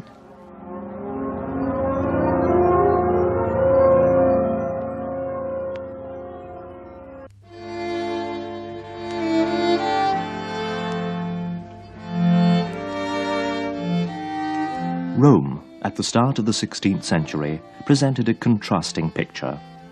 The splendours of the papal court were offset by the squalor of the city's back streets. Assassins lurking in the shadows rubbed shoulders with brethren of the religious confraternities who provided pensions for widows and dowries for orphaned girls. Condemned men on their way to the scaffold were accompanied by members of the Misericordia in black robes and hoods and were buried to the chant of solemn prayers. In many parts of the city, cattle were pastured, and to foreigners, the Romans themselves looked like cowherds, dressed as they were in peasants' cloaks and boots. For them, social gatherings were limited to meetings at church, where they could admire the fine ladies. And at carnival time, when the popes offered them entertainment, magnificent processions celebrating the triumphs of the Roman emperors of old. But the Romans were only spectators. They took no more part in the events of their time than the pilgrims and other visitors who are now a permanent feature of the life of the Eternal City. And life there was, in great variety. Rome was distinguished by the elaborate ceremonial of the papal court, partly Byzantine in origin. Rome was the chief school of diplomatic etiquette, a clearinghouse for news, and a vital link in the chain of European politics.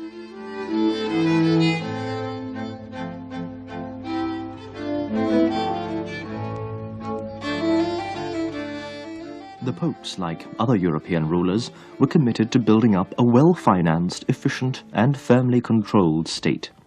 But their office was elective. Unlike other temporal princes, the Pope could not pass on his title to a member of his family. Nor did any Pope ever presume to do so, even when the moral tone of the papacy was at its lowest ebb. Alexander VI, the Borgia Pope, perhaps painted blacker than he actually was, reigned from 1492 to 1503. In Rome, he was told, there had been more than 220 murders in the 3 months between the onset of his predecessor's illness and his own coronation. This was such a grand affair that Alexander fainted twice during the ceremony.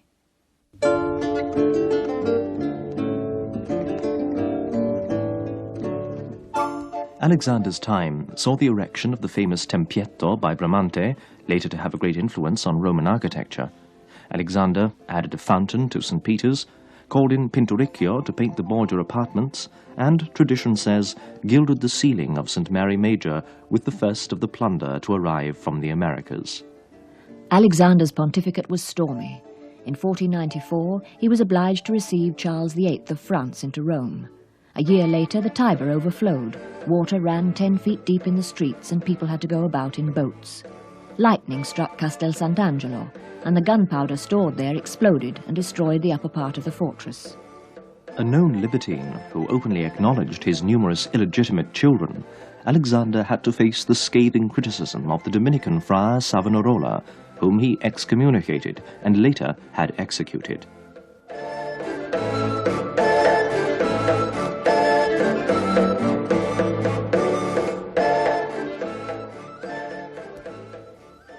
On the evening of November the 2nd, 1499, two men were talking together, Doffo Spini and Sandro Botticelli. Spini was one of the men who had examined Savonarola, sent to his death the previous year. Botticelli had been one of the friar's devoted followers, and had given up painting nudes when the Dominican denounced such works. Savonarola had confessed under torture to all kinds of enormities, including fraud and deception. Botticelli suffered deeply from this confession and his hero's subsequent trial and death, and tried desperately to understand the meaning of the tragedy. According to Doffo Spini, Savonarola's inquisitors had found no sin in him, and the friar had been sentenced to death to appease the Florentine mob. After Savonarola's execution, Botticelli undertook no more important commissions, and prematurely old, hobbled about Florence on sticks. He had no money, and his powers were failing. Posterity remembers him very differently. Born in Florence in 1444, youngest of a tanner's 7 children, Botticelli was apprenticed to a goldsmith and later to Fra Filippo Lippi, the painter. He became famous in his lifetime, but although he earned well, he spent freely and was often hard up.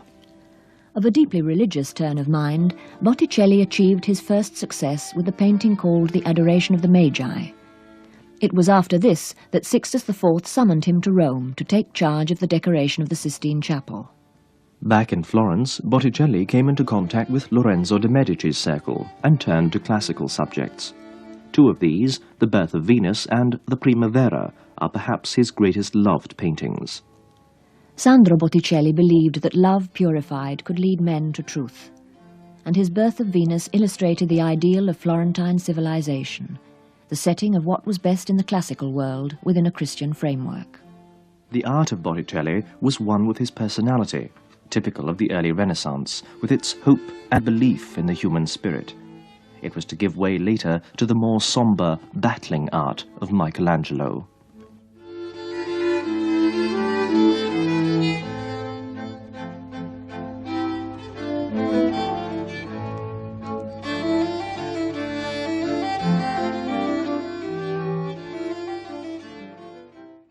We now broadcast the 28th chapter or episode in our ongoing historical series where we look at the lives and legends of the people and places that went into the making of the Vatican throughout the centuries. The programme is written by Jill Bevilacqua and produced by Sean Patrick Lovett. Today's episode takes us back to the beginning of the 16th century, and we learn what prompted Julius II to institute the Swiss Guards, and why he decided upon the demolition of the old St. Peter's Basilica.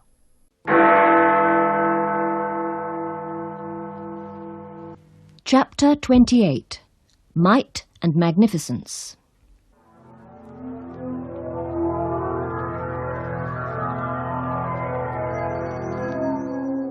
The modern era was fast approaching. Life no longer moved at a leisurely pace, conditioned by the seasons. Time had become precious. As the Renaissance advanced, the alarm clock, first made in 1410 by Brunelleschi, was joined by the wristwatch, a logical development in an age which celebrated the individual. Information and knowledge were becoming ever more rapidly diffused. By the beginning of the 16th century, the print shops of Europe numbered 1,000. At the turn of the century, the three men who were to dominate the art of their age were in Florence: Leonardo da Vinci, Michelangelo, and young Raphael of Urbino. Advances in medicine and science continued. In Rome, in the year 1500, was Nicholas Copernicus, who lectured very successfully on mathematics. Studying Greek in Oxford was Erasmus of Rotterdam, the most famous humanist of the time and amused chronicler of men's follies. Discovery and colonization were flourishing. In April 1500, Pedro Cabral claimed Brazil for Portugal. The following year, Columbus discovered Nicaragua. In the Jubilee year of 1500, it's recorded that 200,000 people crowded into St. Peter's Square to receive the Pope's Easter blessing. But the Borgia's time was running out.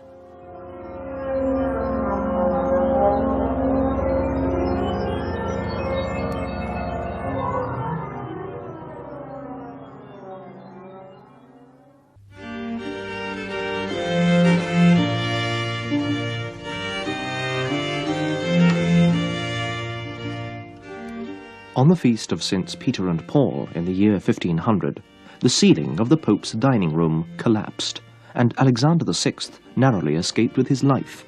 It seemed a bad omen. In the August of 1503, the city of Rome was hot and humid, and malaria was rife. When a large Borgia cardinal died, Pope Alexander VI, who was stout himself, was heard to observe, "This month is a bad one for fat people." And so it was. On the 18th, he died of a fever and was hastily buried the next day. His son, Cesare, sent his men to lock the papal apartments and carry off the treasure, which was hidden in Alexander's study. No one thought to carry off another, far more valuable treasure, displayed in St. Peter's in full view of all, and with no protection whatsoever. Michelangelo's Pietà, completed 4 years earlier, a commission from a French cardinal.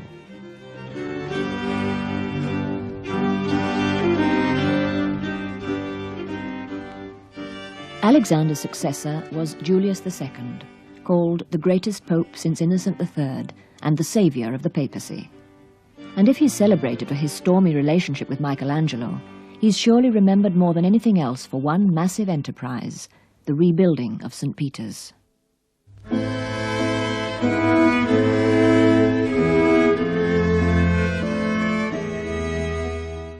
It was to take over a century, and almost every major architect in 16th century Rome had a hand in designing it. But it was Julius who took the decision to demolish the old church. After 12 centuries of life, and despite constant renovation, it was in a shaky state. And now the south wall threatened to collapse. Julius called in the architect Bramante. For years, the two of them had been deliberating and had produced a project of unprecedented splendor. Now the world would see what man could do for the greater glory of God. On February the 21st, 1506, demolition work began. 2 months later, Julius laid the first stone of the new building with his own hands. Paris de Gracis, papal master of ceremonies under Julius II, left a diary in which he describes the event. Saturday of Easter week, 1506. The Pope said he wanted to lay the first stone today of one of the 4 columns which are to sustain the choir, or rather the canopy, over the high altar of the Basilica of the Prince of the Apostles. A road had been set up with planks to allow for the descent down to the base of the column. But having seen the width and the depth, many people, including the Pope, feared to fall. So the Pope called out to those who were near the edge to move away. Not one cardinal went down with the Pope, apart from the 2 cardinal deacons who were in attendance. Some of the masons came down with us, and a goldsmith carrying 12 newly minted coins, or rather medals, the size of a mass host and the width of the blade of a common pencil sharpener. On one side of the medal was the image of Pope Julius with the inscription, Julius Ligurian, Sovereign Pontiff, 3rd year of his pontificate, 1506. And on the other, there was the drawing of the church he wished to build, with these words, Installation of the Basilica of the Apostles, Peter and Paul, for Julius II, Sovereign Pontiff, and underneath the word Vatican. 2 of these coins were of gold, and the others of imitation gold, in a terracotta bowl.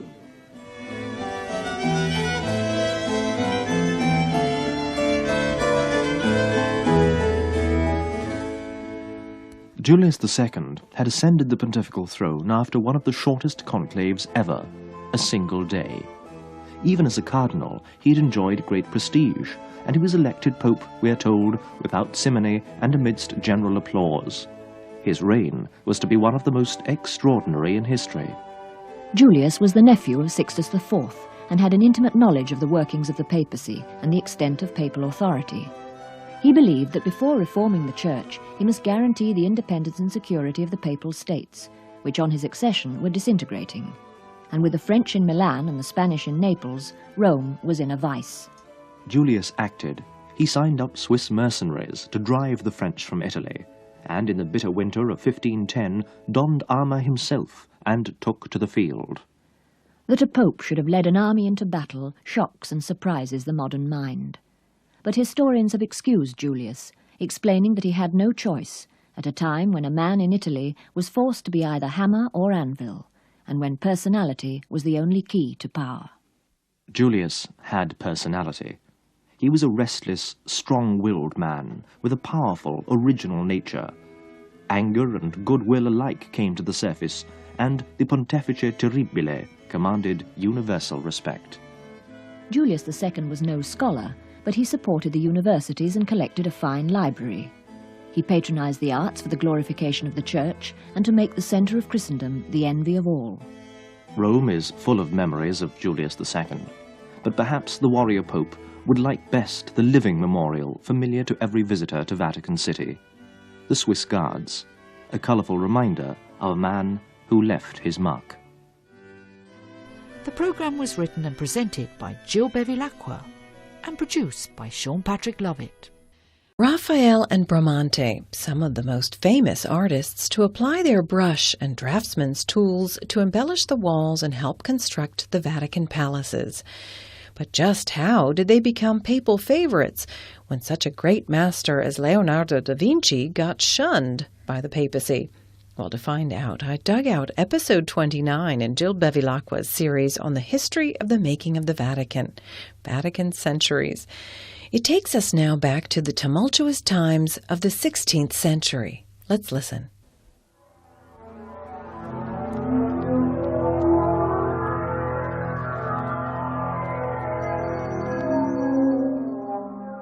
The 16th century opened to the clang of arms. Russia and Poland were at war, France and Spain followed, and later Turkey and Persia. By the end of the first decade, there was a new king on the English throne, a young man of 18 whose name was to echo infamously down the centuries. Henry VIII inherited a peaceful, united realm of 4 million subjects and a full treasury. The year 1513 was an eventful one. Balboa discovered the Pacific, and the Portuguese reached Canton in China. James IV of Scotland was defeated and killed by the English at the Battle of Flodden. Machiavelli was writing The Prince, and in Rome the last humanist pope succeeded to the See of Peter. With the accession of Leo X, the Renaissance papacy touched its zenith.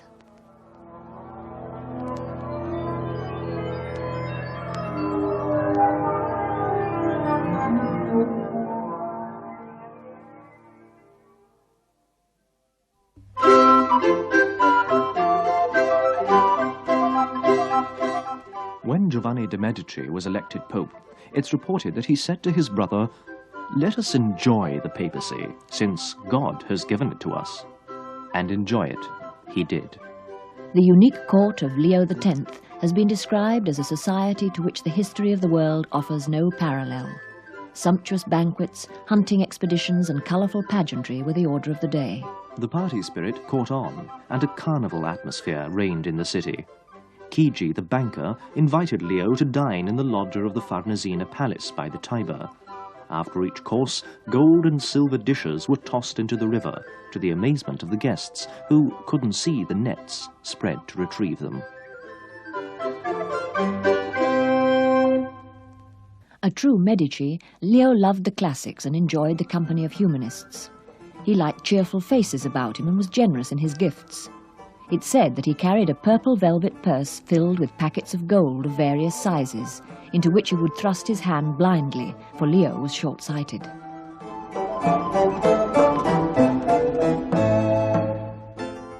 Like his predecessors, Leo promoted the arts. He kept Raphael at work, painting and supervising the construction of the new St. Peter's. In 1515, the Pope had nominated the artist Superintendent of Monuments and Chief Architect of St. Peter's. Bramante, who died the previous year, had specifically nominated the young painter his successor. Bramante's project had been to erect a church in the form of a Greek cross, with a gigantic dome in the centre to be supported by 4 colossal piers. On his death in 1514, only the 4 piers and the arches above them had been completed. There were many objections to the Greek cross form, so Raphael modified the square to the Latin cross. The rest of his contribution consisted in consolidating the work already begun on the new church. In his celebrated book of the Lives of the Artists, Giorgio Vasari wrote these lines on Raphael. While in Rome, Raphael painted a large picture in which he portrayed Pope Leo, Cardinal Giulio de' Medici, and Cardinal de' Rossi. In this work, the figures appear to be truly in the round rather than painted. One can see the pile of the velvet, with the Pope's damask robes rustling and shining, the soft and natural fur of the linings, and the gold and silk imitated so skillfully that they seem to be real gold and silk rather than paint. Then there is an illuminated book of parchment which is utterly realistic, and an inexpressively beautiful little bell of wrought silver. Among the other details, there is also on the Pope's throne a ball of burnished gold which is so bright that like a mirror it reflects the light from the windows, the Pope's shoulders, and the walls around the room. Indeed, everything in this picture is executed so diligently that no other painter could ever possibly surpass it. The Pope was moved to reward him very generously, and today it may be seen in Florence, in the Duke's wardrobe.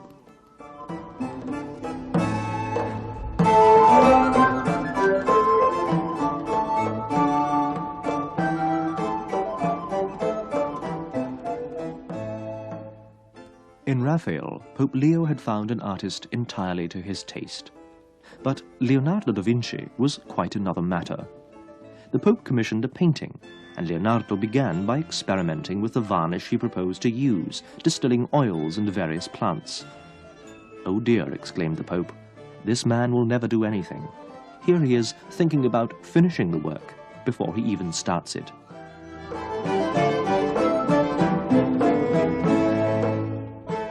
From the age of the universal man, there can surely be no name which has come down to us with more clamour than that of Leonardo da Vinci. He was that extraordinary combination, an artist and a scientist at one and the same time. Born in 1452, this illegitimate son of a Florentine lawyer and a peasant woman invented the greater part of our modern civilization. He foresaw tanks, designed the first aeroplane that flew, the machine gun and the submarine, the automobile and the wave theory of light.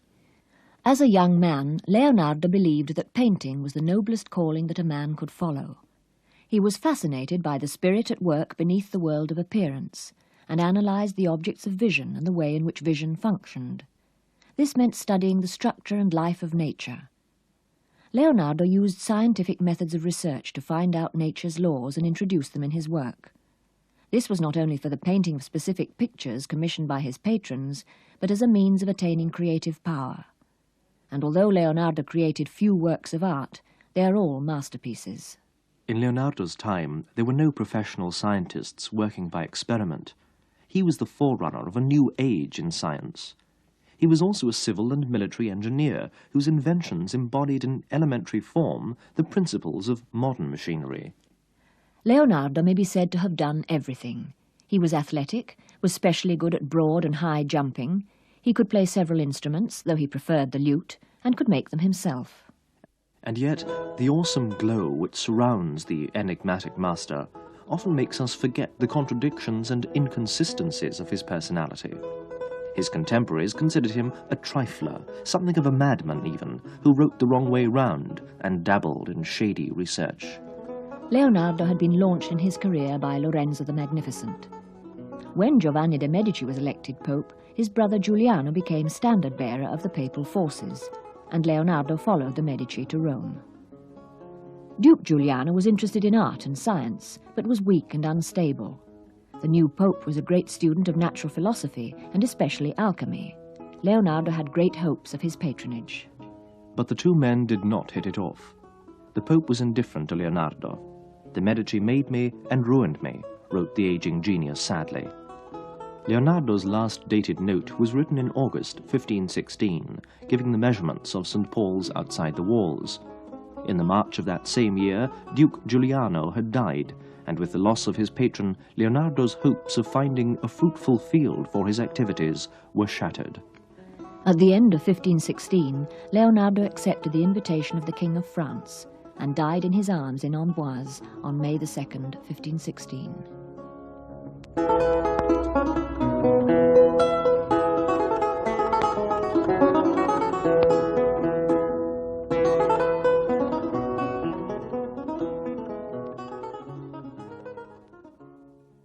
And that episode was taken from Jill Bevilacqua's series, Vatican Centuries. And now we present the next instalment of our weekly radio drama, The Vatican Centuries, looking back at the people and places that made up the history of the Vatican. The series was written by Jill Bevilacqua and produced by Sean Patrick Lovett. Today's episode 30 is entitled Reformation.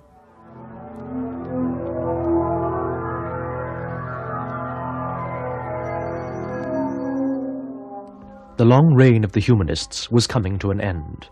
Fascination with the classical past had waned, and when the joyous carnival in the capital of Christendom was cut short by the sack of Rome, an epoch of decadence set in. The 16th century went into its third decade with Charles V as Holy Roman Emperor. And in June 1520, a treaty was signed between Henry VIII and Francis I at a spectacular meeting at the Field of the Cloth of Gold. This celebrated diplomatic event produced no results, and the following year war blazed between France and Spain. In Rome, the construction of the new St. Peter's was making heavy demands, and in 1516, Pope Leo extended the Peter indulgence into Germany. Dominican friar Tetzel was appointed to preach. It was a match to a bonfire. In 1517, Martin Luther nailed his 95 Theses to the door of the castle church in Wittenberg. The Reformation was alight.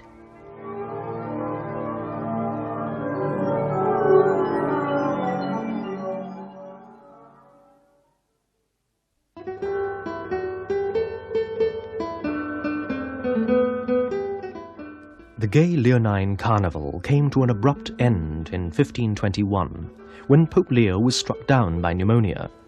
His successor, Adrian VI, the last non-Italian pope until our own day, only reigned a year. He was followed by Clement VII. There had been a lull in the building work on the new St. Peter's. Clement, like Adrian, tried to keep costs down, but was worried by alarmist echoes coming from Germany as a result of the application of a bull issued in 1510 by Julius II, conceding special favours in special circumstances to those who made offerings for the rebuilding of St. Peter's. Clement's time was an unhappy one for Rome. Even the atmosphere was heavy. On the morning of May 6th, 1527, a thick fog followed the sunrise. Under cover of this, the imperial army of Charles V advanced to attack Rome.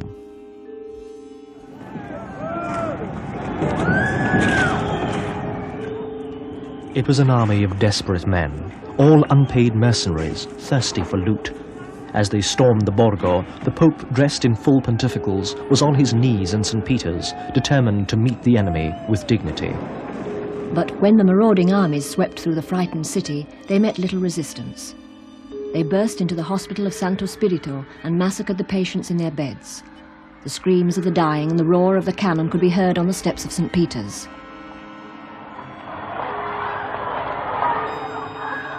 The Pope was finally convinced to make his escape along the Passetto, the covered corridor leading to Castel Sant'Angelo. Had he stayed long enough to say 3 creeds, wrote an eyewitness, he would have been taken. For 8 days, while the invading armies pillaged, burned and slaughtered, the Pope was beleaguered in the castle, together with 13 cardinals and a group of 90 Swiss and 400 Italians. St. Peter's was overrun with the Bourbon army. They lounged on the altars, drank from precious chalices, stabled their horses in the sanctuary, and filled their litters with precious manuscripts. St. Peter's was desecrated. Shrines and tombs were rifled, and the veil of Veronica was dragged from tavern to tavern amid the ribald taunts of the soldiery. In the city, every kind of sacrilege and barbarity was perpetrated. The Saracens had been mild in comparison.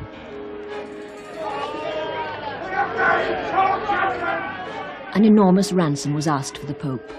Benvenuto Cellini had sewn the jewels from the papal tiara into the Pope's robes, but these too had to go. Eventually, the Pope capitulated.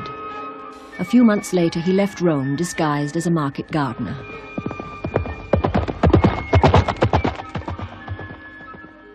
Three years later, the unhappy pontiff was obliged to crown Charles V, the man who had humiliated him and left Rome in ruins, as Holy Roman Emperor.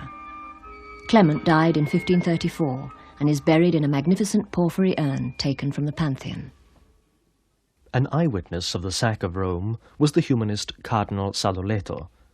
In his sober comment on the event, he demonstrates the new spirit of reform in church and state.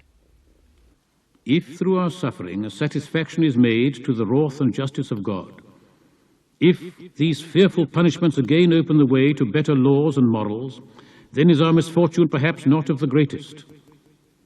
What belongs to God he will take care of. Before us lies a life of reformation, which no violence can take from us. Let us so rule our deeds and thoughts as to seek in God only the true glory of the priesthood, and our own true greatness and power.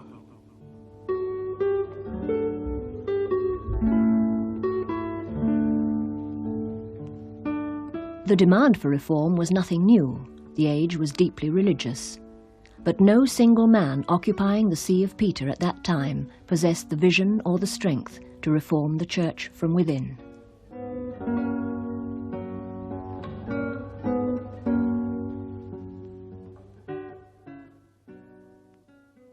When Martin Luther published his 95 Theses, he was nearing 34. He'd been an Augustinian friar for 12 years and had recently adopted a simplified theology based on his reading of St. Paul. It became known as justification by faith. For Luther, man depended on God's mercy and could not buy his way to heaven by giving alms or performing good works.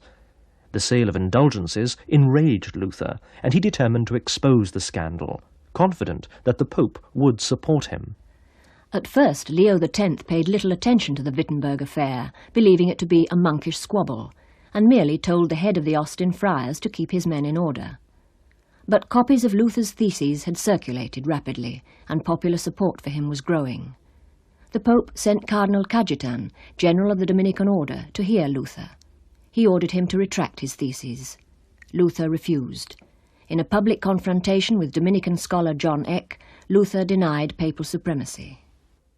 There was now no turning back. Luther published pamphlet after pamphlet, moving further and further away from his original invitation to debate and abuse. In 1520, he published 3 manifestos, one of which attacked the sacramental system. Rome could no longer ignore Martin Luther. On the 15th of June 1520, the Pope issued a bull, Exsurge Domine, condemning 41 of Luther's propositions as heretical, ordering the faithful to burn his books and giving Luther 2 months to recant or be excommunicated. Luther responded by burning the bull in public. Finally, in 1521, Luther was called before the Emperor Charles V at the Diet of Worms. Asked once more to revoke his writings, Luther refused. He was outlawed on the spot. Given a safe conduct, he lived for 10 months in disguise in the castle of Wartburg. Luther's doctrine was formulated officially in 1530 in the Confession of Augsburg. He compiled a catechism, wrote hymns, and by 1534 had finished his translation of the Bible into German.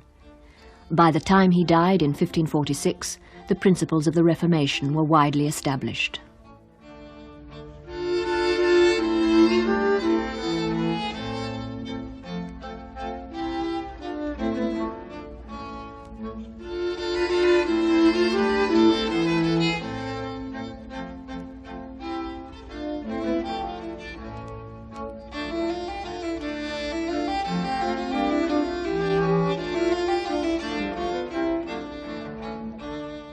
You've been listening to episode 30 of The Vatican Centuries, written by Jill Bevilacqua and produced by Sean Patrick Lovett.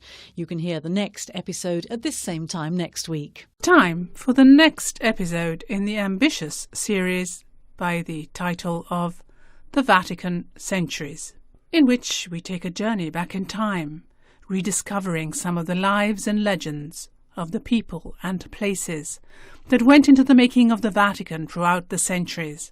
While last week we heard how Rome was sacked by mercenaries and Pope Clement VII besieged, how the Peter indulgences were contested by Martin Luther, who started the Reformation, this week we discover Michelangelo painting the Last Judgment fresco, taking over as architect of St. Peter's, and also St. Ignatius of Loyola founding the Society of Jesus.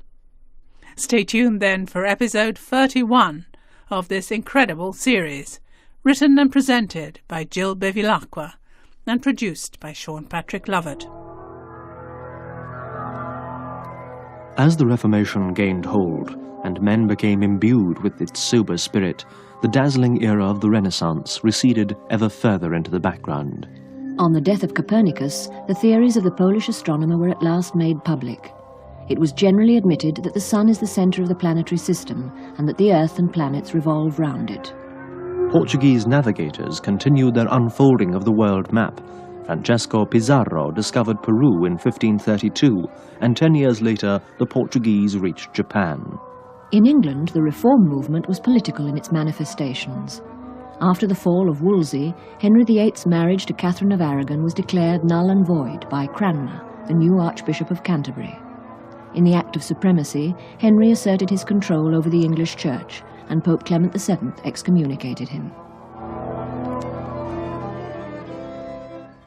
If any credit at all can be given to the unhappy Pope Clement VII, it must be that he gave Michelangelo the commission to paint the Last Judgment on the end wall of the Sistine Chapel.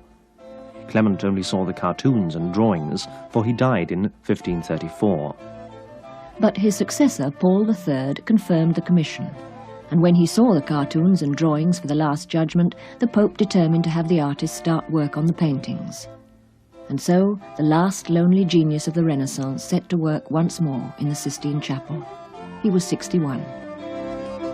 For 8 long years he laboured, pouring into this final masterpiece all the agony and religious fervour of his tragic soul. Michelangelo had seen the fall of the Florentine Republic, the defiance of Luther, and the sack of Rome.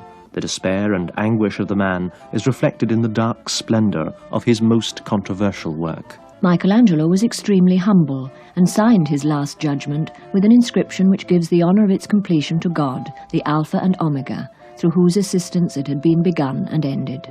Paul IV called the Last Judgment a stew of nudes and wanted the artist to alter the facade of the chapel. When Michelangelo heard, he commented, "Tell the Pope this is a trivial matter and can easily be arranged. Let him set about putting the world to rights, for pictures are soon put right." But the painting was always in trouble. A century later, orders were given for breeches to be painted over some of the figures, while Clement VIII actually wanted to have the whole fresco whitewashed. Work on the new St. Peter's had languished somewhat since the sack of Rome, and on the ceilings of the basilica and even on Bramante's pillars, grass was growing. It was not until San Gallo died in 1546 and Michelangelo, now 72, took over, that things really began to move. In his Lives of the Artists, Giorgio Vasari describes the physical appearance of Michelangelo. Michelangelo was of medium height, broad in the shoulders, but well proportioned in all the rest of his body. As he grew old, he took to wearing buskins of dog skin on his legs next to the skin. He went for months at a time without taking them off. Then, when he removed the buskins, often his skin came off as well. Over his stockings he wore boots of cordswain fastened on the inside as a protection against damp. His face was round, the brow square and lofty, furrowed by 7 straight lines, and the temples projected considerably beyond the ears, which were rather large and prominent. His body was in proportion to the face, or perhaps on the large size. His nose was somewhat squashed, having been broken, as I told, by a blow from Torrigiano. His eyes can best be described as being small, the colour of horn, flecked with bluish and yellowish sparks.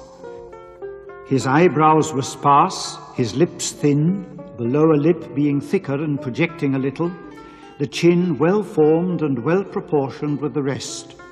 His hair black, but streaked with many white hairs and worn fairly short, as was his beard, which was forked and not very thick. Shortly before Paul III had confirmed Michelangelo supreme architect of St. Peter's, he'd given his blessing to a new religious society. While Michelangelo was at work on the Last Judgment in the Sistine Chapel, Ignatius of Loyola was consolidating his newly founded Society of Jesus in a Roman slum. Íñigo López de Rejalde was born of noble stock in 1491 in the castle of Loyola in northern Spain. He himself writes that up to his 26th year he was entirely given up to the vanities of the world and felt a keen and empty craving to excel. But the idle life of a palace page offered small stimulus to a young man with ambition. Then, unexpectedly, Loyola's court patron fell from favour, and the aspiring hero found himself defending a breach in the castle wall at Pamplona against French invaders.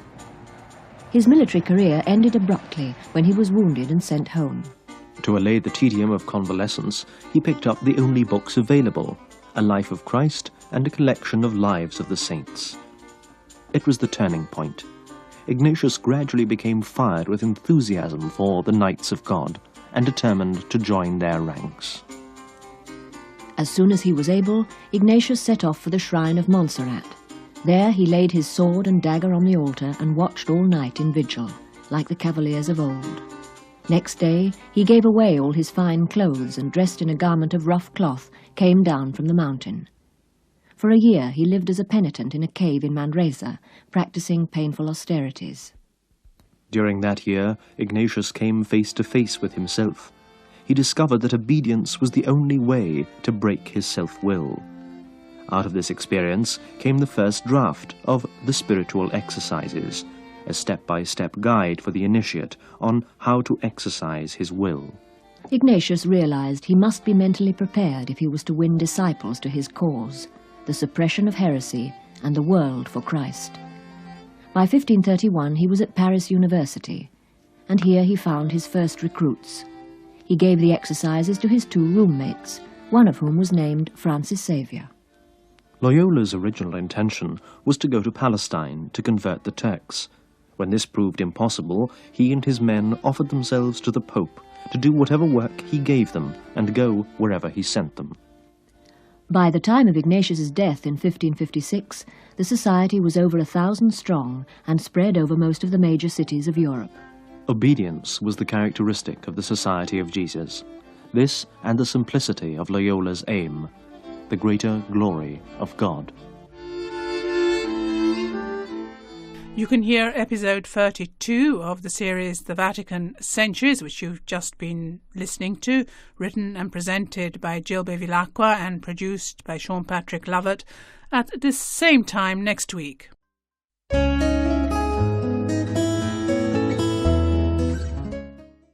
We now broadcast the 32nd episode or chapter in our ongoing historical series, where we look at the lives and legends of the people and places that went into the making of the Vatican. Today's episode tells us more about Michelangelo's story and his troubled relationship with Pope Julius II. The programme is written and presented by Jill Bevilacqua and produced by Sean Patrick Lovett.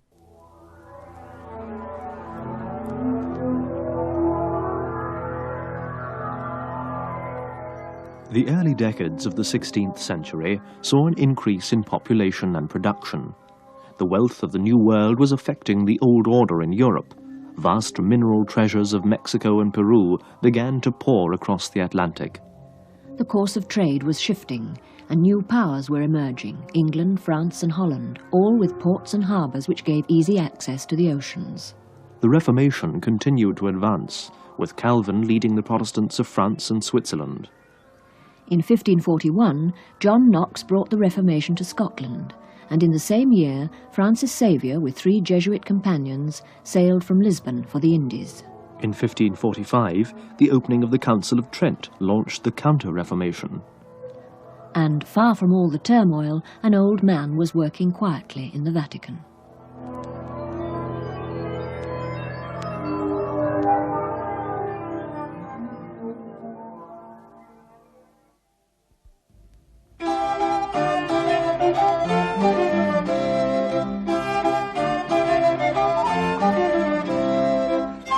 A Of all the Renaissance artists who brought their talents to Rome, none has left a more indelible stamp on the city than Michelangelo. His presence is everywhere, from the Dome of St. Peter's in the heart of Christian Rome to the Piazza del Campidoglio, the civic and official centre of the city. Michelangelo was an old man when he designed this square and the flight of steps up to the Capitol, made for the triumphal entry of Charles V in 1536. If Rome owes much to Michelangelo, he too owed something to Rome. In Rome he found his greatest inspiration, and in Rome his genius came to full flowering.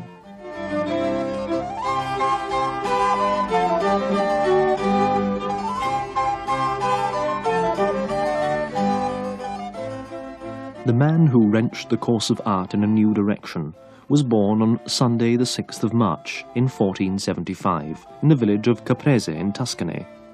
His father didn't want him to become an artist, but was eventually convinced and apprenticed him to Domenico Ghirlandaio, who ran a large family studio in Florence. But Michelangelo left long before his contract was up to become a member of the household of Lorenzo the Magnificent, who recognized the boy's potential and adopted him as one of his own.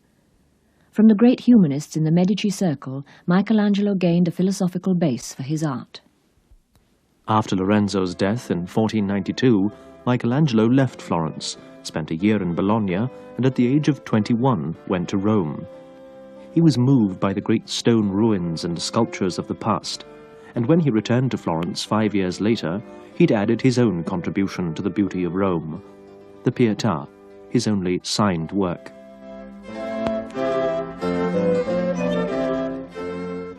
The years of the David followed, and the frescoes of the Battle of Cascina. Then, in 1505, came the summons to Rome. Pope Julius II had seen the Pietà and wanted the artist to design his tomb. It was the beginning of a lifetime of service to the papacy. Michelangelo worked for 7 popes, but with none of them did he have such a love-hate relationship as with the Pontefice Terribile. Nor did any other piece of work give him more trouble than the tomb of Julius. It dogged his heels for 40 years, and the artist himself described it as a tragedy. The final version is in San Pietro in Vincoli and contains only the Moses by Michelangelo himself.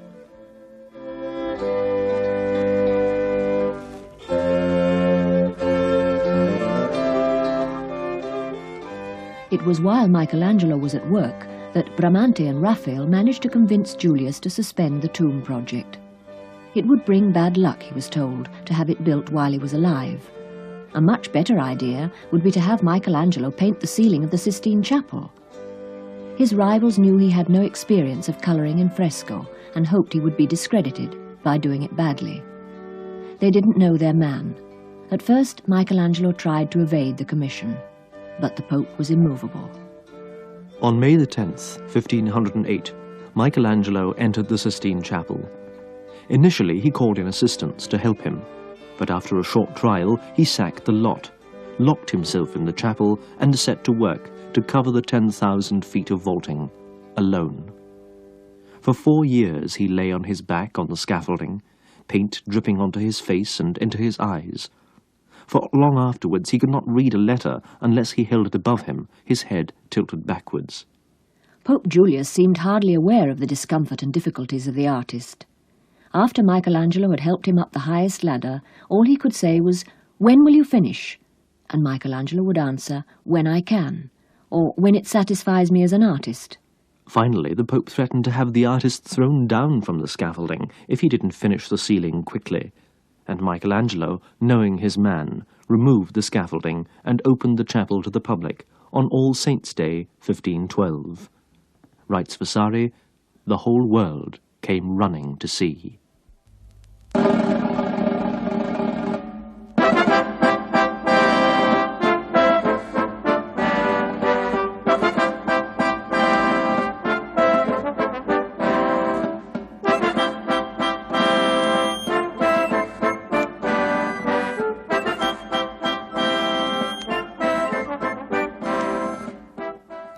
It was towards the end of his life that Michelangelo accepted Paul III's commission to take charge of the building of St. Peter's. But he refused to take any payment, and it was declared in a papal decree that he was devoting his time to the fabric for the love of God. Each succeeding pope placed absolute trust in the old artist, though he was subjected to constant irritation by his rivals, who tried to stir up trouble between him and the popes, spreading stories that he was in his dotage and ruining the building. On the contrary, Michelangelo was correcting the mistakes of his predecessors. Michelangelo suffered much harassment at the hands of his enemies, yet despite frequent appeals from Vasari to return to Florence, he felt himself committed to the work on St. Peter's and was anxious to see it finished. He wrote to Vasari, "My dear Giorgio, as God is my witness, it was against my will that I was forced to start work on the construction of St. Peter's by Pope Paul III 10 years ago. And if work on the fabric had continued up to the present time in the way it started, then enough progress would have been made for me to agree to return home. But for lack of money, the work has been continually delayed, and it is now being held back just as the construction has reached the most exhausting and difficult part. So to abandon it at this stage would mean the shameful waste of all the labors I have undertaken for the love of God during these 10 years. I have lost my memory and my wits, and as writing is not my profession, I find it very irksome. In conclusion, to make you understand what would happen if I abandoned the building and left Rome, first, I would make many thieves happy, and I would be responsible for its ruin, and perhaps for closing it down forever.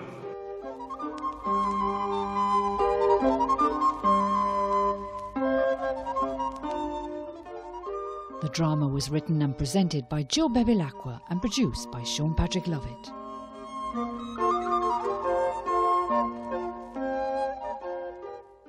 And now stay tuned for the next part of our weekly radio drama, The Vatican Centuries, looking at the people and places that made up the history of the Vatican. Episode 33 is entitled No Earthly Crown, and it takes us back to the latter part of the 16th century.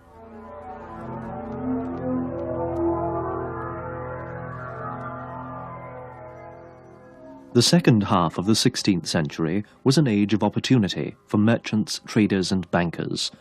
Prices rose sharply as the value of money was debased and a wave of inflation swept across the continent. The gold and silver of the New World had glutted the money market. But in spite of the resulting hardship, a general sense of well-being and growth prevailed. The world was moving towards a more spacious era. Navigators continued to fill in the map. In 1554, the coast of North Africa was taken by the Turks, and 3 years later, the Portuguese settled in China. The reverse side of the coin showed the religious tug-of-war still in progress. With the Book of Common Prayer, a uniform Protestant service was introduced in England. Mary Tudor restored Catholicism briefly and sent Latimer, Ridley and Cranmer to the stake. In Germany, the religious peace of Augsburg gave the Protestant princes freedom of worship and the right to introduce the Reformed religion into their territories. In Rome, Pope followed Pope, but in the Vatican, one man reigned supreme.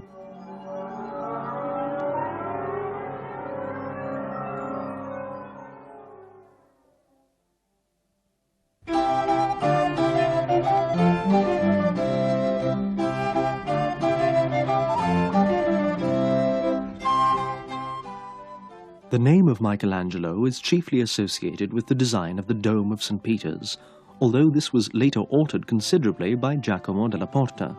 The drum, however, with its paired columns and garlands, was built according to Michelangelo's plans. The curve of the cupola he'd intended to be lower and more rounded, with a loftier lantern. The great surviving contribution of Michelangelo was to the body of the church, not normally seen by most visitors because the gigantic pilasters and windows face onto the Vatican gardens. But it's generally recognized that St. Peter's as we know it today owes more to Michelangelo than to any other architect.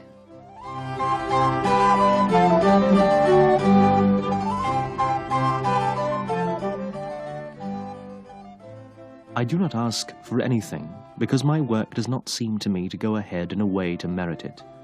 I am living here in a state of great anxiety and of the greatest physical fatigue. I have no friends of any sort, and want none. So wrote Michelangelo Buonarroti, the lonely giant. And yet he longed to be loved. In a letter of introduction, his fellow Tuscan Soderini wrote of him, He is an excellent young man, and in his own art without peer in Italy, perhaps even in the universe. His nature is such that he requires to be drawn out by kindness and encouragement. But if love is shown him and he is well treated, he will accomplish things which will make the whole world wonder. The year was 1506. Michelangelo was 31.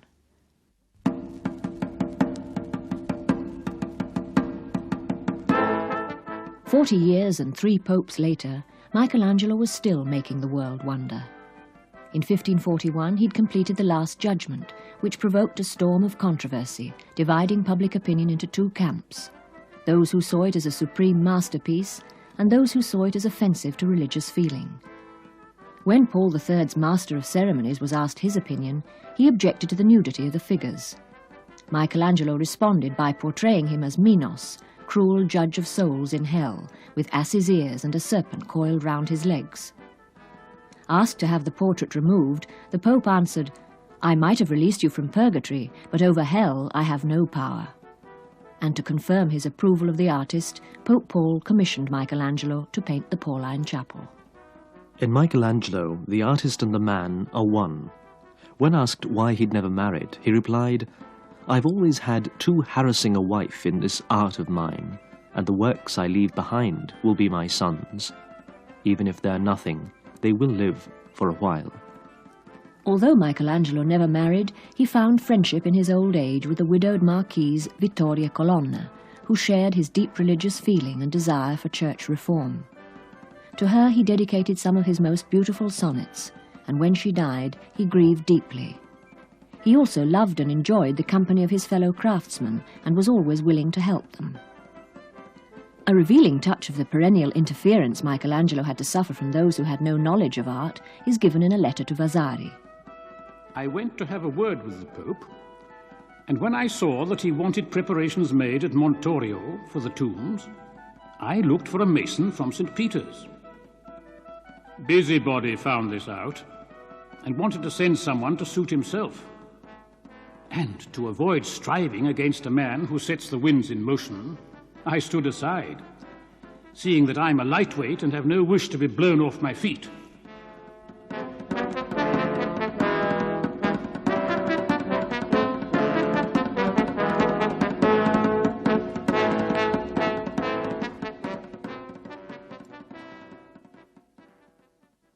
Michelangelo was a perfect example of the old definition of the man of genius, one who has an infinite capacity for taking pains. He didn't spare himself and declared once that using the hammer kept his body healthy. The genius of Michelangelo, unlike that of many other great men, was recognized in his lifetime, and he was constantly sought after by popes and emperors. He became very rich, but lived like a poor man, though he was no miser, secretly providing dowries for poor girls and generous in his gifts to friends, relations, and those who served him. Michelangelo was a consummate artist in the 3 spheres of painting, sculpture, and architecture, but he concentrated his energies on achieving absolute perfection in what he could do best, the human figure. He made endless anatomical studies, dissecting corpses, not only of men but of animals, especially horses, which he loved. He was never satisfied with his own work, which is why there are so few of his finished statues. But in Vasari's words, everything he made, whether with the brush or with the chisel, defies imitation. Michelangelo loved to use human beauty in art, but from what was beautiful he selected only the most beautiful, and thus achieved perfection.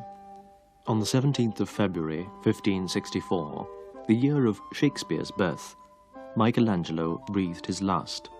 He was in his 90th year. Michelangelo wrote once, "Whoever is born arrives at death with the flight of time, and the sun leaves not a single thing alive." But the life that Michelangelo breathed onto canvas and into stone, neither sun nor moon nor any mortal thing can burn up or destroy. It has become a part of creation. Now hath my life across a stormy sea, like a frail bark, reached that wide port where all are bidden, ere the final reckoning fall of good and evil for eternity. Now know I well how that fond fantasy which made my soul the worshipper and thrall of earthly art is vain. How criminal is that which all men seek unwillingly, Those amorous thoughts which were so lightly dressed, what are they when the double death is nigh? The one I know for sure, the other dread. Painting nor sculpture now can lull to rest my soul that turns to his great love on high, whose arms to clasp us on the cross were spread.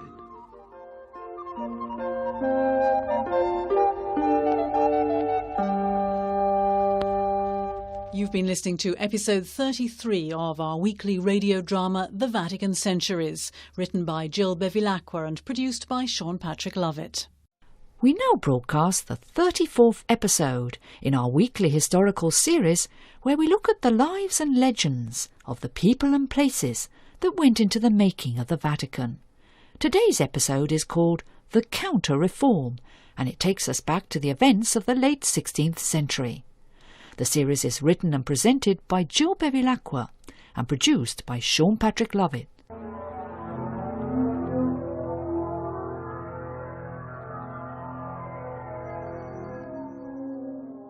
The characteristic theme of the latter half of the 16th century was reform and expansion. Spain was now the greatest European power, but there were threats from the Netherlands and from Elizabeth I, the last Tudor monarch. In France, the year 1561 saw the beginning of religious wars between Huguenots and Catholics. In 1563, the definition of the 39 Articles completed the establishment of the Anglican Church. The year of Michelangelo's death was also the year of Shakespeare's birth, and of another uncomfortable genius, Galileo, who was to give churchmen so much trouble with his theories. Titian was painting in Venice, the Bruegels in Brussels and Antwerp, Benvenuto Cellini was writing his autobiography. Palestrina, Orlando di Lasso and William Byrd were composing music for the church. And in 1570, a young Spaniard named Miguel de Cervantes took part in the Battle of Lepanto. As Pope Pius V knelt praying in the Church of St. Mary Magdalene, the Christian fleet under the command of Don John of Austria defeated the Turks and ended forever this threat to Europe from the sea.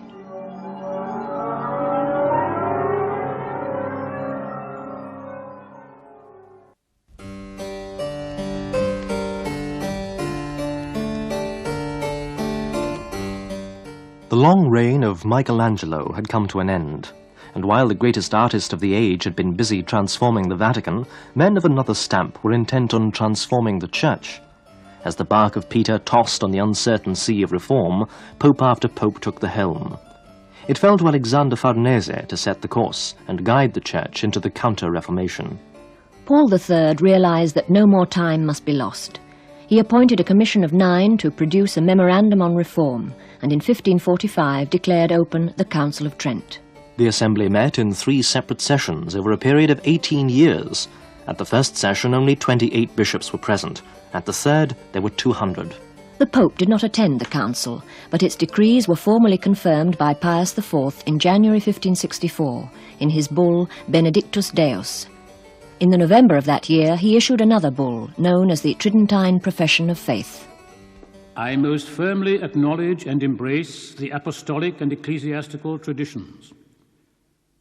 I acknowledge the sacred scripture according to that sense which Holy Mother Church has held and holds. I profess that there are 7 sacraments. I embrace and receive each and all of the definitions and declarations of the Sacred Council of Trent on original sin and justification. I profess likewise that true God is offered in the Mass, and that in the Most Holy Eucharist there are truly, really and substantially the body and blood, together with the soul and divinity of our Lord Jesus Christ. I hold unswervingly that there is a purgatory and that the souls there detained are helped by the intercessions of the faithful, likewise also that the saints who reign with Christ are to be venerated and invoked.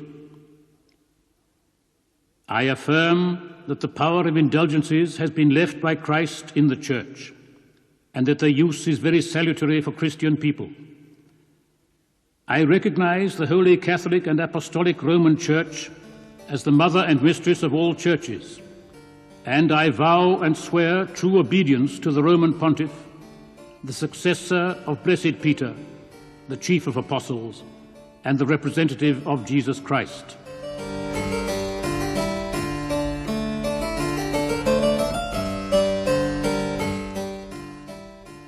When Paul III became Pope in 1534, he was 67 and in poor health. But by observing a careful diet, he managed to live another 15 years. In that time he endeared himself to the Romans, governing wisely and courageously. He improved Rome's streets and fortifications, and while continuing Vatican patronage of arts and letters, he eliminated the parasites of the papal court. He also instituted the Confraternity of a Good Death, whose work was to retrieve the numerous unburied corpses scattered over the Roman countryside. Once a year, the confraternity had the right to appeal for mercy for a condemned criminal. Like Julius II, Paul III worked for the independence of the papacy and of Italy. He recognized the Society of Jesus, and on the instigation of Cardinal Caraffa, founded the Roman Inquisition. Caraffa, who became Paul IV, was also responsible for the publication of the first index of prohibited books. He also enclosed the Jews of Rome in the ghetto. He was not loved, and on his death in 1559, the people destroyed his statue and set fire to the Inquisition building.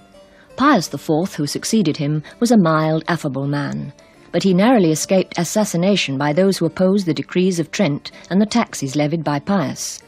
They awaited him with daggers under their cloaks, but the plot was discovered in time and the culprits executed. Pius was so shaken that he fell ill and died a few days later in the arms of two future saints. One was Philip Neri, the Apostle of Rome. The other was Cardinal Charles Borromeo. With this famous nephew, Pius IV used to spend many a pleasant hour conversing on sacred subjects in his favourite retreat, the Casina del Papa, built for him by Piero Ligorio in the Vatican Gardens.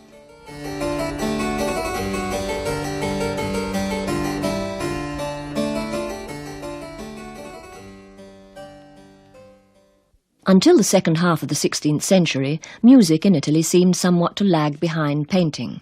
The singers of the papal chapel, for example, were nearly all French, and although there was a Roman school of music, no outstanding local talent had yet emerged. And then one day a man came on the scene whose name would go down in history as the man who saved music for the Church. A man who showed that music, which was both grave and gay, could also reach sublime heights. The man was Giovanni Pierluigi da Palestrina, born in the village of that name around the year 1525.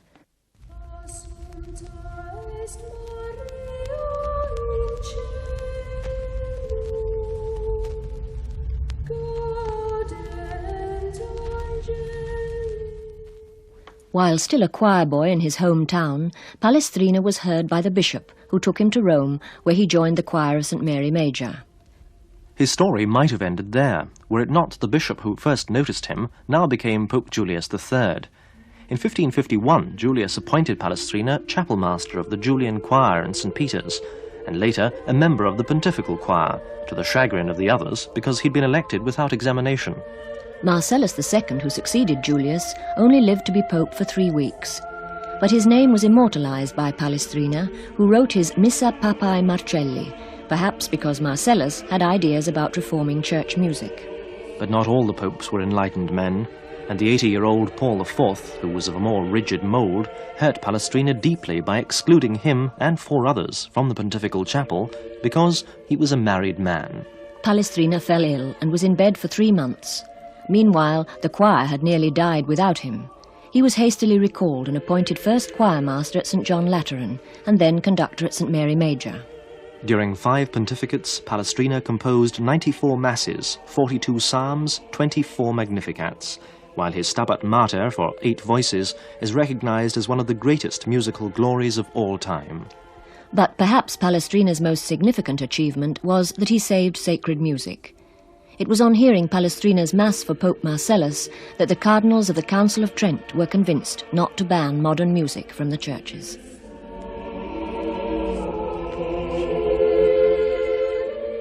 The series was written and presented by Jill Bevilacqua and produced by Sean Patrick Lovett. And now we present the next part of our weekly radio drama, The Vatican Centuries, looking at the people and places that made up the history of the Vatican. Episode 35 is entitled The New Image, and it takes us back to the second half of the 16th century.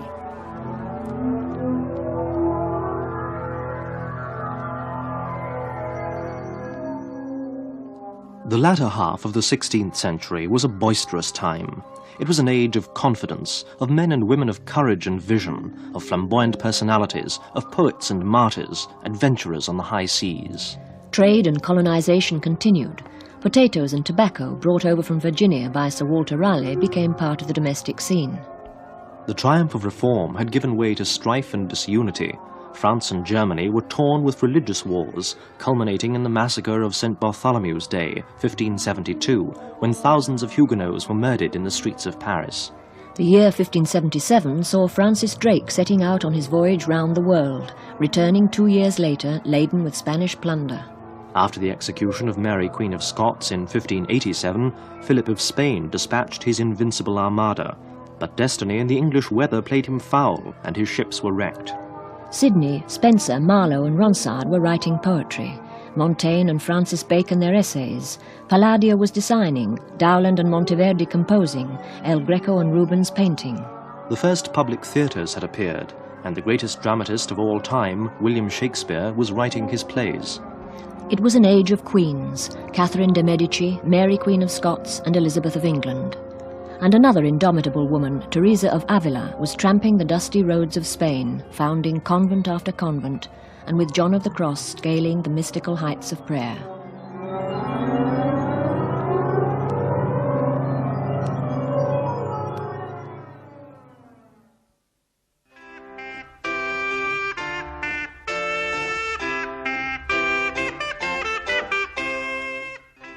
As the clamour attendant on reform and counter-reformation gradually died down, a new image of the papacy began to emerge. The popes of the time were poorer, and since the Council of Trent, the evil of nepotism had almost disappeared. The moral prestige of the papacy was higher than it had been for a long time.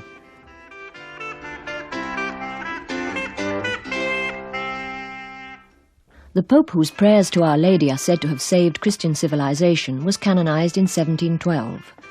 Pius V began life as a shepherd boy, became a Dominican, and even as Pope continued to live the life of a friar. He kept his white habit, and since his time popes have always worn white. An earnest and ascetical man, though somewhat fanatical, we're told, Pius V declared that the Church had no need of cannon or soldiers. Its weapons, he said, were prayer, fasting, tears, and the Bible. But saints are not always understood, and it was rumoured that the Pope was trying to turn the city of Rome into a monastery. He ordered bishops to reside in their sees and made a clean sweep of corrupt and petty officials and hangers-on at the papal court. Better that the Curia should be ruined than Christianity, was the Pope's dry comment. Perhaps Pius V would like to be remembered as the Pope who beat the Turks, instituted the Feast of the Rosary, and added the invocation to Our Lady, Help of Christians. But in 1570, Pius issued a bull, Regnans in Excelsis, excommunicating the Queen of England. This act unwittingly set in motion the anti-Catholic feeling which led to the most savage penal laws passed by any Protestant state in that era. The bull was smuggled into England and pinned to the gate of the Bishop of London's palace in St. Paul's churchyard.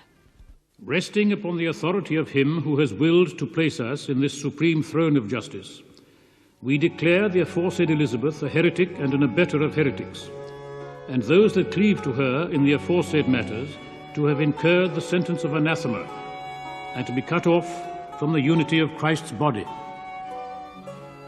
Moreover, we declare her to be deprived of her pretended right to the aforesaid realm, and from all dominion, dignity, and privilege whatsoever.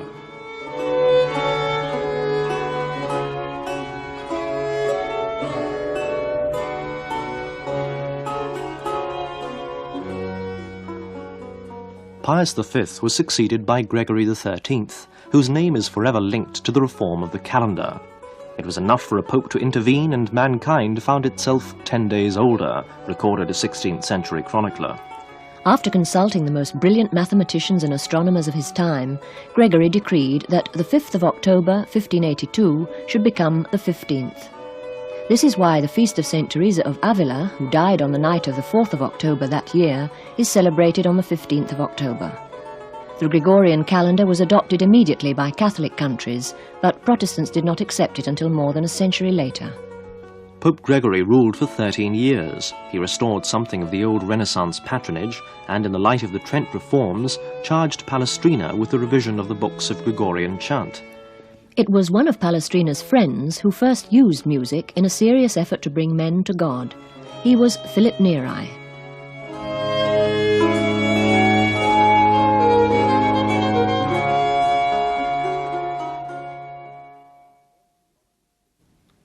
Born in Florence in 1515, Philip moved to Rome, where he lived as a solitary, often spending the night in prayer in the catacombs.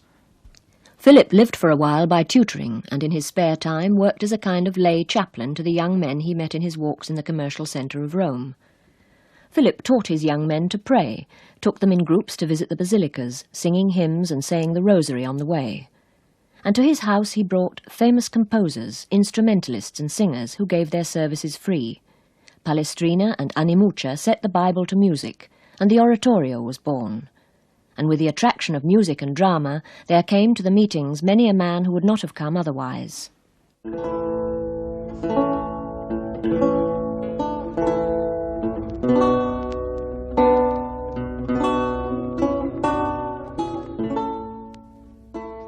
Philip Neri was not clerically minded.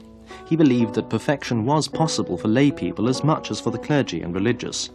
He preached love and spiritual integrity rather than physical austerity. He himself radiated love of God and man. He was a gentle, deeply humble person, with a sense of proportion and never-present gaiety which drew men to him like a magnet. Although not a Roman by birth, Philip became known throughout the length and breadth of Rome and exerted enormous influence over the Romans of his day, of every rank and degree. He won for himself the unique title of the Apostle of Rome.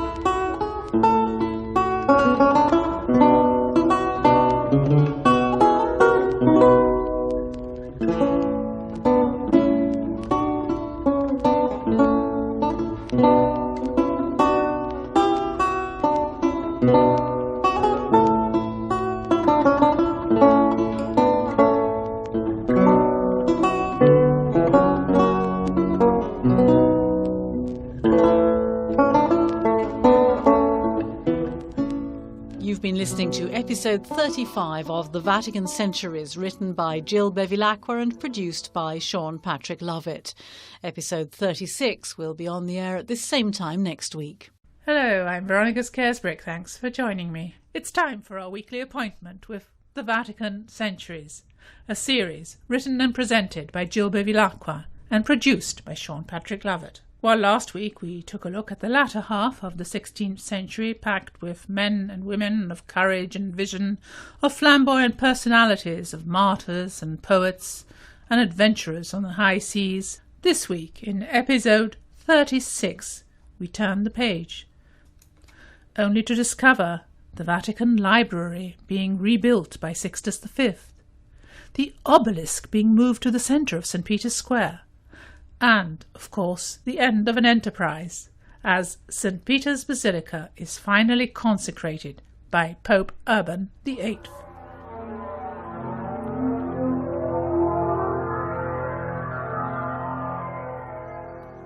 A colourful epoch was passing away.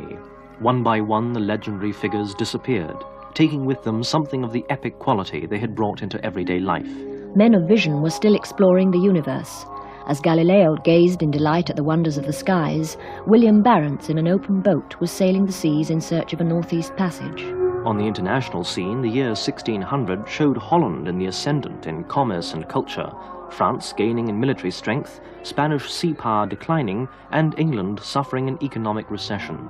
Music and drama flourished. In London, people were flocking to the plays of Will Shakespeare. Religion was still a source of contention. At the turn of the century, Giordano Bruno went unrepentantly to his death, the last great heretic to be burnt at the stake in the medieval manner. 2 years earlier, Philip of Spain, the austere despot of 27 kingdoms, had died. One lonely sovereign lingered on, his cousin Elizabeth.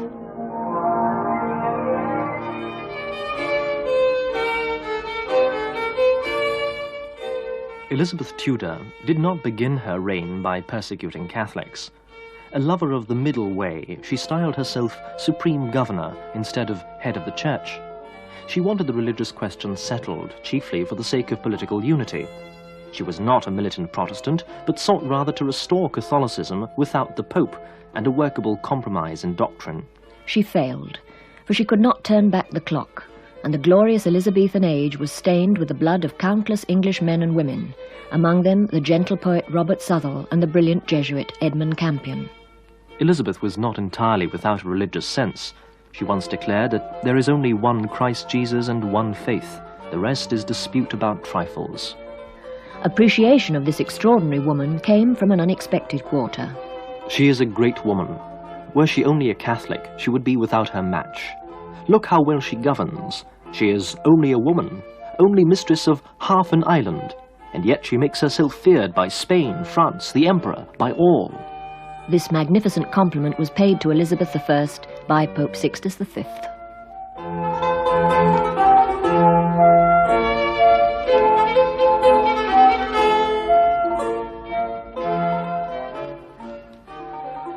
The bull excommunicating Queen Elizabeth had disastrous effects and later was much regretted.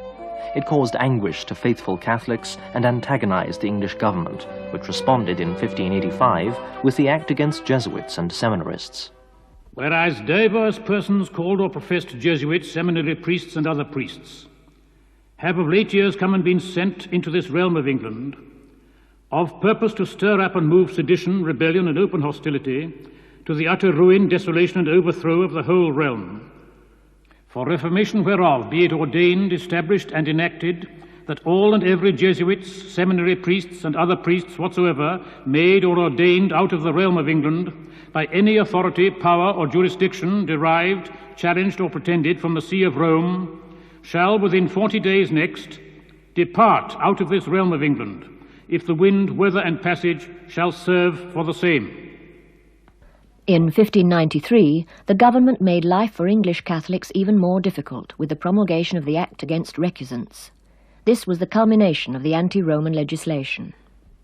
For the better discovering and avoiding of all such traitorous and most dangerous conspiracies, as are daily devised and practised against our most gracious Sovereign Lady the Queen's Majesty, by sundry wicked and seditious persons, who, terming themselves Catholics, and being indeed spies and intelligencers, and hiding their most detestable and devilish purposes under a false pretext of religion and conscience, do secretly wander and shift from place to place within this realm, to corrupt and seduce Her Majesty's subjects, and to stir them to sedition and rebellion. Be it ordained and enacted by our Sovereign Lady the Queen's Majesty, that every person above the age of 16 years, being a popish recusant, convicted for not repairing to some church, chapel, or usual place of common prayer to hear divine service there, but forbearing the same, shall within 40 days next repair to their place of dwelling where they usually heretofore made their common abode, and shall not any time after pass or remove above 5 miles from thence.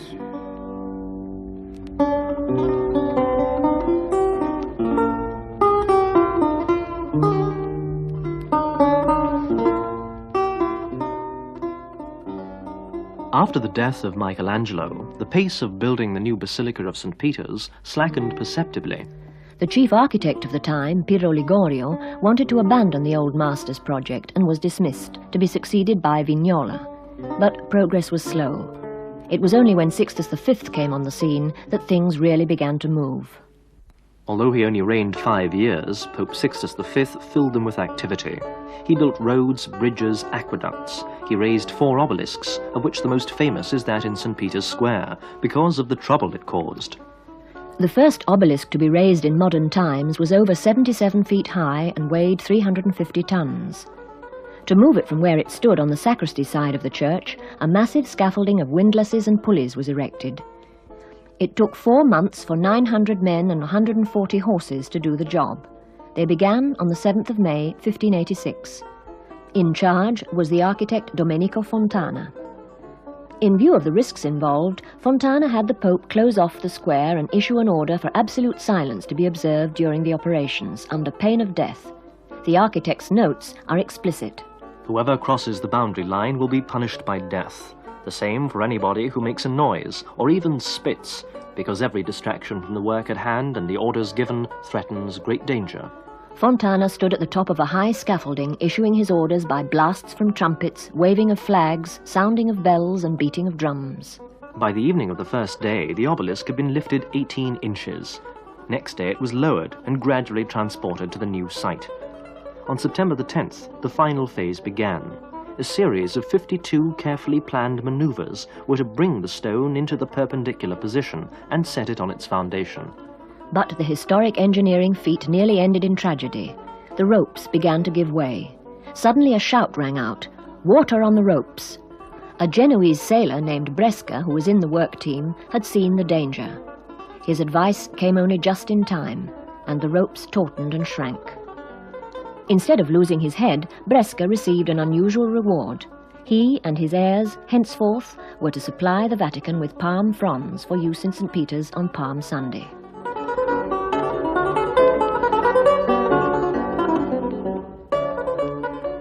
Pope Sixtus knew his time was running out, and he was determined that the dome of St. Peter's should be set in place before he died. "Just now, it looks like a body without a head," he remarked. Work began on the 15th of July, 1588, and went on day and night to the delight of the candlemakers. In 2 years, the dome was in place. In 1603, the partition wall across the basilica was at last removed, and the western side of the new church revealed in all its splendour. This was a period of calm, diligent, orderly, without genius. St. Peter's, it is said, has never really been finished, but the basilica we know today is more or less the same as the one which on November the 18th, 1626, was consecrated by Pope Urban VIII. It had cost some £10 million and had taken just over a century to build.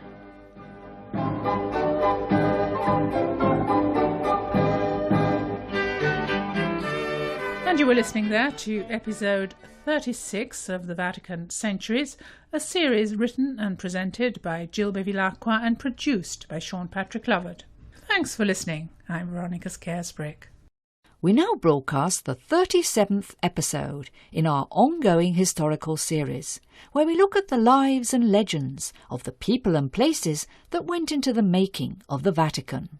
Today's episode is called A New Heaven, A New Earth, and tells us about Bernini's work inside St. Peter's and how the astronomer Galileo was condemned.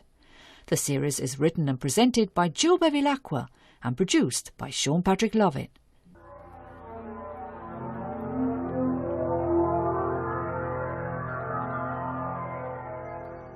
The 17th century was a time of intellectual and scientific development, of growing religious tolerance and a questioning of church authority, an age of kings when the very concept of kingship was challenged. In England, conflict between monarch and parliament flamed into civil war and led to the execution of Charles I. On the other side of the Channel, a child of 5 became king. Louis XIV, the Sun King, was to reign for 72 years. In the New World, immigrants and explorers kept coming. In 1620, the Pilgrim Fathers had crossed the Atlantic in the Mayflower. In 1637, Russian pioneers reached the shores of the Pacific. It was an era of practical discoveries and inventions. Logarithms, the barometer, the telescope, and even an adding machine. William Harvey demonstrated the circulation of the blood. A Dutchman named Grotius set out the principles of international law. René Descartes founded a new system of thought. The early decades saw a flowering of metaphysical poetry, the appearance of the first opera, and movable scenery in the theatre. Realism in painting, sculpture, and architecture was balanced taste for grand, spectacular effects. It was the beginning of Baroque, with Rome leading the way.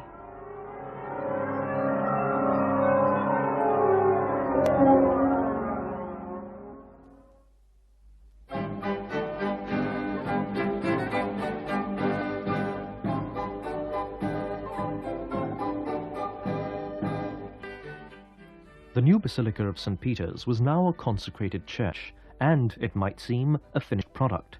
But there was splendour still to come. Genius was at work again, in the form of the newly appointed architect, Gian Lorenzo Bernini, the man who was to give St. Peter's Square the distinctive look it has today. But it was on the interior of the church that the last great architect of St. Peter's was first employed. Urban VIII, the Barberini Pope, commissioned Bernini to design the canopy or baldacchino over the main altar. The bronze of the canopy, which took over 10 years to make, is said to have been taken from beams in the portico of the Pantheon, and this produced a famous pasquinade, Quod non fecerunt barbari, fecerunt barberini. What the barbarians didn't do, the Barberini did.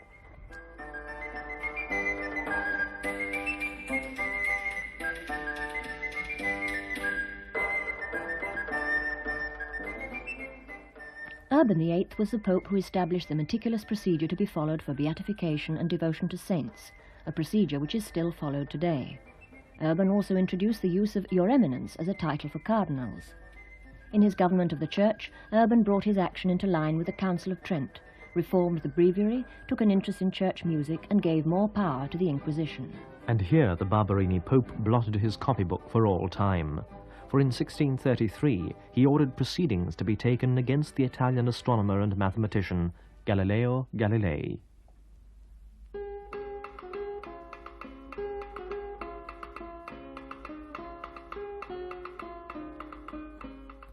In the year 1581, a young man was watching a bronze lamp swinging in the Cathedral of Pisa. He noticed that whatever the range of its movements, they were always the same length. This was Galileo's first important discovery. He next found that the speed of falling bodies was the same whatever their weight, and to prove it, tossed two objects of differing weights from the top of the Leaning Tower of Pisa. But it was with the telescope that Galileo was to make the most startling discoveries of all. In the autumn of 1609, he spent night after night stargazing, and when the English poet Milton visited him, he was able to recount that the Milky Way was powdered with stars. The moon had mountains and valleys, the sun had spots, and Jupiter had 4 satellites. Galileo showed his telescope to the Doge of Venice, who stood on the top of the bell tower of St. Mark's and was delighted to be able to see ships 2 hours before their arrival in port. In 1610, Galileo was in Rome with his telescope, showing the wonders of the skies to distinguished members of the papal court. His reception was so encouraging that he decided to publish his long-held belief in the Copernican system, even to the extent of trying to find scriptural confirmation for it. This was Galileo's undoing. He was warned to confine reading to the physical sphere and to avoid theology. The Holy Office declared as heretical the proposition that the sun is immovable in the centre of the universe and that the earth moves round it. Galileo was instructed not to hold, teach, or defend the condemned doctrine. He agreed to obey. But 16 years later he published his Dialogue on the Ptolemaic and Copernican Systems. It was hailed throughout Europe as a masterpiece of scientific exposition, but it was clearly in contradiction with the Edict of 1616. The scientist was summoned to Rome, and under threat of torture, compelled to abjure his theories. On his knees he heard the sentence, imprisonment for life, and a weekly recital of the penitential psalms for 3 years. He was eventually allowed to leave Rome, and spent the last 8 years of his life under house arrest in his villa in Arcetri. Cared for by his elder daughter, and gradually growing blind, Galileo nevertheless continued his researches and writings to the end, which came on January 8, 1642.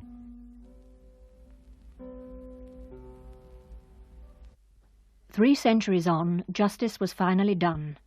On the 10th of November 1979, Pope John Paul II declared to the Pontifical Academy of Sciences that the Church is deeply indebted to Galileo, who had to suffer greatly through the fault of churchmen. Another man of vision, the German mathematician and astronomer Johannes Kepler, wrote to his friend Galileo, "Give me the ships and adjust the sails to the heavenly winds.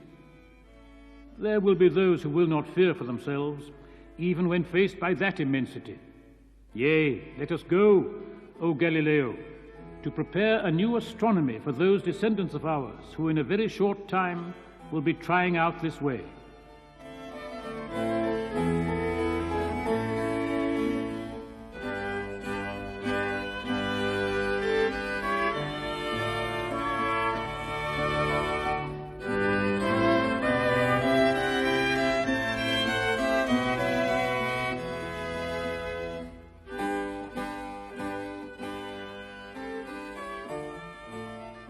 The series was written and presented by Jill Bevilacqua and produced by Sean Patrick Lovett.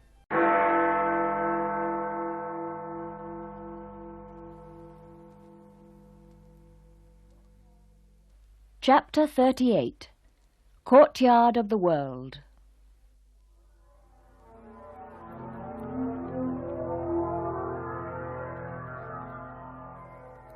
As the age of reason advanced, the pattern of Western society became ever closer to that of the modern world. After decades of turmoil, men were seeking peace and stability with more comfortable living conditions.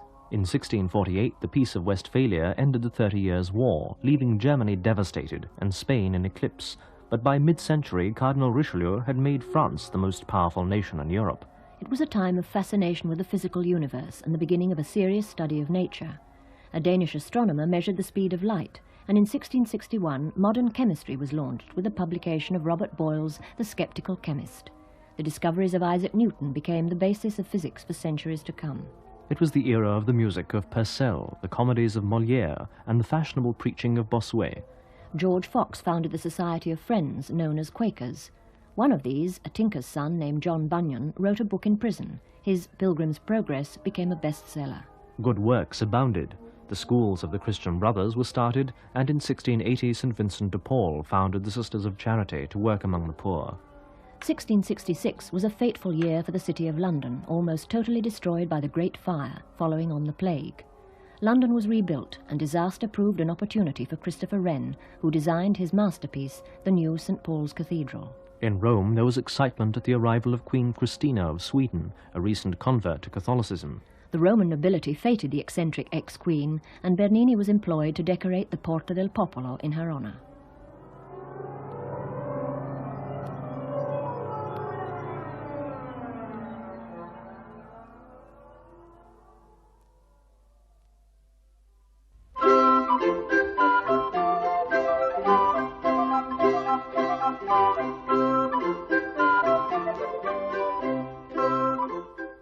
To the pilgrim of today, St. Peter's Basilica without St. Peter's Square would seem like an unfinished symphony.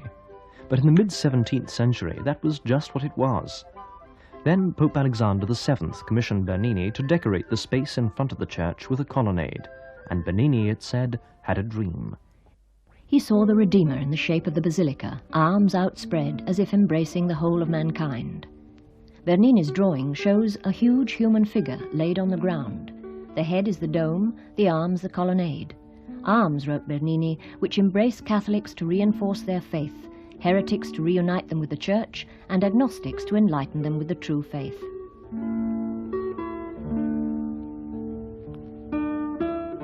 Bernini's plan for St. Peter's Square was both practical and aesthetic. He wanted to create a large open area where thousands of people could gather to receive the Pope's blessing. The colonnade was begun in 1657 and completed within the decade. Bernini's first commission in St. Peter's was in 1624, his last in 1678. In those 54 years, he worked everywhere in the basilica except on the ceiling. More than any other architect, he was able to envisage the impression St. Peter's could give the visitor. Bernini's idea was that the pilgrim should see St. Peter's in the distance like a vision. He remodeled the bridge of Sant'Angelo, lowering the parapet so that people could see St. Peter's dome about half a mile to the west. Once he had crossed the bridge, the pilgrim turned left into the dark street of the Borgo, emerging at last into the vastness of St. Peter's Square. Once inside the church, he would be drawn to the great canopy in the centre, through which he would see at the far end of the 600-foot nave the ornate Cathedra Petri, the ancient wooden chair said to have belonged to St. Peter, encased in bronze and suspended high above the floor of the apse. Behind, the golden western window of the Holy Spirit completed the vision. The last master architect of St. Peter's lived to be over 80 and served 8 popes. His greatest patron was Urban VIII, who sent for the artist after his election, saying, "It's your great good luck to see Barberini Pope, but we're even luckier that Bernini is alive during our pontificate." Urban loved to watch his friend at work, and when Bernini made a self-portrait, it was the Pope who held the mirror.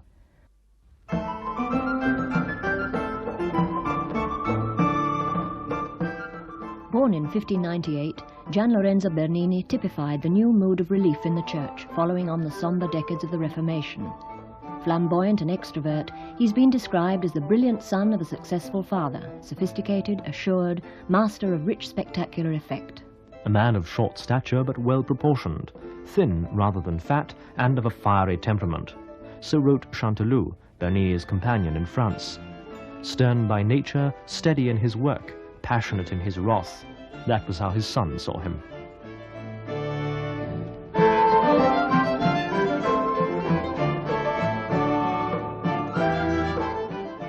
If he were alive today, Bernini would probably be a film director. He had a gift for the overall effect, both in architecture and sculpture. He knew how to convey emotion. All his sculptured figures are vibrant with life. They seem to have been caught by the camera in mid-conversation. As a modern critic has said, he brought a sense of time to sculpture. He used the moment of climax because he believed that it was in such moments that truth was revealed.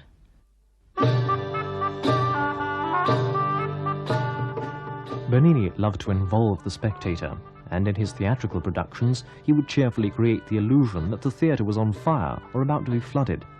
When he used spectacle, it was always with a purpose, not for its own sake, but to involve the viewer. Bernini was nothing if not versatile. He illustrated a book of poems by Urban VIII. He drew amusing cartoons of ecclesiastics and other public figures.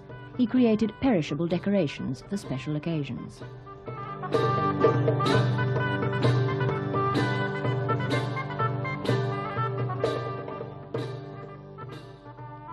Bernini was not only a successful artist, he was a deeply religious man.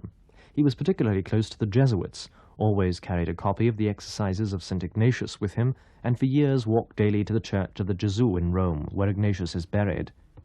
Bernini believed that his ideas were heaven-sent, and that he, like other Christians, should use his talents for the greater glory of God. If he had never done anything else, Bernini would surely be remembered as the man who filled Rome with beautiful fountains, and none more graceful than the well-known Roman landmark, the Fountain of the Four Rivers in Piazza Navona. The rivers are the Danube, the Ganges, the Nile, and the Rio de la Plata, representing Europe, Asia, Africa, and America. A Roman legend recounts that the figure of the Rio de la Plata is shielding its face from the Church of St. Agnes opposite, designed by Bernini's rival, the moody genius Francesco Borromini. Bernini too had his grumpy moments, but he loved a practical joke. His biographer, Filippo Baldinucci, recounts an episode which occurred during the building of the fountain. One morning the Pope arrived and entered the enclosure with Cardinal Pansirolo, his Secretary of State, and about 50 of his closest confidants. He remained there more than an hour and a half, enjoying himself greatly. Since the water had not yet been turned on, the Pope asked Bernini when it would be possible to see it fall. Bernini replied that he could not say on such short notice, since some time was required to put everything in order. The pontiff then gave him his benediction and turned toward the door to leave. He had not yet gone out of the enclosure when he heard a loud sound of water. Turning back, he saw it gush forth on all sides in great abundance. Bernini had, at the crucial moment, given a certain signal to the person whose job it was to open the water ducts. Overcome by such originality and gladdened by so beautiful a sight, the Pope returned with his whole court. Turning to the artist, he exclaimed, "In giving us this unexpected joy, Bernini, you have added 10 years to our life." As a greater sign of his pleasure, the Pope sent for 100 doubloons to be quickly distributed to the men engaged in work on the fountain.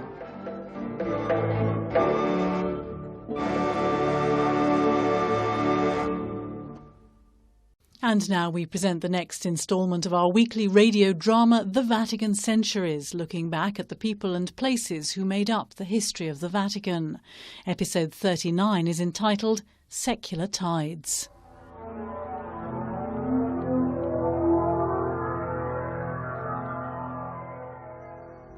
The cult of rationalism reached its peak sometime in the 18th century. Everywhere men were rising against injustice, seeking equality, preaching freedom, the abolition of privileges, the rights of man. Europe in the early 1700s was preoccupied with the Wars of Succession. It was the era of the professional soldier, and for Britain the start of empire building. Canada fell to the British in 1759. Robert Clive won supremacy in India, and in 1770 Captain James Cook dropped anchor off the coast of Australia. The fifth continent was on the map. Men were still pitting their strength against nature. Mont Blanc, the highest mountain in Europe, was scaled for the first time. As the century advanced, a significant change was in progress. Industry no longer depended on manual labour alone. With the invention of James Watt's steam engine in 1769, mechanization had arrived. In the prevailing spirit of skepticism, Freemasonry was born. But paradoxically, it went hand in hand with an evangelical revival, the foundation of Methodism and the hymns of John Wesley. The first critical studies of the Bible also appeared at this time. An age of wit and elegance, of lax morals, powdered wigs and painted faces, fluttering fans and coffee houses. The age of Casanova, but also of Dr. Johnson, of the political thought of Rousseau and the satire of Voltaire, of Haydn, Mozart, Handel, and the soaring music of Bach. For the papacy, it was a time of decadence and disintegration, and with the suppression of the Jesuits, the popes lost their last faithful ally. Slowly, the world was moving towards secularization.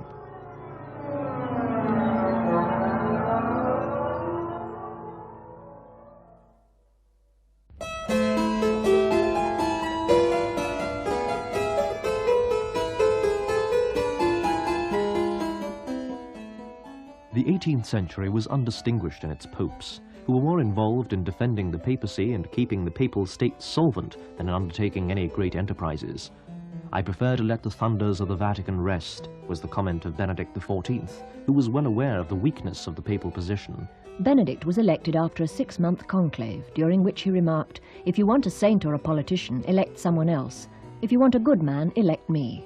The good man was elected and proved an enlightened ruler, doing a lot for the city of Rome. The Colosseum was constantly used as a quarry for travertine. Benedict saved the amphitheatre from total destruction. He had a cross erected in the centre and declared it a sacred place because of the blood of the Christians which had been spilt there.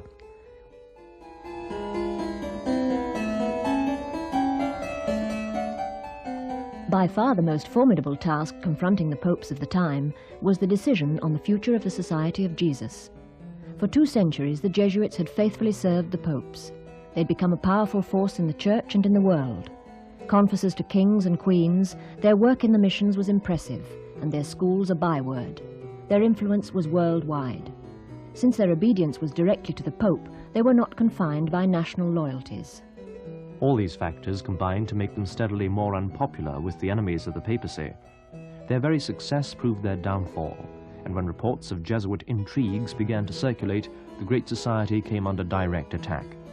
Political groups outside the Church, the Bourbon princes in particular, and the Jansenist party within, put pressure on successive popes. Although the Society of Jesus was never officially condemned, it was systematically dismembered. Country after country closed its doors to the Jesuits. In the January of 1769, the Spanish, Neapolitan and French ambassadors in turn demanded that the Pope suppress the society. 76-year-old Pope Clement XIII refused point blank, declaring that he would rather have both his hands cut off than do so. A few days after this encounter, the old Pope died of a heart attack. He'd just finished blessing the candles for Candlemas.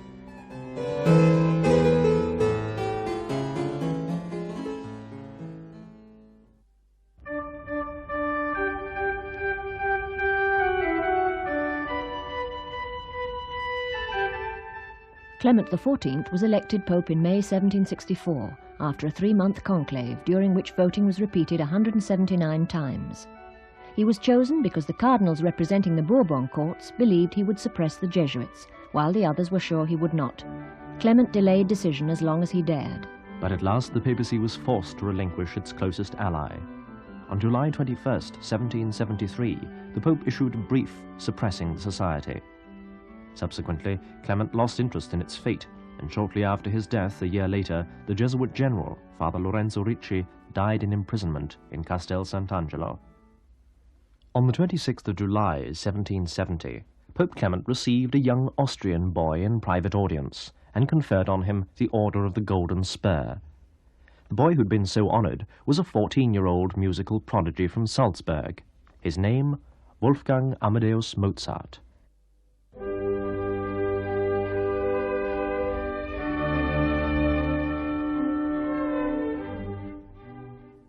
Leopold Mozart and his son arrived in Rome on the Wednesday of Holy Week 1770.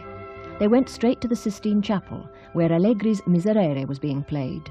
Afterwards, Mozart wrote down the entire score from memory, to the amazement of all who heard of it. For the piece had not been published, and the singers had been forbidden to transcribe it, on pain of excommunication. Mozart was born in 1756. At the age of 4, he was playing the harpsichord and composing.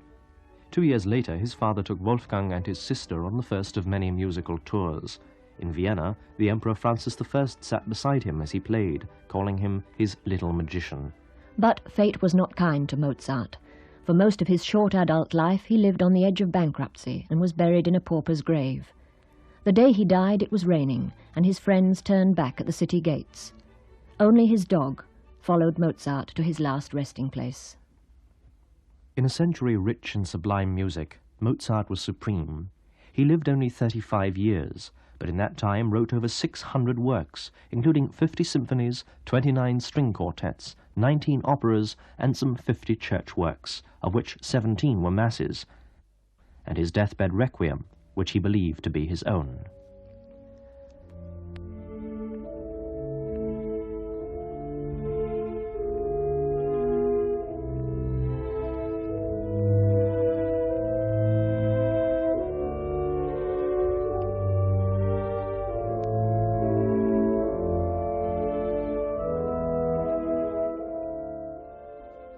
A few years earlier, a genius of quite another stamp was in Rome, Germany's greatest poet, Johann Wolfgang von Goethe. He was present at one of the most popular of Roman festivals, the Feast of St. Peter and Paul. The following is an extract from his diary for the 30th of June, 1767. The great feast of St. Peter and Paul has finally come. Last night we saw the illumination of the cupola, a sight resembling a fantastic legend. One can hardly believe one's eyes. The beautiful shape of the colonnade, of the church, and above all of the cupola, first sparkling with 1,000 burning lamps, and then, when the hour strikes, transformed into a feast of fire, is a unique and magnificent spectacle. The sky was pure and calm. The moon shone sweetly and poured what was like a luminous vapor onto the flames of the lamps. But at the end, when all became fire, the splendor of the moon was dimmed.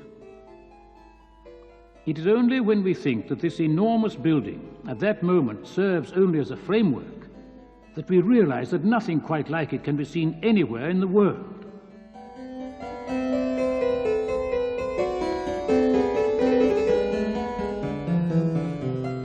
You've been listening to episode 39 of The Vatican Centuries, written by Jill Bevilacqua and produced by Sean Patrick Lovett. You can hear the next episode at this same time next week. Hello, I'm Veronica Scaresbrick. Thanks for joining me. Why not respect our weekly rendezvous with Jill Bevilacqua and her brainchild, The Vatican Centuries? Today you can enjoy episode 40 of her journey back in time to rediscover some of the lives and legends of the people and places that went into the making of the Vatican down the centuries. And while last week we heard how the Society of Jesus was suppressed and how Mozart visited Rome, we move on to some days of reckoning as Napoleon abducts Pius VI and wrests the Concordat from his successor. Stay tuned to this programme produced by Sean Patrick Lovett. The dominant theme of the last quarter of the 18th century was revolt against the established order. The impulse came from an unexpected quarter. For some time the New World had been growing restless, and in 1775 13 North American colonies broke away from British rule. A year later they declared their independence, and in 1789 George Washington became the first president of the United States. In July of that same year, the storming of the Bastille opened the floodgates of the French Revolution. The old order was overturned, and feudalism vanquished forever. The so-called Age of Enlightenment was destined to end in violence and bloodshed. One form of tyranny was soon replaced by another. After the Reign of Terror came Napoleon Bonaparte, for over a decade undisputed master of most of Europe. But the ideals of liberty, equality, and fraternity had taken hold. One of the first achievements of the new century was the abolition of slavery. The Industrial Revolution was going inexorably ahead, changing the aspect of the countryside and the lifestyle of thousands of workers. Photography was in its beginnings, and along with the passenger railway, a more leisurely form of transport became popular, the bicycle. In the arts, the Romantic movement was in full swing. The emotions had triumphed over reason, and free rein was given to individual expression. In poetry, Keats, Shelley and Wordsworth. In the novel, Balzac and the inimitable Jane Austen. In music, Schubert, Chopin, Mendelssohn, and, master of them all, Beethoven. Turner and Constable were painting, and Goya was portraying the horrors of the Napoleonic Wars. The Anglican Church was enjoying a spiritual revival characterized by the Oxford movement and its brilliant protagonists Keble, Froude and John Henry Newman. Catholics in England and Ireland had at last won their emancipation. The successors of Peter, meanwhile, had fallen on evil days.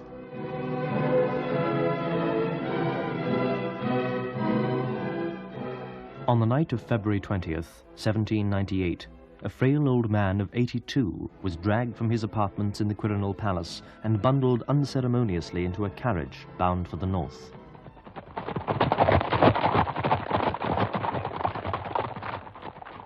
Pius VI had been Pope for close on quarter of a century. It had not been a memorable pontificate, but the French Revolution and the advent of Napoleon brought the reign of Pius VI to a dramatic end, and so saved the last Pope of the 18th century from total obscurity. When the French occupied Rome on February 15th, Pius was ordered to relinquish his temporal power. He refused. The fisherman's ring was pulled from his finger, and the old Pope was carried off a prisoner. Down in the city, a brief rising was hastily put down by firing squads. Rome was in the hands of the revolutionaries.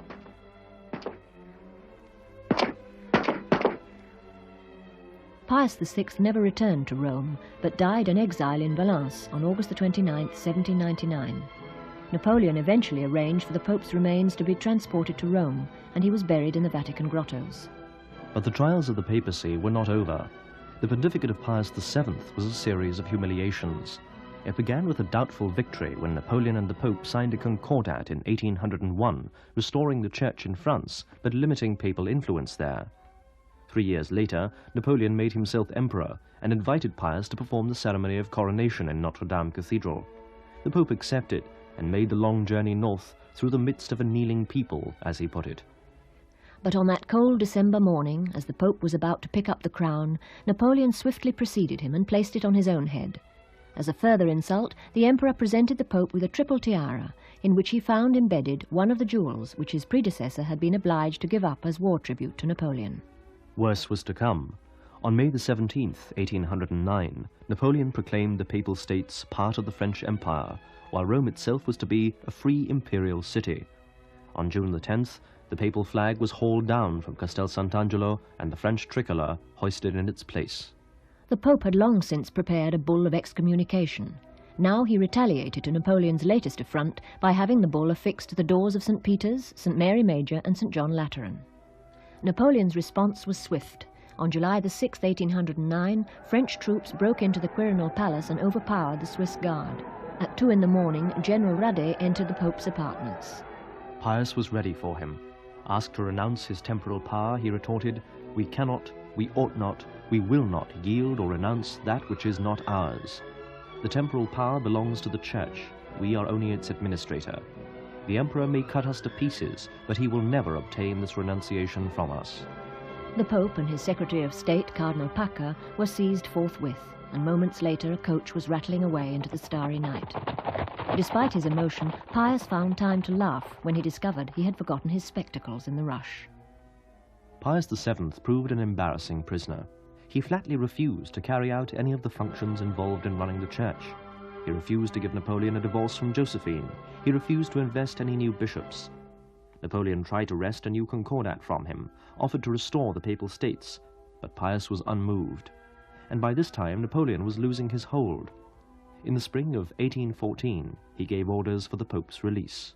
It was a triumphant return. The Pope who had resisted the despot was enormously popular. He had won the respect of all by his firmness, and at the Congress of Vienna it was decided to restore to him the Papal States.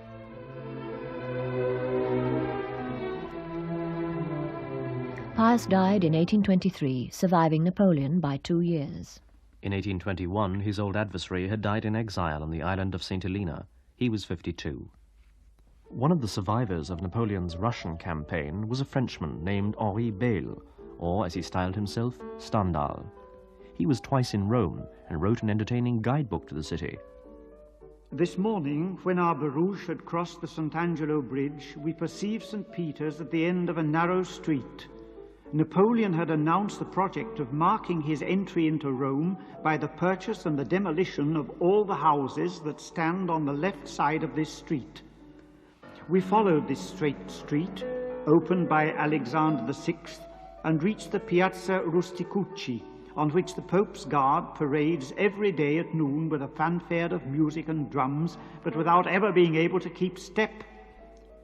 This square opens on the immense colonnade forming two semicircles on the right and on the left, which so effectively announce the most beautiful temple of the Christian religion. Nothing in the architecture of St. Peter's betrays effort. Everything seems naturally great. But in order to enjoy it, in order to derive a deep emotion from it, one must first of all be a believer.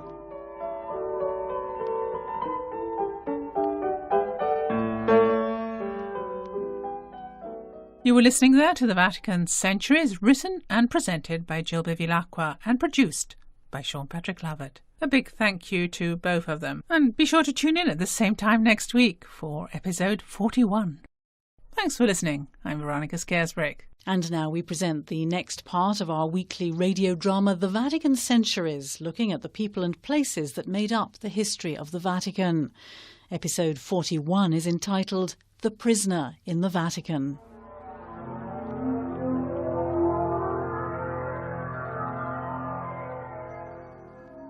The Napoleonic era had come and gone. The French Revolution was already history. But the ripples were still forming, and as the 19th century advanced, the nationalist movements gathered momentum. Throughout the European continent there was unrest and discontent. In France, empires and republics followed each other in dizzy succession. Then, in 1848, revolution flared. In Paris, Milan, Berlin, Vienna, Prague, Budapest. Massive emigration to America followed the Irish potato famine, which had left nearly 1 million dead. While for England under Victoria, it was a time of stability at home, expansion abroad, the cult of family life, and an empire on which the sun never set. Colonialism was in its heyday. After the discoveries of explorers Livingstone, Speke and Burton, the scramble for Africa began. The world was shrinking. Everywhere communications were improving. People read in their papers of the Crimean War with its tragic heroic charge of the Light Brigade, and the heroine of the hour, Florence Nightingale, the Indian Mutiny, Garibaldi and his red shirts, the American Civil War and the assassination of Abraham Lincoln, in Russia, the liberation of the serfs. In 1848, Karl Marx and Friedrich Engels published their Communist Manifesto, and the first Convention of Women's Rights was held in New York. A decade later, Orthodox Christians were shaken by the publication of Darwin's Origin of Species. Inventions reflected the domestic emphasis of the age: the sewing machine and the safety pin, the refrigerator, the washing machine and the lawnmower. From the United States came a strange substance called chewing gum. Morse invented the electric telegraph, Bell the telephone, Edison and Swan produced the first successful electric lights. More menacingly, barbed wire came into use, and in 1866 a man named Alfred Nobel invented dynamite. The musical world was enchanted by the operas of Rossini and Wagner and the piano music of Liszt and Schumann. From France came the beginnings of the Impressionist school of art: Pissarro, Degas, Cézanne. People were reading the novels of Victor Hugo, Charles Dickens, George Eliot, Tolstoy, Dostoevsky, the poems of Baudelaire, of Tennyson and Browning, the plays of Ibsen. From America came the horror stories of Edgar Allan Poe, the humorist Mark Twain, and Melville's Moby Dick, and the strange new poetry of Walt Whitman. For the Pope in Rome, the revolutions of the mid-19th century were a warning of things to come. It was the end of a lifestyle. The temporal power of the papacy had become an anachronism.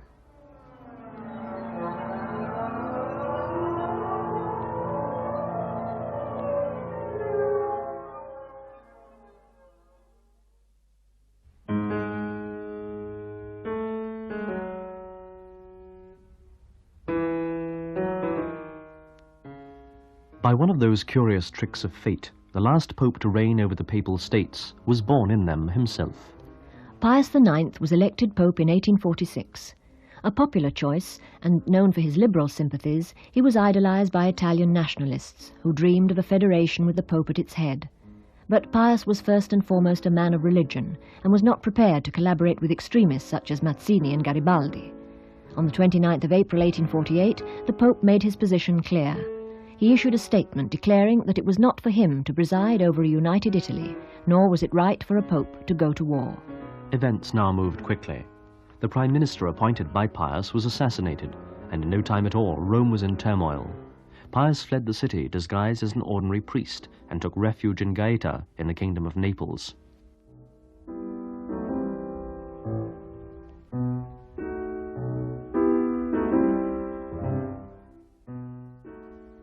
The Roman Republic lasted 8 months. By the end of July 1849, the French had taken the city, and the following spring the Pope returned under French escort and took up residence in the Vatican. During his exile, Pius had not been idle. He wrote to the bishops of the world asking their opinion on the Church's teaching that the Virgin Mary had been conceived immaculate. The replies were favourable, and Pius decided to declare it an article of faith. This he did on December the 8th, 1854.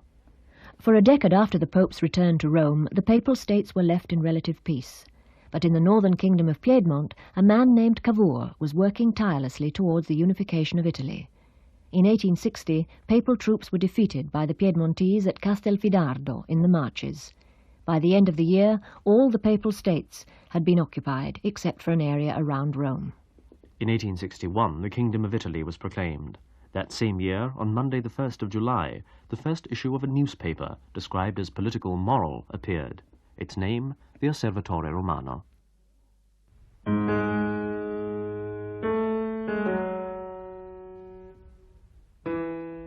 On the morning of September the 19th, 1870, the Pope said High Pontifical Mass in the presence of all the foreign diplomats accredited to his court. Afterwards he offered them chocolate and ices. At 10:02, the Pope was approached by the Secretary of State, Cardinal Antonelli, who whispered something in his ear. The Pope's eyes were seen to fill with tears. He said goodbye to his guests and withdrew. This was the news the Pope had received. The troops of King Victor Emmanuel II, who had been camped outside the city walls the night before, had made a breach in the old gate of Porta Pia, and were at that moment pouring into Rome.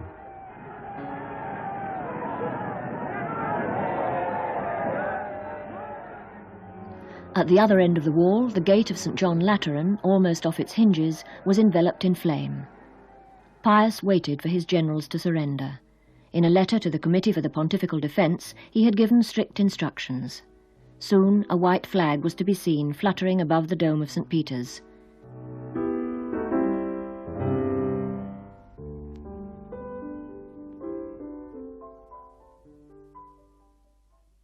The Papal States, the robe of Jesus Christ, as Pius called them, were gone forever. And with them, the visible signs of the temporal power of the papacy, went 1,000 years of history.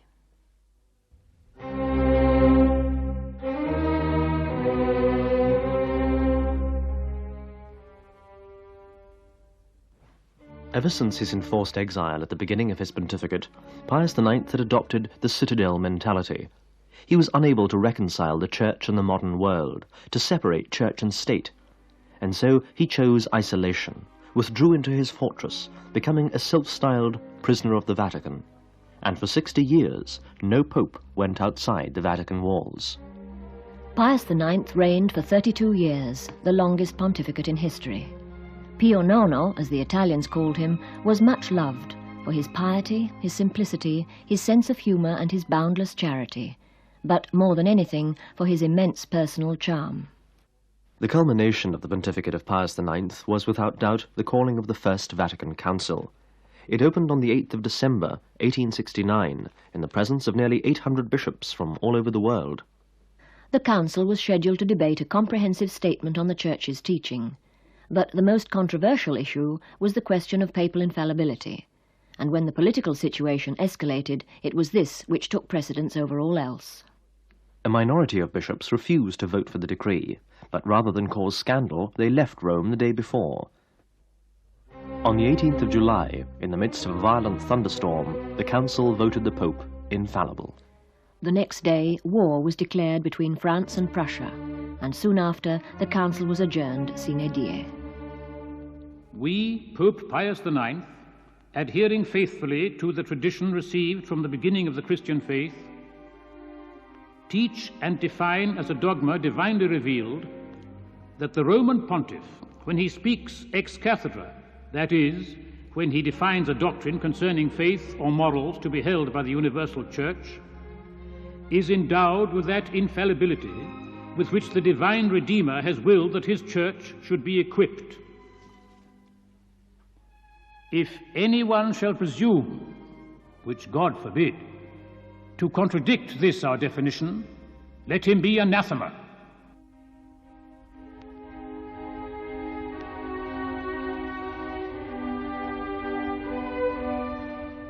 You've been listening there to episode 41 of the Vatican Centuries, written by Jill Bevilacqua and produced by Sean Patrick Lovett.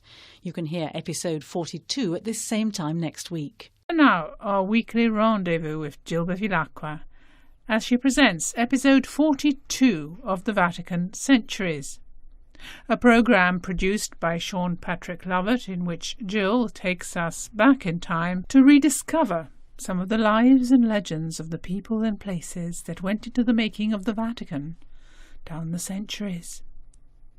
While last week we heard how the temporal power of the papacy ends, how Pius IX proclaims the dogma of the Immaculate Conception and calls the First Vatican Council, in this week's episode, by the title of Cataclysm, we hear how the papal chamberlain becomes Pope Leo XIII, how he issues the encyclical Rerum Novarum, and how this Roman pontiff offers the cardinal's hat to John Henry Newman.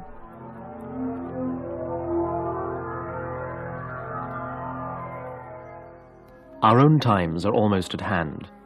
There are those still living among us who remember the latter events which follow, for they lived through them, while the personalities are familiar childhood figures. In the last decades of the 19th century, the pace of life was still gentle, but already industry and technology were making themselves felt. The European continent was still their centre, and the old world continued to grow rich and to expand. Rivalry was developing between the groups of European powers over trade, colonialization, and naval and military supremacy. Two alliances were formed, the Triple Entente between Britain, France, and Russia, and the Triple Alliance between Germany, Austria, and Hungary. The stage was set for conflict. But men still sought to conquer nature. This was the era of polar exploration, of Peary, Amundsen, and the gallant band of Robert Falcon Scott. In 1912, the great ocean liner Titanic struck an iceberg on her maiden voyage to New York and sank with over 1,500 passengers. Only a few years previously, the city of San Francisco had been destroyed by earthquake and fire. Acts of God abound in every age. Medicine was going ahead in leaps and bounds. X-rays, adrenaline, vitamins, and blood groups. Pierre and Marie Curie discovered radium, while a man named Sigmund Freud published a disturbing book. Psychoanalysis had arrived. Inventions proliferated. After the phonograph came the gramophone, the fountain pen, the safety razor, zip fasteners, tape recorders, vacuum cleaners. But some of man's new toys soared above all the others. And when in 1903 Wilbur and Orville Wright made the first controlled flight in a heavier-than-air machine, it seemed that nothing was impossible to the mighty human intellect. More homely, but likewise a sign of the future, was the appearance of the first motor car, built by Benz and Daimler, and later popularized by Henry Ford, who put the cheap motor car on the general market. It was a time that saw the beginnings of nuclear physics, of experiments in cinematography, and, nearer home, radiotelegraphy. An Italian named Guglielmo Marconi was sending wireless messages. People were dancing to the music of Johann Strauss, enjoying opera after opera of Verdi.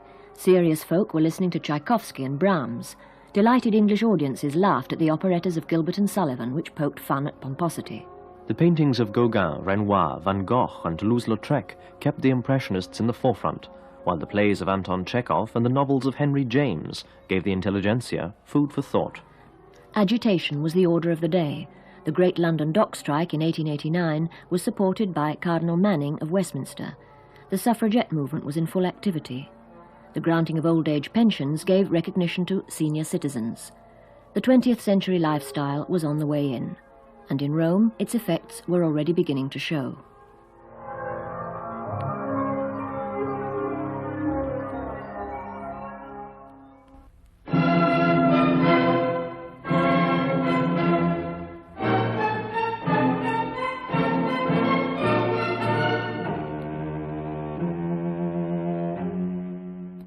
One of the essential acts a pope must perform before he dies is to appoint a chamberlain or camerlengo of the Holy Roman Church. Always a cardinal, the chamberlain is responsible for administration of church property and revenues while the papal throne is vacant. On the Pope's death, he automatically becomes head of the Sacred College, assembles the conclave, and remains in charge until a new Pope is elected. Traditionally, the Cardinal Chamberlain had little chance of being elected Pope. But on February the 20th, 1878, after the speediest election in history, only 3 ballots were taken, the man who had guided the Church through the difficult period of the interregnum was chosen to succeed Pio IX. He took the name of Leo XIII. The coronation of the first Pope without temporal power took place in the Sistine Chapel instead of in St. Peter's, because the Italian authorities refused to guarantee law and order.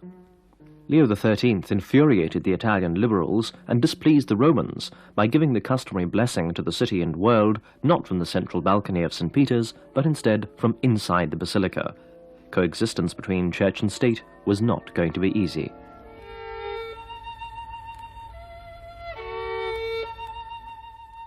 "68-year-old Gioacchino Pecci was no haphazard choice for the chair of Peter. He had wide pastoral experience. He was a born diplomat and an able administrator. But what the new Pope represented more than anything else was a more open, conciliatory attitude to the secular world. Pius IX had made the Church a close corporation, isolating the papacy and turning his back on the modern world. Leo XIII realized that the Church could and should live in harmony with it. Only then would she recover her loss of influence, and the papacy its prestige. Pope Leo XIII is probably remembered today chiefly for his encyclical Rerum Novarum, published on the 15th of May, 1891. The Pope saw that the Church would have to appeal directly to the workers if they were not to be lost to socialism. Leo XIII was 68 when he became Pope, and he lived to be over 90. The aim of his pontificate was to Christianize modern life and to modernize Christian life. He believed he could present the Church and the papacy as a world power with a spiritual mission. But by the turn of the century, Leo's optimism had faded. The fanatical hate of the Freemasons and the general aversion for the organization of the Catholic Church was closing in on him. The Roman question, too, was a constant drawback to real dialogue. An article in the Daily Telegraph of the year 1899 described the Pope's position. The Pope is alone in the Vatican, without a friend among the governments of the world, without territory, without treasure, without an army, without power. Without a voice in the Senate of Nations, a prisoner in his own palace, begirt by the troops of a hostile king. His visible sovereignty is indeed gone. Nevertheless, his invisible sovereignty was perhaps never stronger than today. With all the forces of the world against him, he has fought the fight well, and drawn tighter the bonds of respect and love and obedience which knit the Roman Church into one harmonious whole. Its unity never more absolute, its purity never more apparent, its authority never more loyally recognized.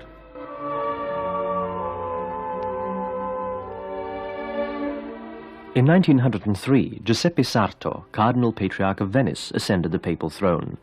Known above all as the Pope of Frequent Communion, Pius X lowered the age for reception of the Eucharist to 7 years and encouraged devotion to the sacrament. He also promulgated a new version of the Catechism and himself gave Sunday school sessions to the children of Rome.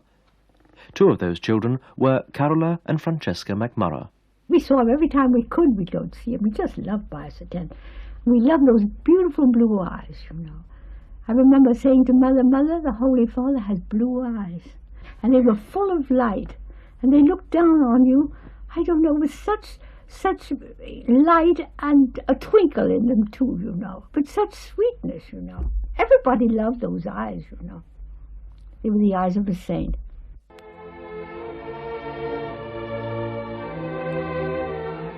It fell to the gentle Pius X to be the helpless witness of a cataclysm which no other pope before him could have imagined. On June the 28th, 1914, Archduke Franz Ferdinand of Austria was assassinated by a Bosnian student. Instantly the dogs of war were unleashed. The First World War, a war which was to claim 40 million human lives. When Pius X was asked to bless the Austro-Hungarian troops, he exclaimed, "I bless peace," but he did not live to see it. On the 20th of August that same year he died, so people said, of a broken heart, while all around him the lamps of Europe went out.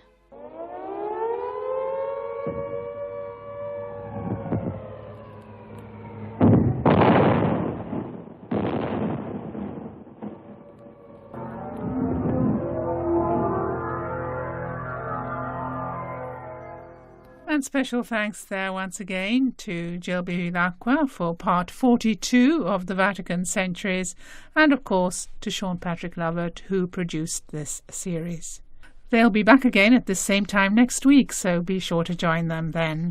We now broadcast the 43rd episode in our ongoing historical series, where we look at the lives and legends of the people and places that went into the making of the Vatican. Today's episode is called A Brave New World and looks at the period following the end of the First World War, when the so-called Roman question was finally resolved, and Vatican Radio first came into being. The series is written and presented by Jill Bevilacqua and produced by Sean Patrick Lovett.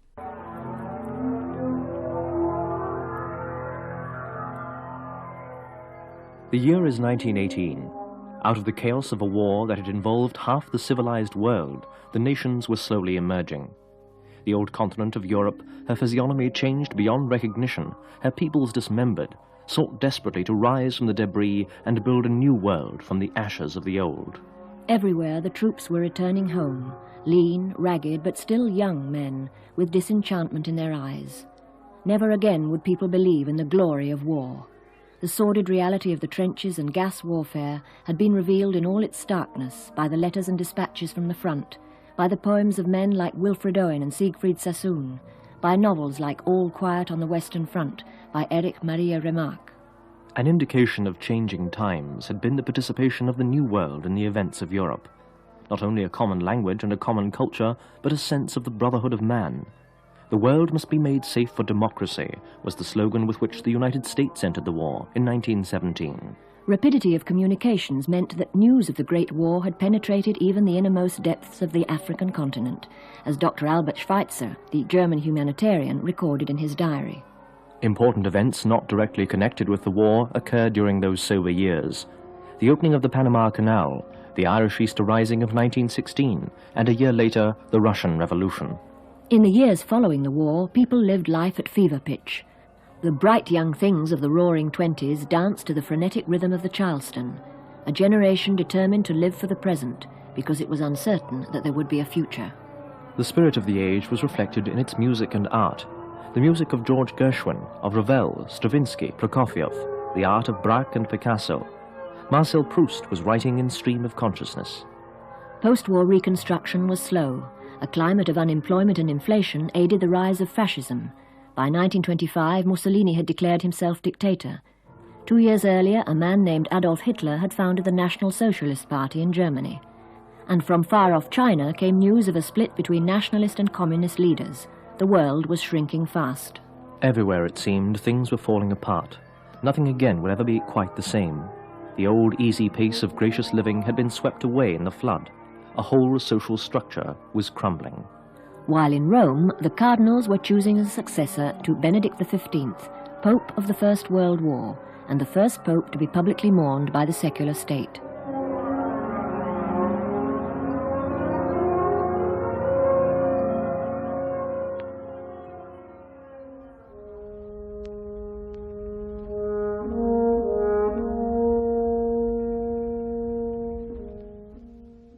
The new pope came from the middle classes, son of a silk industrialist. Pius XI was the first pope to issue a full-scale, unconditional condemnation of communism in his encyclical Divini Redemptoris of March 19, 1937. The pontificate of Pius XI was marked by two significant happenings, the signing of the Lateran Pacts and the inauguration of Vatican Radio. On February the 11th, 1929, the Vatican, so-called as a place, ceased to exist. It became instead Vatican City, an independent state subject to international law and with all the rights and privileges thereto pertaining. The Pope was the sovereign of the new Vatican City-State, which covered a territory of about 109 acres, with extraterritorial rights over certain buildings in Rome and over Castel Gandolfo. Thus, a peaceful solution to the thorny Roman question had finally been found. To commemorate the conciliation between church and state, Benito Mussolini gave orders for the old Borgo, the street leading from Castel Sant'Angelo to St. Peter's, to be demolished. In its place, a wide avenue was built, today's Via della Conciliazione.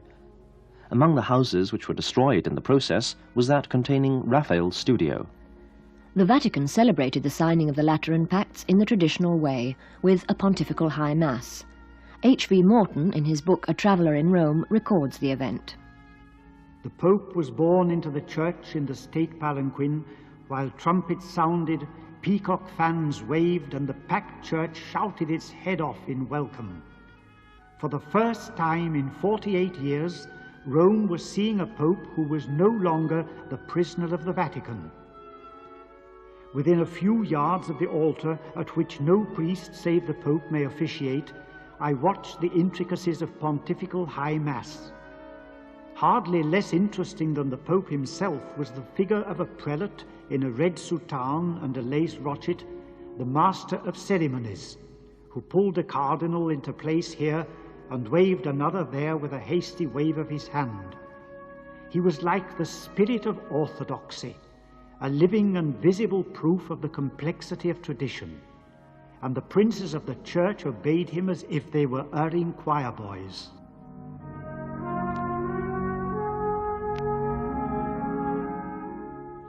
Pius XI was nothing if not a promoter of science and progress.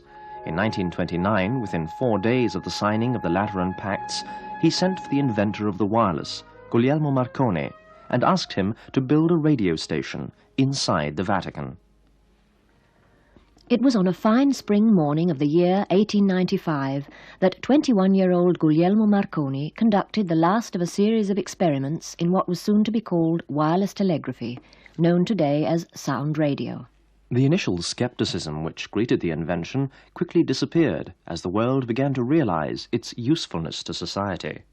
Ships were fitted out with radio apparatus, and the signals sent by radio officers saved many lives.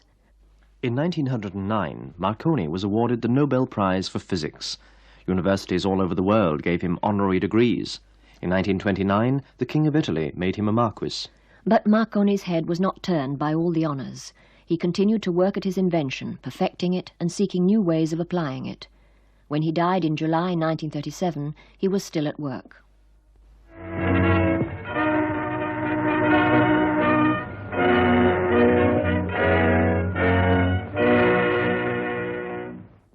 February the 12th, 1931, the inauguration of the Vatican radio station. Marconi's voice preceded that of Pope Pius XI. Inaugurerà la stazione radio dello Stato della Città del Vaticano. Arcano Dei Consiglium succedimus in loco principis apostolorum et orum lempe, quorum doctrina et predicatio iustus divino ad omnes gentes et ad omnem creaturam.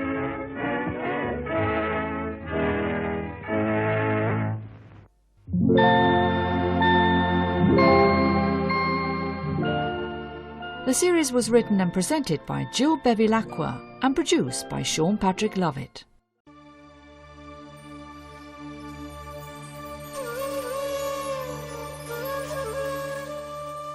We left it only just a few years ago, but to many young people today, the last century will seem like light years ago. But the tumultuous events that occurred in the 20th century set the stage for much of the world we know today.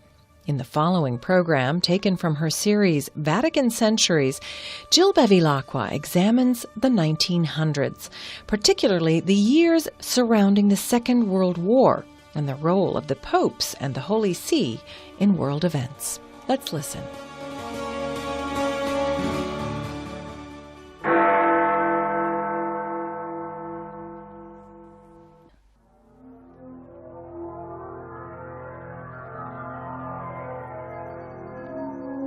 The events which follow occurred within living memory. Many of today's parents and grandparents have recounted them to their children. The figures who move through these events are still too close to us to have achieved their true place in history. Posterity will judge their contribution to the progress or destruction of civilization, and consequently of mankind. The 30s opened with the world in the grip of the Depression. By 1931, unemployment in America had reached 12 million. In Germany, 6 million. In Britain, 3 million were on the dole.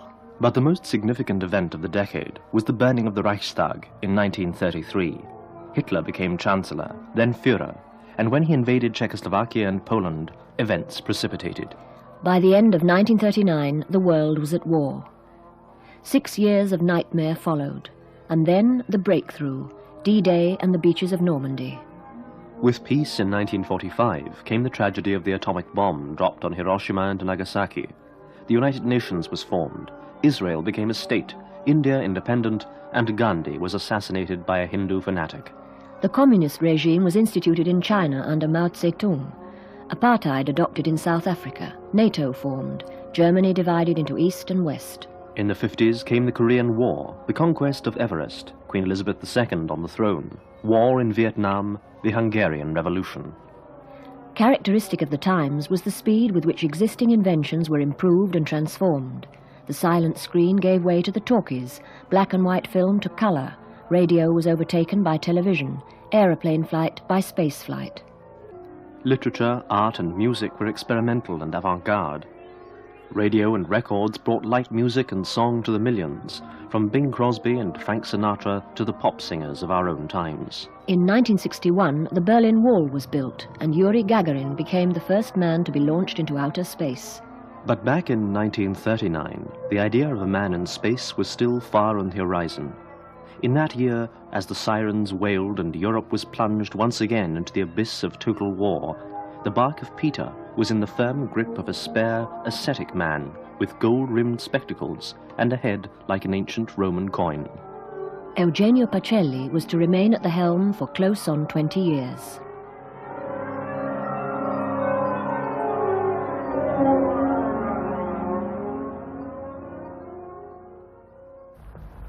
Annuncio vobis gaudium magnum.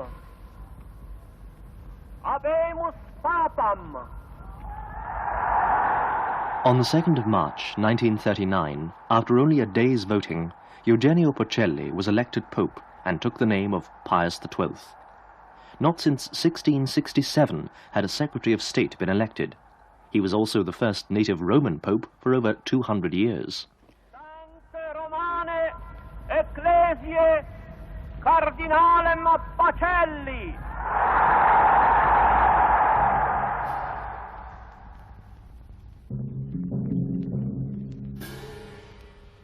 Shortly before the outbreak of war in 1939, Pope Pius XII spoke to the world through the microphones of Vatican Radio. Imminente è il pericolo, ma è ancora tempo.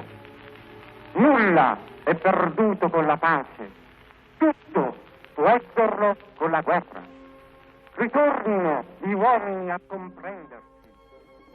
His appeal, nothing is lost with peace, all could be lost with war, fell on deaf ears. But from that time on, the popes have made appeals for peace a distinctive sign of the modern papacy. During the Second World War, an information office was set up in the Vatican to search for missing persons. The Pope offered the services of the radio, and from 1940 to 1946, over 1 million messages were sent over the air to the relatives of POWs and missing persons. It was during the pontificate of Pius XII that Vatican Radio began broadcasting on an international scale. As the war raged about him, Pope Pius XII made constant attempts to regain peace. He met King Victor Emmanuel of Italy. He wrote letters to Mussolini to try and prevent Italy's siding with Germany. He relayed messages from the German resistance to the Allies. And when on July the 19th, 1943, Rome was bombed, the Pope went in person to the district of San Lorenzo to comfort his people. Pius XII believed he must remain neutral and use diplomatic methods. Fearful of the advance of communism and preoccupied with this, he provoked Stalin's famous remark, "How many divisions has the Pope?" In 1949, Pius decreed excommunication for the supporters of communism. And when the Russians suppressed the revolt in Hungary in 1956, the Pope said in his Christmas message, "Out of respect for the name of Christian, compliance with such tactics must cease. For as the Apostle warns, it is inconsistent to wish to sit at the table of God and at that of his enemies." A fellow feeling on the subject was shared by another great leader of the time, Winston Churchill. He wrote in his war memoirs of a visit he paid to Pius XII in 1944. The Pope received me in his study with the dignity and informality which he can so happily combine. We had no lack of topics for conversation. The one that bulked the largest at this audience, as it had done with his predecessor 18 years before, was the danger of communism. I have always had the greatest dislike of it, and should I ever have the honor of another audience with the Supreme Pontiff, I should not hesitate to recur to the subject.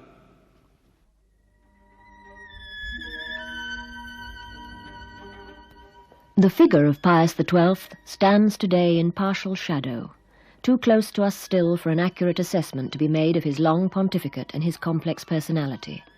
Time will rectify the balance. In his last years, the Pope became an ever more remote and solitary figure, ascetical and withdrawn. When he walked in the Vatican gardens of an afternoon, he wished to see no one as he strode up and down reading. But despite this remoteness, Pius XII was deeply loved by the Roman people. He was a native Roman. It mattered not that he was an aristocrat. He belonged to them. And when he spoke to them, it was familiarly, conversationally, as a father to a large family. Ritornino gli uomini a comprendersi, riprendano a trattare, trattando con buona volontà e con rispetto dei reciproci diritti.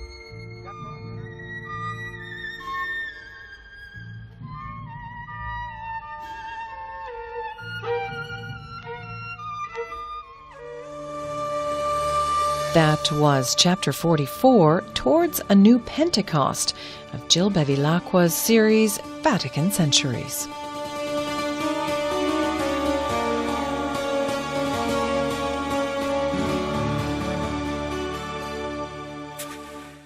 And stay tuned now for the final part of our weekly radio drama, The Vatican Centuries.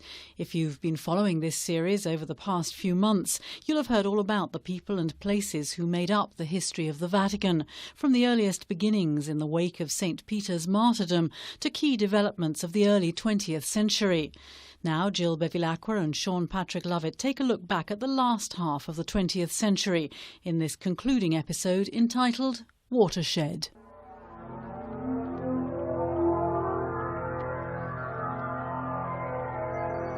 To the observer of the future, looking down the long telescope of time, probably no other century will seem so preoccupied with war and peace as our own.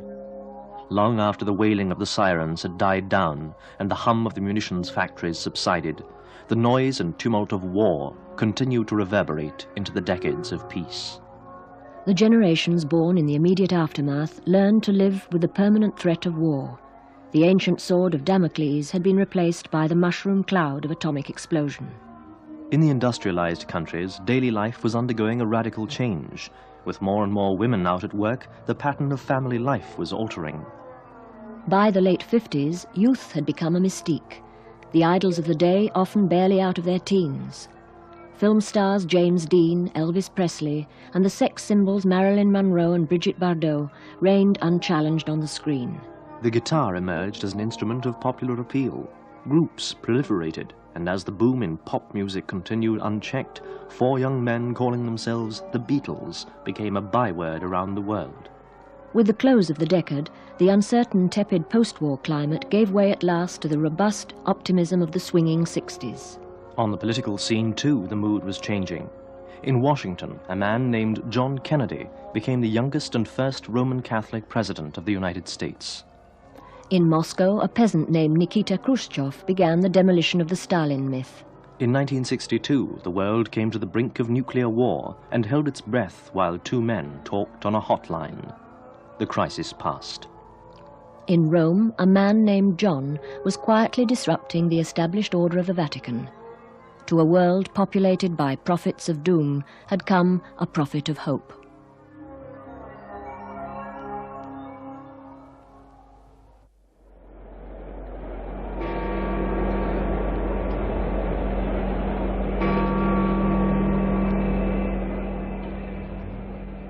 On a golden Roman afternoon in the year 1958, the crowd waiting anxiously in St. Peter's Square gave a sudden gasp as a wisp of white smoke curled up from the chimney of the Sistine Chapel into the October sky. Shortly afterwards, onto the central balcony of the Basilica came a small group of high-ranking prelates, and then the announcement. Angelum Josephum Sante Romane Ecclesiae Cardinale Roncalli.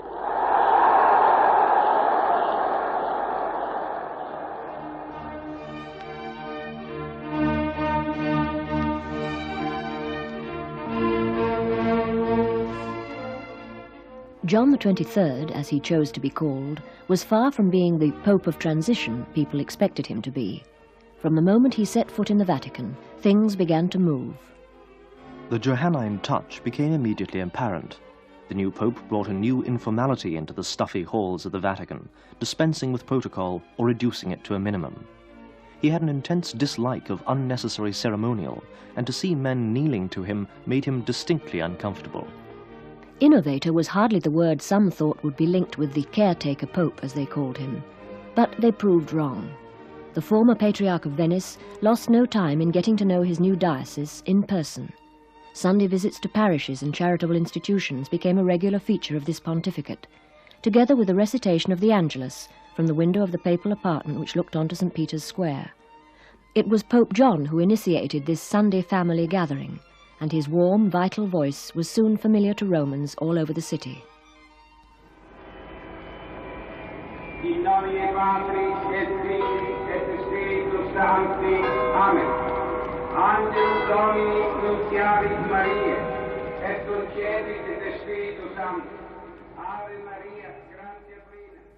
For the present Holy Father, Pope John was the prophet whose voice shook the world, and in the words of Paul VI, his immediate successor, a friendly and happy point of light in the history of the Church and of the world.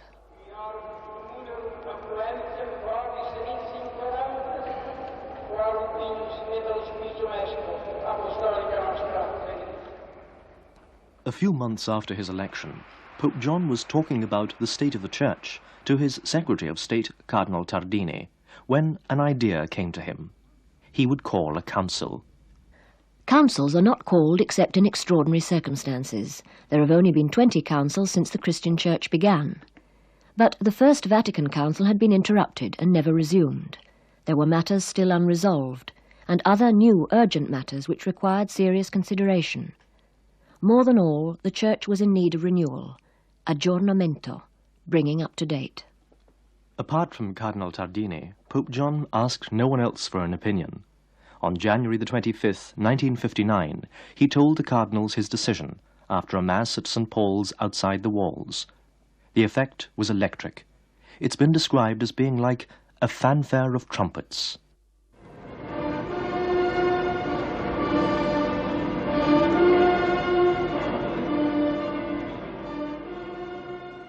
The papal march is heard, and high in the distance appears John the 23rd on the gestatorial chair, with the fan-bearers in front, and behind sword and cape men in velvet and lace with red and blue sashes.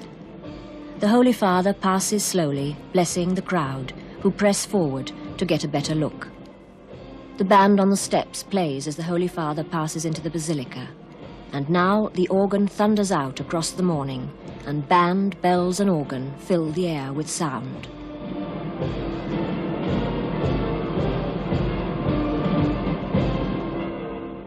Gaudet Mater Ecclesia, quod singulari divine providentiae munere, optatissimus iam dies illuxit, cum auspice Dei para Virgine, cuius materna dignitas odie festuritur recolitur, hic ad beati Petri sepulcrum, concilium ecumenici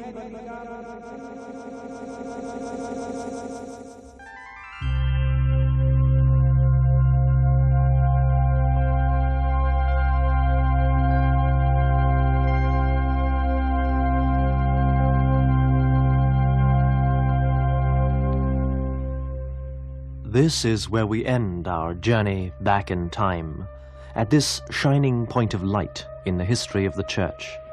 Although we know the story doesn't end here, the Vatican Centuries will continue to roll on until, like ourselves, they are consumed by time.